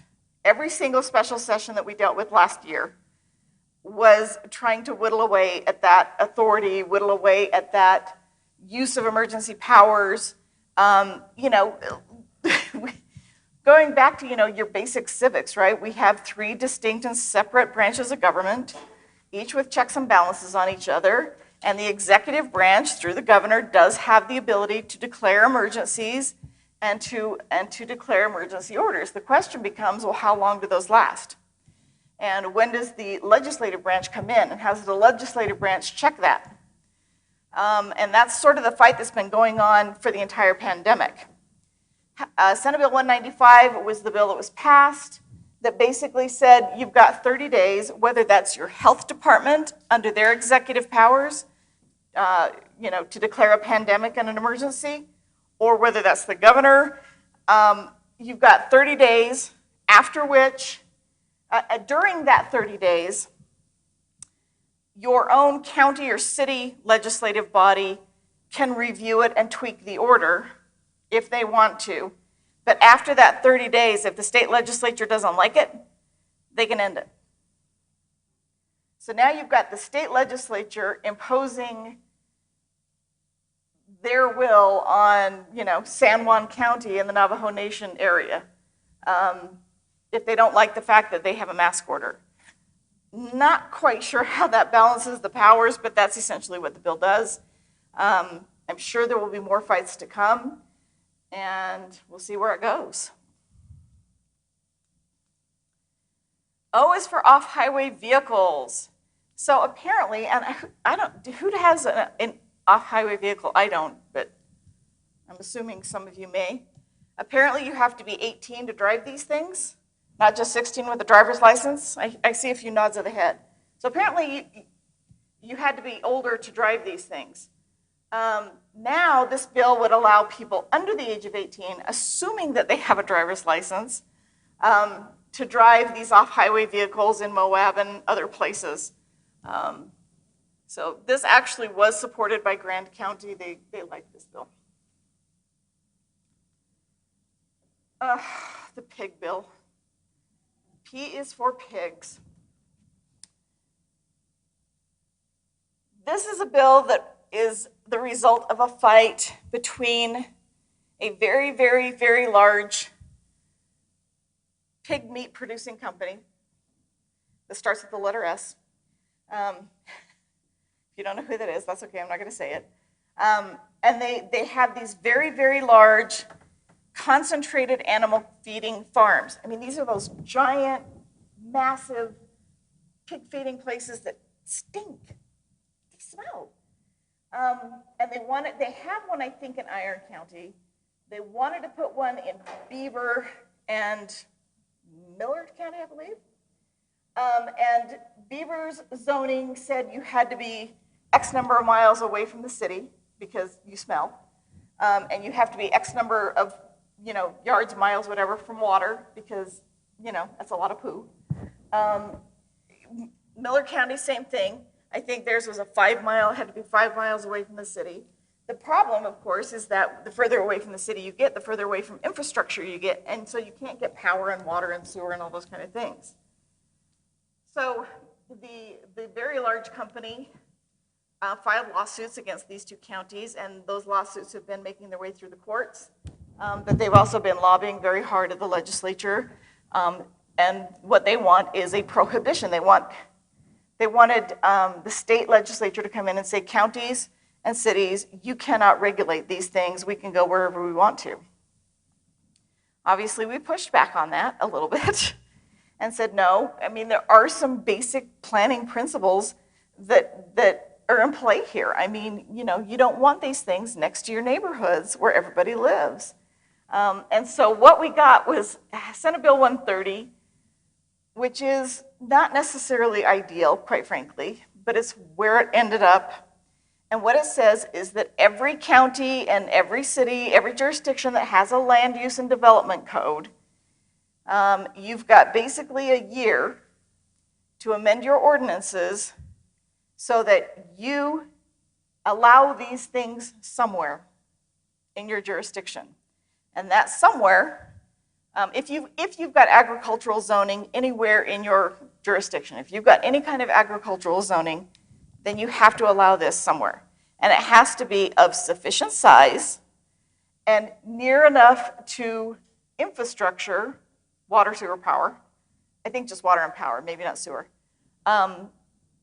That they can have these large concentrated animal feeding facilities.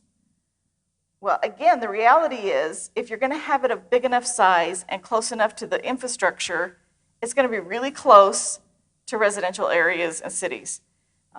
It's going to be really interesting to see how this one plays out and how it works. So anyway, every county's got to be able to amend their code within a year. Obviously, my team and the civil side is going to be working on that and making sure that everybody's got something.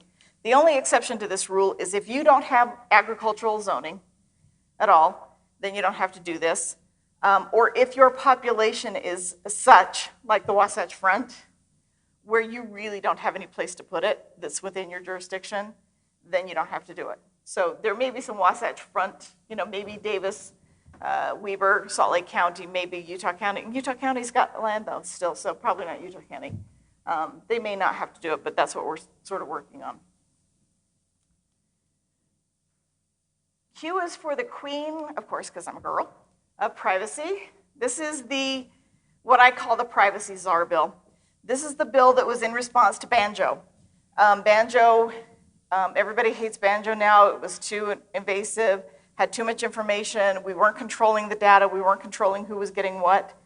And now this bill creates within the state auditor's office a new director of privacy that has oversight over all of your systems and how you manage data, and especially law enforcement.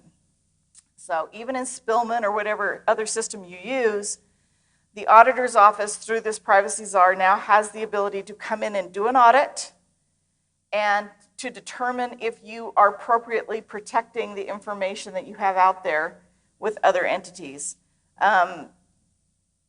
It gives the auditor's office a lot of power over local jurisdictions that heretofore, the only person that could come in and do any kind of performance audit was your own county auditor. This now grants it to the state through the state auditor, through this Privacy Czar, and they can look at all of your systems, whether it's your property tax records, whether it's law enforcement of Spillman, might be land use applications. They're going to look at all of those systems, how they manage the data, how protected it is, and if it's private enough so that we don't have another Banjo issue. R is for roads. The state, despite all odds and the forecast last year, ended up with a lot of extra money. And they put a lot of that money towards infrastructure and road projects. House Bill 433 was the bill that basically said, we're going to dump, $1 bajillion, it was billions, into some very specific road projects and projects that have been on the docket for a long time. And in addition, we are going to bond for more money, I think another $1.4 billion, for more projects. There's a lot of money being put towards infrastructure and roads and improvements. You're going to see a lot of construction in the next few years. I mean, it's great news for those people that have been waiting for projects. It was great news for all those projects that didn't get to go last year. But you're going to see a lot of road construction this summer, guys, and probably for the near future. By the way, that picture was taken by my cousin Jack. It's in Wyoming. I love it. S is for state stone. We now have a state stone. Woohoo! The state stone is the honeycomb calcite. Never even heard of it until they passed this bill, so I looked it up and got a picture. There you go. How many of you have heard of it, right? Nobody? It's pretty. All right, T is for training. A lot of training bills, most of them dealing with law enforcement officers. House Bill 419 deals with planning commissions. The law enforcement ones you may have heard about already. You've got annual training for law enforcement in mental health and other crisis intervention that's now required. You also have, that's 162. You've also got the House Bill 334, which is training for people with autism that are on the spectrum, so they know how to deal with that. You've got a lot of, again, mental health focus, training for law enforcement officers. We've added to, what is it now, 40 hours a year that they've got to do or something like that, or I can't remember what the number is right now, but they've got more to do, so some of those hours have to be used towards this. House Bill 409 deals with your planning commission. This requires that your planning commission have 4 hours of land use training every year, and that when they get appointed to your planning commission, before they take their first vote, they actually have to have 1 hour of basic land use training before they can even vote. So that bill goes into effect, and we'll see how it works. Now, the one thing the bill does do is says, for example, if you have perfect attendance at your planning commission meetings, that counts for 1 hour. Or if you go to your open meetings training, that counts for an hour. So they try to make it a little more flexible. Really this was brought by the Property Rights Coalition, and really what they were getting at is they want planning commissions, and quite frankly, elected officials, although that's not in the bill yet, but planning commissions to really understand what a conditional use permit is. Almost all of our land use litigation deals with conditional use permits. So that was the impetus. Senate Bill 102 is the one that says if you are a legal resident of the country, an immigrant that's a legal resident, you can be a law enforcement officer. So hopefully that helps get more people in the post and into the academy. How am I on time? Oh, I got lots of time. I'm going way too fast. U is for use of force. We might have heard about that, a little bit lately. House Bill 84 was really data collection. It's part of what law enforcement now has to collect on their use of force that has to be turned over to BCI.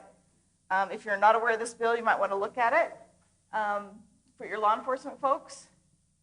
And then Senate Bill 106 requires posts to establish the statewide minimum use of force standards for all law enforcement officers and agencies. Once upon a time, we had that use of force continuum ladder, right, that law enforcement got trained on, and, if this, then this, and then you kind of climb the ladder until you get to deadly force at the top. Law enforcement agencies went away from that several years ago because it really wasn't necessarily helpful in every situation. But it appears from this bill that the legislature and quite frankly the public are looking to have at least some standards, minimum standards, not maximum, but minimum standards of when use of force, whether it's kneeling on someone's neck, or when or if you can do that, which by the way you can't anymore. They passed that bill in the special session that said no more. Can't use chokeholds, you can't kneel on people's necks, you can't do any of that. But they're going to establish those minimum use of force. And then you guys as prosecutors get to fight all those motions that you're going to get, because as well as I do that pretty much every single defense that comes your way for the next year is going to have some sort of excessive use of force, something. It's just what it is. V is for vaccine. How many of you guys got your vaccine out of curiosity? I got my shots. Yeah, most of you. That's awesome. Not everybody's got them, and that's fine. But House Bill 308 prevents any government agency from requiring a vaccine for any purpose. Schools cannot require them to attend school. You can require every other vaccine to attend school, but you cannot require a COVID vaccine to attend school. I don't know where the logic is in that, but okay. Governments cannot require them of their first responders before they work. We cannot require them of any employee. We can't require them for any participation on a volunteer board. We can't require them whatsoever. No COVID vaccine can be required. All we can do is encourage. We can incentivize. We can tell our employees that you'll get an extra week of vacation if you do it, but that's all we can do. We can't mandate it. W is for weapons. There is House Bill 264 that requires law enforcement to file a report every time they draw their gun. Probably a good idea. I think that what the reports are going to show that they're drawn a whole lot more than they're ever aimed, and aimed a lot more than they're ever used. But it has to be, it's when it's drawn and pointed at an individual that you have to file the report. So it'll be interesting to see what those statistics end up being. X is for exchange. You guys know how to use exchange in the court's website, right? You look up cases. We on the civil side use it a lot, quite frankly, to look up case files. You pay a subscription fee as an agency, and then you get passwords and access to this. What this bill does, House Bill 249, is it allows the public to access the same thing. And the impetus behind this is they wanted people to be able to look up who they're dating through the court system. I mean, that was what it's for. Basically, you can if Google doesn't tell you, you can go onto the exchange site and figure out the criminal record of your Friday night date. You have to pay a fee. It's not free, but it does allow the public access to the exchange system. Y is for you no longer have to publish in a newspaper. This was a massive bill sponsored by Senator Maine that basically went through the entire Utah code and took out most, if not all, well, it's not all the provisions, but by far the vast majority of the provisions that required publication in the newspaper of general jurisdiction, newspaper of general circulation in your jurisdiction. That's all gone. Now the requirement is that you post it on the Utah Notice website. There is now a new website that's being created as well for these kind of legal notices. And then you also have to publish it on your own website. So newspaper has gone away the dodo. It makes me feel kind of bad. I'm sort of a traditionalist. I still read the newspaper. But these are gone. I mean, for small newspapers, this is going to kill them. I mean, this is basically what keeps them afloat, are these legal notices that's what pays for everything. So without these notices, it'll be interesting to see how long we actually have newspapers anymore. It'll be online versions, but no print. So we'll see how it goes. Last but not least, Z is for Zimmerman's defense. You guys remember George Zimmerman?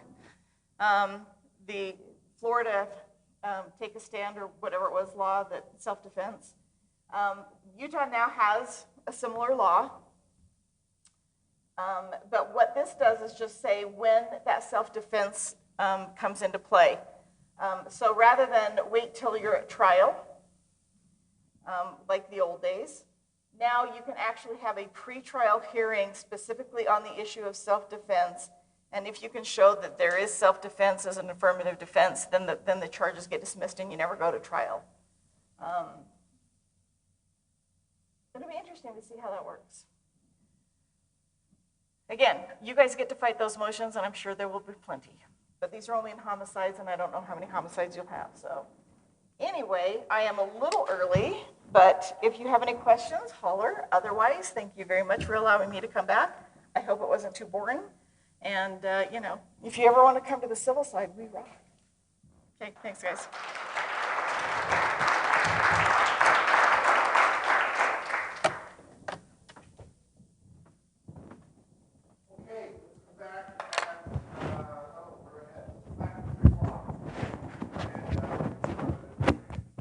Sorry, I talked too fast.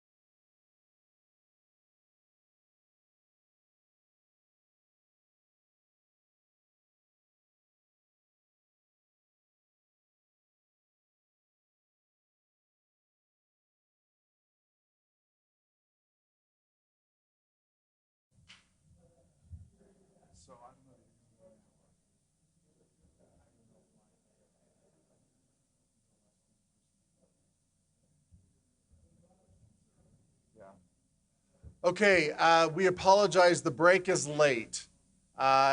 So it's coming. So maybe sneak out while Judge Farr's not looking. But there's supposed to be cookies or brownies or something that's coming. So we apologize for that. It was supposed to be here 20 minutes ago. Marlise has a quick announcement, and then I will introduce Judge Farr. Just as a follow-up on the question and discussion we had about HB 227, that does go into effect next week, and it will be applicable to all open cases. So from next week moving forward, any case that's open, and of course anything filed in the future, that will be applicable to, as it's a procedure. It doesn't change the elements, as the esteemed Mr. Van Dyke included in his comment. So just be aware of that. It goes into effect. Okay, thanks, Marlise. Okay, Judge Farr's here is going to talk to us about status of the courts. So hopefully I'll have some good questions for him. I will be out in the audience with the microphone. But Judge Paul Farr has been a member of the Utah Bar for 21 years, has a degree in criminal justice from Weber State, and a law degree from BYU. After several years in private practice, mostly civil litigation, Judge Farr was appointed as a Justice Court judge, where he has been serving for the last 11 years. He currently serves in Sandy, Harriman, and Alta. Judge Farr has been serving as a member of the Utah Judicial Council for the past 5 years and is currently serving on the Council's Management Committee. And it's in that latter capacity that he is here today just to talk to us about what is going on. So like I said, pepper him with questions in addition to the material he's going to have, and we'll turn it over to Judge Farr.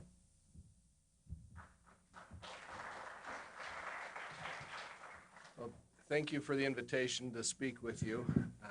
I would like this to be a discussion as much as possible, and if you have questions as we go, please raise your hand, interrupt, and we'll answer those as we go. If you'd have told me last year that in April of 2021 we'd still be having this discussion on court's response to COVID, I'd not be real happy about that. If we have this need next year in 2022, I'm not going to be available. I will be on a beach someplace else. But it has been a long year for many of you, I know, as well as us at the courts. A lot of learning that's come from it as well, and hopefully things that we're doing better.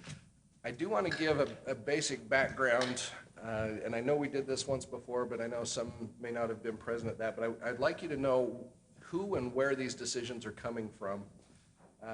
So the judiciary is, of course, governed by two bodies in Utah, the Supreme Court that everybody's familiar with, and also the Judicial Council. And before I became a judge, I knew the Judicial Council was there. I didn't know a whole lot about its detail. But it's made up of members of each court level, chaired by the Chief Justice.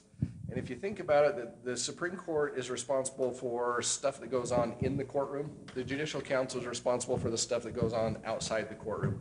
So rules of judicial administration, judicial performance, court facilities, support services, staff levels, all that type of thing are in the Judicial Council's bailiwick. The council's members, each judge serves on a subcommittee. There are 4 subcommittees. They include legislative liaison, of course, deals with legislative issues, budget and finance, policy and planning. That's where the rules of rules of judicial administration are dealt with, and then the management committee. And the management committee tackles kind of the executive level issues. And that is where the COVID response has kind of been placed, is with the management committee.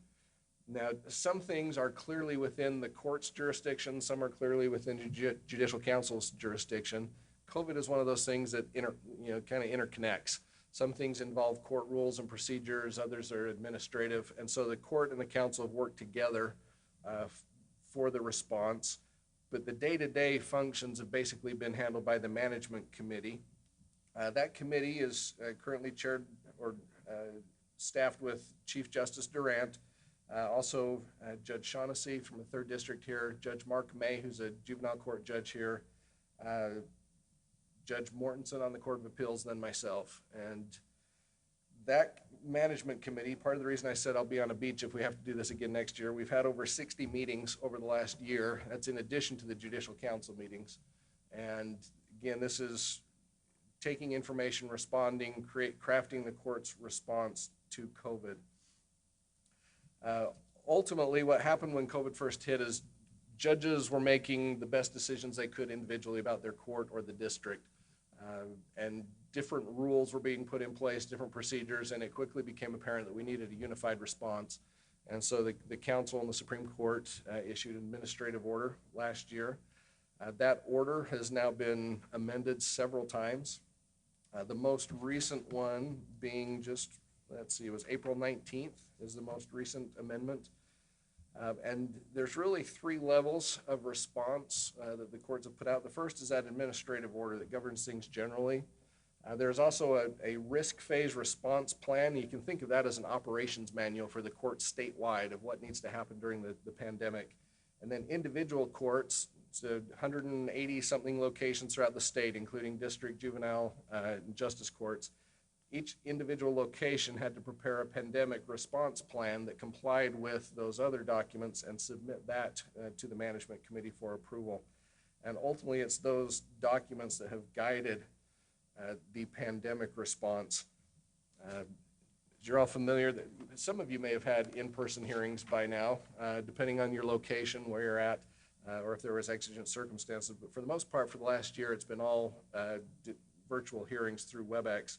Just to give you an idea, and this was an estimate based on some older numbers, somewhere around 300,000 hearings have now been held by WebEx in Utah's courts with about 800,000 participants. And this was from a system that, as you probably all know, we were doing very few virtual hearings, if any, before that. And so IT and staff and everybody really ramped it up so we could do that. Just as a side note, I think there's some huge benefit to that. I practiced here in Salt Lake. I still remember having to drive to St. George for scheduling conferences that took 5 minutes because the judge wouldn't allow telephone conferences. So that, I think, is one of the things that we've learned from and is a better practice now. So again, virtual hearings in all those courts throughout the state.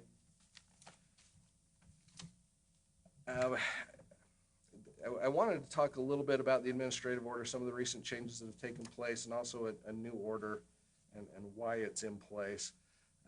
So again, I mentioned that on April 19th, the new administrative order was put into place. There was also an order on just a few days after that. I'm trying to grab the date here. Or excuse me, before that, April 13th. I don't know if you all would have seen this, deals strictly with masks. There is a separate order. It's 1 page, and it says, in fact, I'm going to skip the initial part and just read this. It is therefore ordered as follows. Court patrons and personnel must continue to wear masks in courthouses and other buildings managed by the courts, such as probation offices, consistent with the risk phase response plan adopted by the Management Committee of the Judicial Council. The mask mandate will continue until otherwise ordered or unless authorized in the risk phase response plan. Those are being posted at each court location and continue to apply to staff and participants. That obviously, as you're all aware, something has become very politicized. The reason that the courts are doing that is because we're in a unique position to compel people's attendance. And that can include individuals that are at high risk, individuals that aren't comfortable being around other groups. And so because of that, we try to balance that concern with this, everybody's safety along with constitutional rights. And one of the things we're doing is requiring masks to continue to be in use. That has created some confusion and upset. Patrons coming to the court wondering, the governor ended the mask mandate. Why do I have to continue to wear a mask? And it's for that reason. The most recent administrative order from April did make a couple of changes. One big one was regarding warrants, particularly in misdemeanors. There had been some restrictions over the past year regarding when and how warrants could be issued. That language has now been removed. The thought is we've been practicing in this environment for about a year now. Everybody should be fairly comfortable with it. Individuals know they have to come to court, even if it's virtual. And so warrants will be issued kind of like they were before. Again, we're asking that judges be soft with their approach and make sure that if individuals really can't join because of a connection issue, work with people, give them a grace period, but ultimately warrants can be issued for people not appearing in court. The court's response, and the question everybody has, when will we be back in person in court? It is tied to the state's transmission index. So the courts have a color-coded system with red, yellow, and green. And again, that's tied to the transmission index. And so this, I don't know if everybody's familiar with it. It's published every week. On management committee, I'm thoroughly familiar with it. I get updates all the time. But when a when a county is designated as either in the moderate or high transmission index, that corresponds to red for our courts. So if your county is moderate or high, there are no in-person hearings under that red designation. Once a county moves to low, then that goes to the yellow designation for courts, and there can be in-person hearings in yellow. Still, safety precautions have to be put in place. Courts have to follow that pandemic response plan that was mentioned, but we can have in-person hearings. To give you an idea, this is the most recent transmission index from a few days ago. It is showing the only county that's currently high is Grand County. It's really high. And then the rest of the counties are kind of split half and half between low and moderate. Kind of as you can imagine, for the most part, the larger counties are still moderate. A lot of the less populated counties are low. So again, in those counties that are in low, the courts would be authorized to hold in-person hearings and operate under the yellow restrictions, assuming that they filed an appropriate pandemic response plan that's been approved by the management committee. The red, yellow, green chart is on the court's website. I also have a copy with me if anybody wants to see it or has any questions, but it just gives a little bit of detail as far as what is allowed under each of those colors. We're in a little bit of a flux right now. I'd like to say I have better answers as far as what's going to happen, but things are really in play. And that's because numbers are down for the most part. Vaccination numbers are very high. And so we see some changes. There's actually going to be a small group of the Judicial Council, some presiding judges. They're going to be meeting with professionals with the University of Utah and kind of reevaluating our process and what we need to do. But we continue to look to the public health officials. That includes the Center for Disease and Prevention, local health departments, state health department, and again, health officials from the University of Utah in setting our response. We are anticipating there will likely be changes over the next few weeks or months as we get this new information. But right now, I can't tell you exactly what that will look like or how soon that will happen. Ultimately, we're trying to balance, the constitutional rights of individuals and defendants with public safety. Again, recognizing that we have the unique responsibility and authority to compel people to come to court. Jury trials have been a huge focus of what we've been doing and still focus on. Some of you may know there's been a jury trial pilot project. There's authorized rules put in place. That's happened in some locations in the district court, including here in Salt Lake County. The justice courts have actually just started that as well, some here in Salt Lake County. The court I'm in, Sandy, West Valley, Salt Lake City, we have just started participating. I think West Valley has had some jury trial dates. I think that most of the juries have resolved. I do know at the district court, did I hear all of them? Okay, so no jury trials for West Valley yet. And as far as I know, Salt Lake City has not had them yet. I am anticipating one in Sandy in May, or the later part of May. We'll see if that happens. As you all probably know, once you get a jury trial date, they all start falling off like crazy, whether they actually go forward or not. Just my court in Sandy, we have a backlog of about 25 jury trials. We'll see how many actually go forward. The district court had, at one point, there were approximately 200 to 220 individuals throughout the state that were being held because of the seriousness of the charges and potential risk to the community. So they were being held in jail pending trial, waiting jury trials. Once the jury trials started opening up and had that availability, it's greatly relieved that. But again, juries continue to be a focus. And once we talk to the health professionals, I think there may be some relaxing of that or those restrictions. Hopefully we'll be able to see some jury trials coming forward in the next few months without all of the restrictions. Again, the vaccination rate has really been a game changer for our decision making. It's really affected the transmission rates and other numbers. So once we talk to those health officials, hopefully we can provide an updated administrative order and new proposals or plans going forward. And then, ultimately we're pretty excited to get back to work. I know you all have caseloads that have been affected and backlogs. As judges, we do as well. On the misdemeanor level, we've been able, just as an example in my court in Sandy, traffic cases we've been able to do by video for the most part. They're not backlogged at this point. Criminal bench trials are kind of a mixed bag depending on the type of case and the attorneys involved. We've had a lot of misdemeanor trials by video.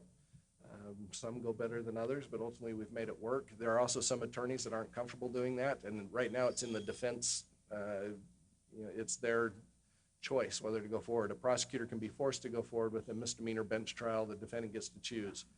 I think I have around 120 bench trials on criminal misdemeanors that are currently backlogged. Once the floodgates open, we'll see what we can do. A large majority of that is with 1 or 2 attorneys, public defenders that just don't feel comfortable. And I'm not saying that's a good or bad thing. There might be some advantages for a defense attorney to try to wait that out as well. And then again, jury trials, I've got about 25. I know Salt Lake City, West Valley have a large number that they're trying to wade through. So once things do open, I still anticipate realistically several months to a year to try to get things back to normal schedule. Hopefully we can do that as soon as possible.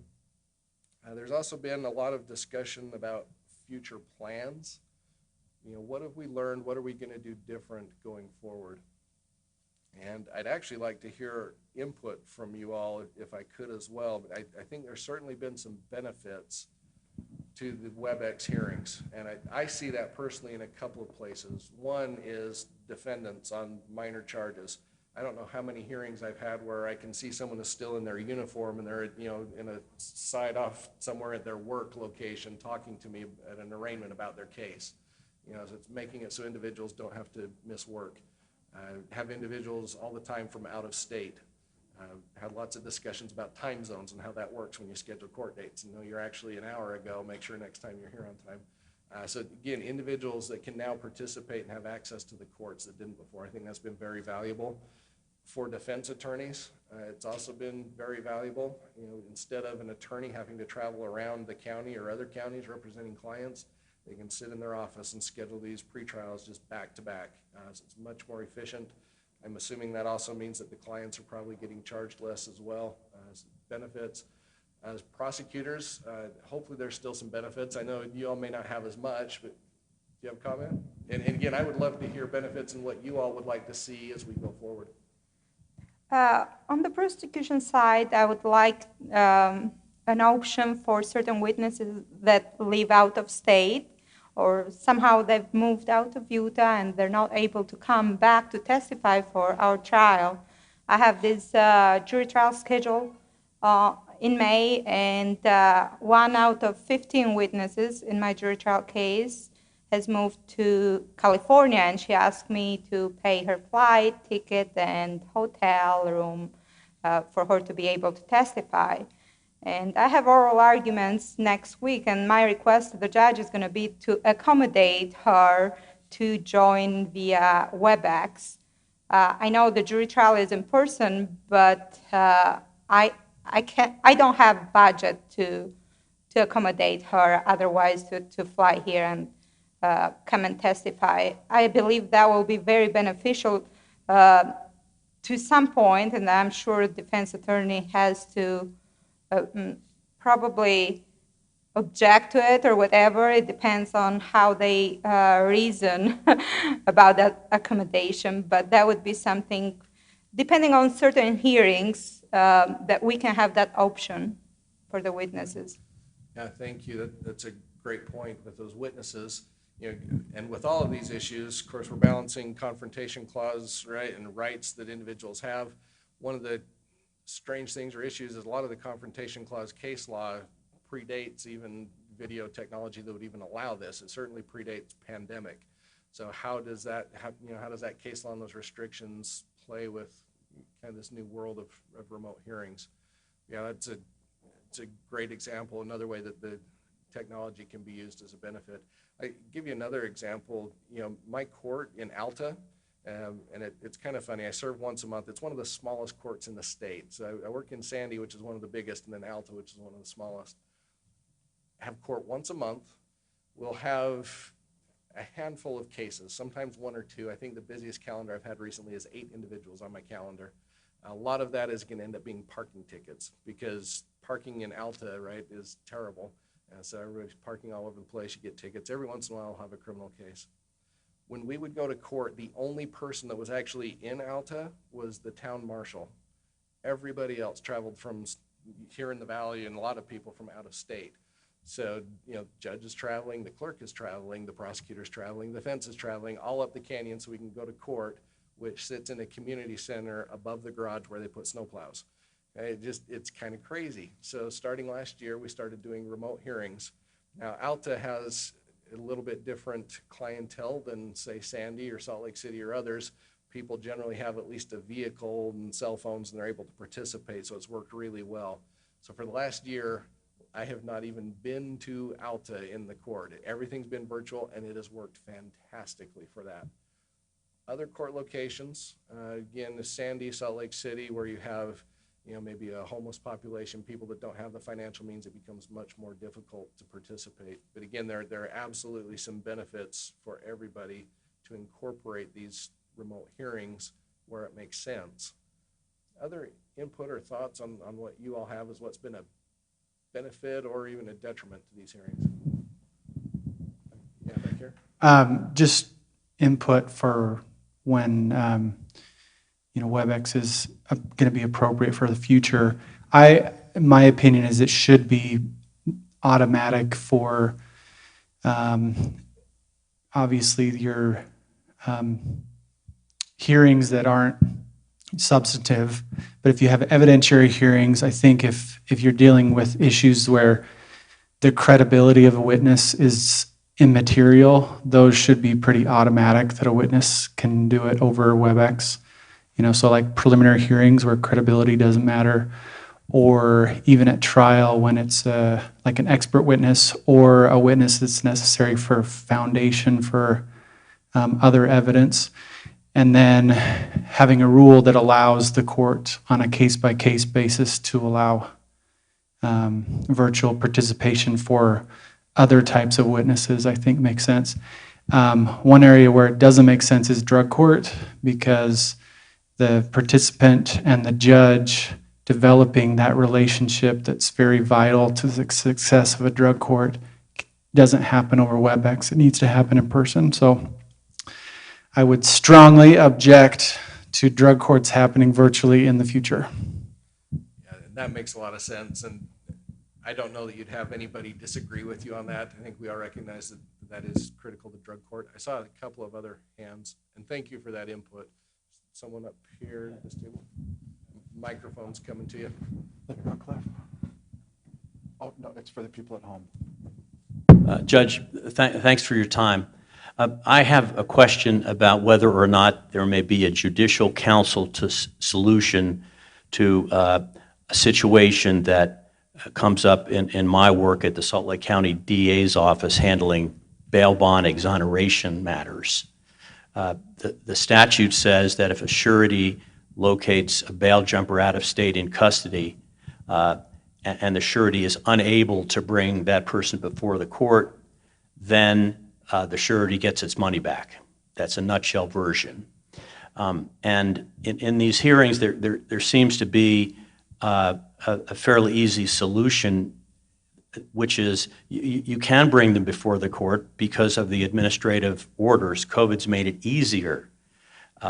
And for some reason, sureties counsel are not energetically behind this, and they seem incapable of arranging for a person who's in custody in Wyoming to get in front of a computer for a WebEx hearing to appear in Utah without leaving custody.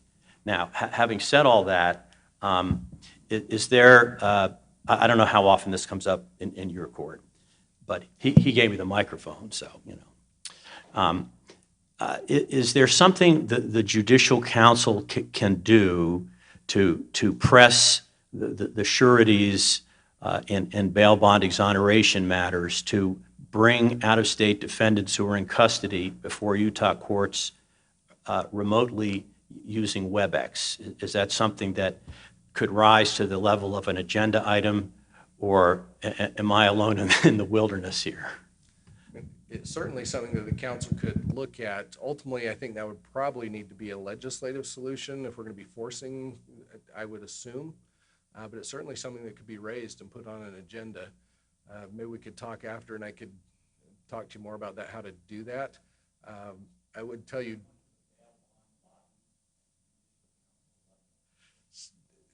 there is a bail bond lobby. We don't really get lobbied at the Judicial Council level, but we certainly, anytime we try proposing that and it goes through legislation, we certainly run into that. And overall, I would say the bail bond lobby has been more effective than or heard more loudly than the Judicial Council voice with some of these items. But yeah, and from a court's perspective, it would certainly be possible and easy enough to resolve it like that if we could just get it required. Yeah, thank you. Were there other? I thought I saw another hand. Maybe not. Okay. My personal thoughts going forward is there are definitely some things that I want to continue with WebEx. Again, pretrial conferences where parties are represented by counsel just seem to be the really low-hanging fruit, super easy. I think it makes it easier and more efficient for everybody. Attorneys seem to have figured out WebEx, whereas a lot of pro se individuals maybe struggle with that a little bit more, so it's super efficient. So I am definitely going to be utilizing that for pretrials. I also anticipate having arraignment calendars where that is available for individuals, again, out of state, at work, or for whatever reason can't make it to court. The one thing I don't want to do is I don't want to have a calendar that's mixed where I have some people coming in person and then some on video. That just becomes very difficult. So I'm anticipating, maybe separate days or times with those calendars. Did you have a comment or question? Yeah. One issue that I personally have encountered, I practice currently in front of a judge that handles all of our domestic violence cases in West Valley. We do our arraignments and address jail release agreements and requests for protective orders at that time. One issue that I know that we have encountered is defendants being served with those protective orders who either provide a bad email address or fail to show up at the courthouse afterward, and we're kind of in this limbo where a JRA has been lifted and a PO has been ordered but hasn't been served. Do you see a workaround for that if you're going to conduct specifically domestic violence cases or domestic violence arraignments? Do you have an idea for a solution on that issue? It's a great question and an important issue, and I have no solution for it. We're stuck in the same thing, and you'll see these individuals at arraignment. I do know that some judges actually treat that as the exigent circumstance that requires an in-person. So some judges at the arraignment are saying, I'm issuing a pretrial protective order. You need to appear at the court at this time to receive that. And that is one workaround. The issue becomes, well, what if they don't and you don't hear from them again? We have been emailing and mailing protective orders, telling people at the arraignment this is being imposed. And I suppose there could potentially be a challenge at some point if somebody says, oh, I wasn't actually served with it. But that, again, that's the kind of the best we can do at this point. Even the under the administrative order, an exigent circumstance case that requires an in-person hearing, you have to get the presiding judge's approval to do that. In West Valley, that's easy. You can walk next door, right? But for the rest of us, it makes it difficult to even get that permission in a timely manner to schedule that. So, yeah, unfortunately, there's not a great workaround. It's another one of these areas where I think the rules haven't quite caught up with modern technology and our processes, and hopefully that's one of the things that we can address. Anything else to that? Additional areas where I think it works and it doesn't. I don't know about all of you. I'm sure in West Valley you get this, but interpreters under the current WebEx platform, dealing with cases with interpreters is extremely frustrating as a judge. We have some pretty experienced and qualified interpreters speaking Spanish, and so that works better than some, but especially when you get some of these weird languages and someone is not experienced, it's a nightmare trying to get through a hearing. And so hopefully, and early on, the IT department, the administrative office of the courts went to WebEx. And I remember we approved that, and there were some really good reasons. There was security issues. For those of you that are familiar with Zoom and WebEx, Zoom seems to be so much easier and simpler, but we're stuck with WebEx.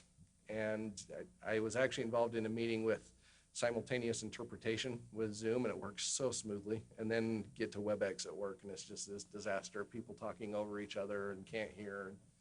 So that's another thing I'd like to address. And I think going forward, if it's an interpreter matter, I would definitely want that to be in person as much as possible. Obviously, trials, jury trials, the current pilot project that's going on still has people in court. Jury selection happens virtually, but then the participants actually show up in court. It's distance, there's protections in place. We have struggled for a year to try to figure out how to make jury trials go forward. I don't think there's a way that we will ever be able to do remote jury trials. It's just not something that we can pass the constitutional requirements and still make work. Again, that's what I anticipate doing going forward. One of the questions we have is right now there are judges that are being kind of forced to do remote hearings because it's the only option. Once the pandemic is over and we're back to normal, I anticipate that there will be some judges that are really resistant to continue doing that. So that we are going to have ongoing discussions about, procedural rules, administrative rules, things like that, that could potentially even require a judge to allow remote hearings in some cases. I don't know that what the council's position would be. That's personally my feeling, is that we probably should, because again, I don't want to be forcing someone from, an attorney from Washington County to have to drive up to one of my conference, scheduling conference. I'd like to keep that available, and I would like to see all judges keep that available. So that'll be part of an ongoing discussion. There's actually a small work group that's just starting out, and I anticipate they'll reach out to others, including this group, to get additional input. But there will be a discussion about procedural rules, administrative rules going forward, and how that'll incorporate remote hearings. Any other input that anybody would like to give me? Again, this would be helpful on the management committee as I go back, so we can discuss, what works for you all with remote, what doesn't work.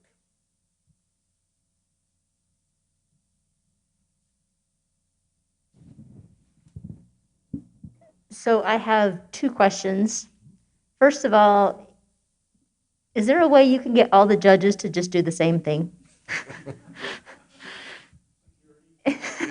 And the second question, that's somewhat facetious, but that is one of the problems, right? Is you'll go into one courtroom, and I know this is going to be driven by judges' comfortability with technology, where you're comfortable with WebEx, and so you're going to continue to be doing remote hearings and live hearings, and you're going to have other judges who, if they can stop doing WebEx for a second, they're going to. I think the majority of all the practitioners is going to be, if we can still continue to do some remote and some live, we would all want that. And if there's a way for the judicial council or whoever needs to do that to try to make that so it's still a possibility despite judges not being comfortable with that technology, that would be fantastic. Yeah, thank you. And again, that would be my personal goal as well, of whether the council ultimately buys off on that. 'Cause there are ways it could be done, right? We could put rules in place that, a party has a choice for certain types of hearings or certain types of things to appear remotely, which would require a judge to do that. Ultimately, whether the council would go that direction, I think there's a lot of members and a lot of judges that are leaning that way because we see the benefit. And again, ultimately, it's an access to justice issue, right? To allow as many people as possible to have access to the courts. So it makes a lot of sense. We have to balance that with, even as the judicial council, we can't interfere with a judge's, decision making and what they are able to do as a judge. So it's kind of a balance. Again, we'll be having discussions. It would be really nice if we could make all judges do the same thing. Unfortunately, we're all a little bit quirky and have some different things. In fact, I was actually I ate lunch today with somebody who was telling me that a federal judge here that still has their calendar on their desk that's about this big, and you can see him flipping through the pages to get to the calendar slots. So I know there are going to be some judges that are hesitant to go, again, all digital and remotely once they no longer have to. we'll see. Other questions? And if there's other questions that you have about what I've talked about, or even something else you just wanted to ask because I'm here, I'd be happy to answer that. So I'll ask my second question. And again, I know this is a little bit facetious, but whatever you have. So up until now, defense attorneys have basically said, I don't want to do a jury trial because I want it to be in person. And now that we've actually started to do the pilot projects, every single one of those defense attorneys is going to turn around and say, wait a minute, my client's speedy trial rights were violated because of the order that came down from the Utah Supreme Court. So I don't know if there's any type of, again, it would be great if they could just issue an order from the Utah Supreme Court that said, look, this isn't a basis for a speedy trial violation. But do you have any templates or any advice or anything there going forward? Because this will be a motion that every single one of us is going to have to respond to, which is a speedy trial violation. And that's a great question. We recognized early on as judges that was probably a motion that was going to be seen, in court. And we actually debated early on, should there be some type of a uniform response to that? And ultimately, the council and the court's decision was to let it take the natural process through litigation. The court can't give an advisory opinion. Council's not really in a position to do that, and we thought it would be better to let the motions be filed and rise up and be decided by judges and go through the judicial process. Actually, while I anticipated a lot of motions, and I'm sure some of you have seen those, I actually have not received that. I'll get an occasional person in court that says, what about my speedy trial rights? And I'll explain it. I have not had a serious motion challenging that yet. Have you all seen them? Or I'm not seeing a lot of hands or head nods. But again, I recognize it's an issue. You probably will. I still anticipate motions, but at least so far, really hasn't been an issue. And hopefully, once we have the option, that people can participate, or if they don't want to, and it's the defendant's choice, at that time, they're not going to have, a lot to argue one way or the other. Any other questions, comments?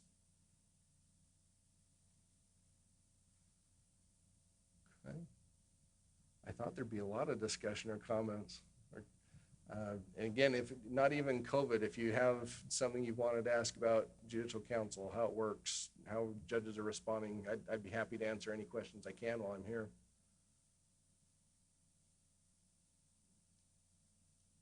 Well, this is good. I was half expecting stuff to be thrown at me, and since this wasn't virtual, it's a concern, so that's good.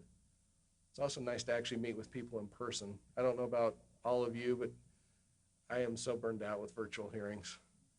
And I tell people that I feel more like a air traffic controller now than a judge, because it's mostly dealing with how to help people actually enable their audio, and how to tell people to wait their turn and when to unmute. It's all that rather than actually making judge decisions these days. So again, nice to be with you all. And I see Mr. Drexel is here, so can move on if you're done with me. Again, happy to answer any questions. If not, that's really kind of the update or the information I want to provide. Okay, well, thanks, Judge Farr. We appreciate you coming. Apologize on the break. Apparently, the kitchen did not get our order. They say the cookies are in the oven. So, Mike, you're going to have to talk until the cookies get here, and we'll send you home with warm cookies in your pocket. How's that? So Mike Drexel's here from the Administrative Office of the Court. He just wanted to take a couple of minutes to talk about clean slate issues. And then he's also had already pre-planned, we were going to ask him to talk about HB 101, the forms, and so he's going to address that. So we'll turn it over to Mike.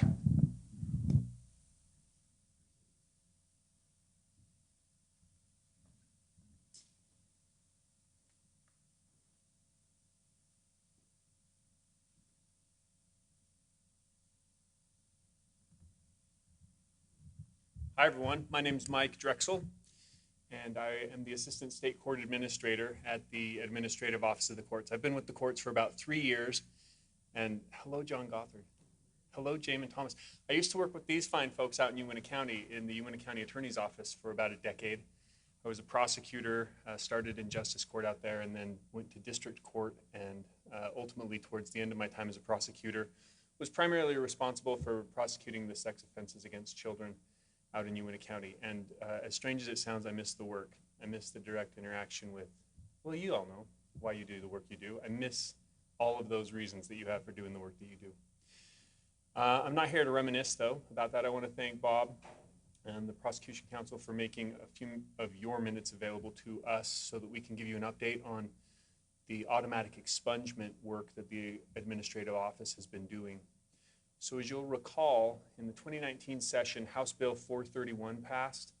It passed very late in the session, and it was a bill that was targeted towards creating automatic expungement procedures for certain types of offense, lower level offenses, or cases that resulted not in a conviction, but rather resulted in acquittal or dismissal with prejudice.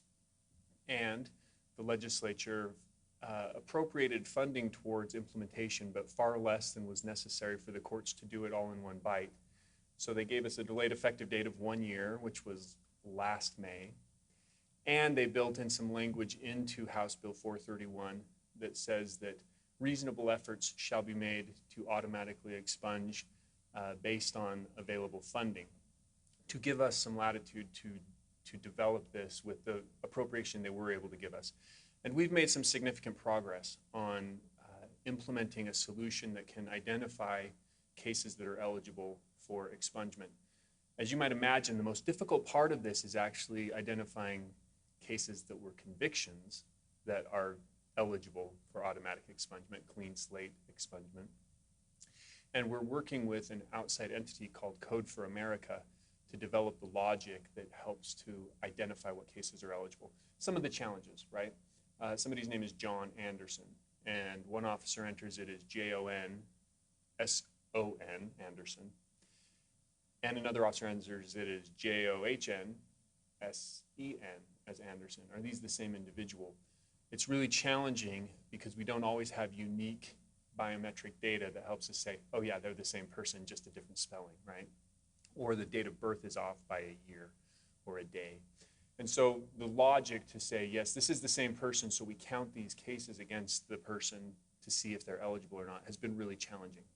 But we've made a lot of progress on identifying cases that are eligible because of acquittal or because of dismissal with prejudice.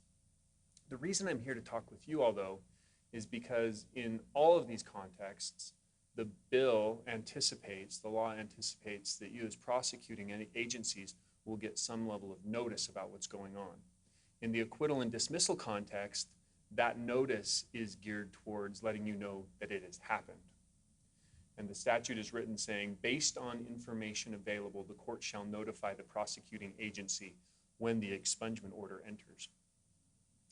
For clean slate cases, those that were a conviction that are eligible to be automatically expunged, the notification is a little bit different. And we're not to the point yet where this matters, but I'll tell you, it requires us to give notice to the prosecuting agency 35 days in advance of taking any action on actually expunging the case. And that gives you, in your office, an opportunity to file an objection. And the statute outlines 3 reasons why you may object. One is that you believe that there's out-of-state, some sort of pending criminal action, either in-state or out-of-state. One is that they didn't pay restitution. And the other, I can't remember off the top of my head, I'd have to look at it, it's in 77-40-114. And if you file an objection to the automatic expungement through an e-filing document, it will automatically kick that case out of the queue for being automatically expunged. We aren't to that point though yet, and it's going to be a year or more before that becomes relevant. What we are close to being able to implement though is the automatic expungement of the acquittal and dismissal cases. And we want to be able to provide notice to you all. We want to have information available to connect with you on. And so what we had determined to do, and I sent a memo around about this in October of 2019. Bob was nice enough to send it around. I appreciate that, thank you. Didn't get feedback except for, I'm going to call one person out, Rob Van Dyke. Hi, Rob. He did provide feedback to the memo and said, this looks like it would work for our office. Let me tell you what we had proposed doing. Taking a single email address within each prosecuting agency and sending all of the expungement-related notices to that one email address. Why?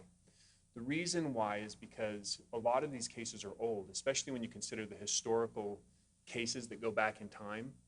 the prosecutor who's on that case, whose email address is tied to the case, may not even be in the office anymore, may not even be alive in some cases, right? And so what we end up with is email addresses that would be a dead end, and the prosecuting agency wouldn't get notice. In addition, because there are tens of thousands of cases that are, is that better? Yeah, I got word that the audio is not working, so if we'll use that. I can start at the beginning. Because there are tens of thousands, and even in some instances, depending on how you count it with traffic cases, there's hundreds of thousands of cases that are potentially caught up in this process. To send emails to a random smattering of attorneys and you end up getting 5,000 emails is not a particularly helpful way to send notification. And so what we decided would work better, and part of what we were looking for feedback on in 2019 was an idea of sending all notices to one email address and not sending them individually, but sending them instead in an in an Excel file format, kind of a CVS or an Excel file, so that you can then sort the list, you can search the list, they're all consolidated together, and we would do that in batches. So every time we came to a point where we were ready to automatically expunge cases, you would get this notification that either these have been expunged in the acquittal and dismissal case, or these have been identified as eligible to be expunged, and now you have time to 35 days to object if you think there's a reason to oppose it. That seemed to make more sense to us, and so that's how we designed the system. So what I'm interested, hopefully, in your help with is within the prosecuting agency that you represent, having a conversation and saying, where do we want these notices to go? What makes sense? Does it go to this generic email address for the office? Does it go to this individual, not because they're the person who prosecuted the case, but because it's one place to coordinate it, right? And then we provided a memo as part of your meeting materials on this. And in that memo, there is a link to a Google form that we've created where you can go in and select your prosecuting entity, say West Valley City, say, Salt Lake County, whatever it is, and say, this is the email address that we would like you to use for these notices, and then the name of whoever submits it so we can follow through if there's any confusion and circle back around with you. If we can get email addresses from the approximately 200 and something prosecuting entities in the state in a timely manner, we can then plug that into our system, pre-populating that so that that is one more part checked off as we move towards implementation and turning this on.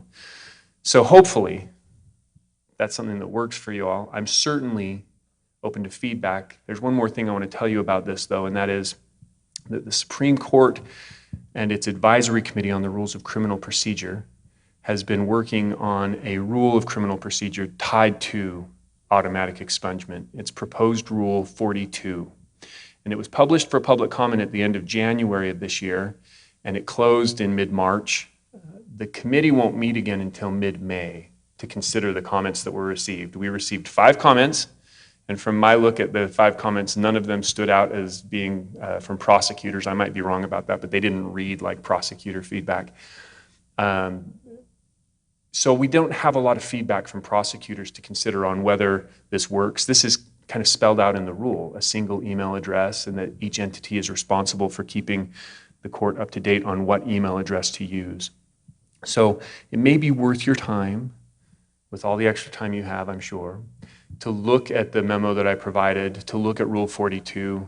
You could email me feedback if you'd like. My email address is in the memo, or you can call me on the phone, and then we can get that in front of the committee, even though the public comment period is closed. More than anything, being a former prosecutor, I want to see that this works well for you all. I don't want it to create additional friction. It's not our intention to make a process that's difficult or taxing. The legislature saddled us with a pretty big ask to do this, and I don't want to pass that along to you all. So with that, if there are any questions, I'm certainly open to questions. Otherwise, I can talk about HB 101 for a second. Cliff.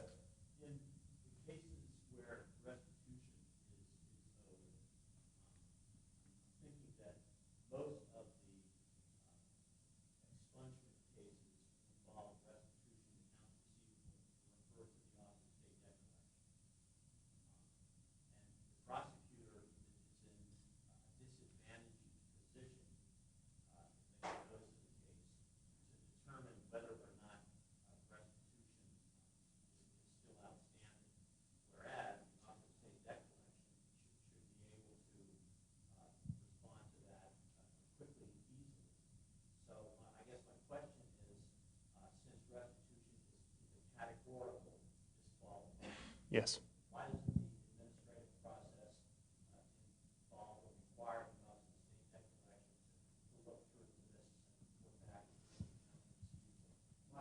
I'll restate the question, yeah. I'll restate it as soon as, yeah, absolutely. So Cliff's question was, as it relates to cases that involve restitution, which is a lot of cases, unfortunately and fortunately, and because the prosecutor is at a disadvantaged position to know whether or not restitution has been paid in full, especially when those get transferred to the Office of State Debt Collection, shouldn't the process entail some feedback from the Office of State Debt Collection that in fact restitution has been satisfied or not?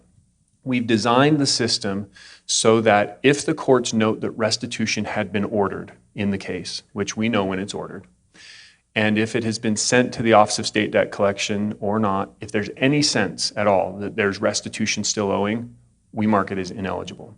And that includes checking our records to see if this office has given us a satisfaction of judgment on the restitution in the court docket.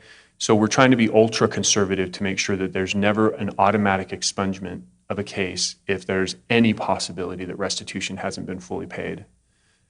Cliff, does that speak to your question? It does. I don't like the answer. Cliff didn't like my answer, but it did answer his question.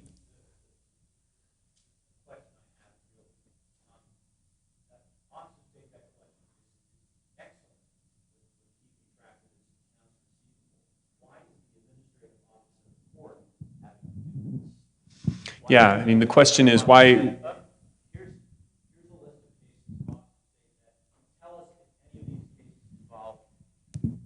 Sorry. You're fine. You can restate your question or I can. Go ahead. I guess I'm looking for daylight in the process where the administrative office of the courts would not rely on administrative staff of the courts, but would rely on the Office of State Debt, whose mandate it is to take over responsibility for collection. Send them a list and say, you tell us if restitution is owing. That'd free up the work from people who are making assumptions. It's referred to state debt, but we don't know if it's been paid or not, and shift it to people who will absolutely know the answer and be able to obtain it quickly.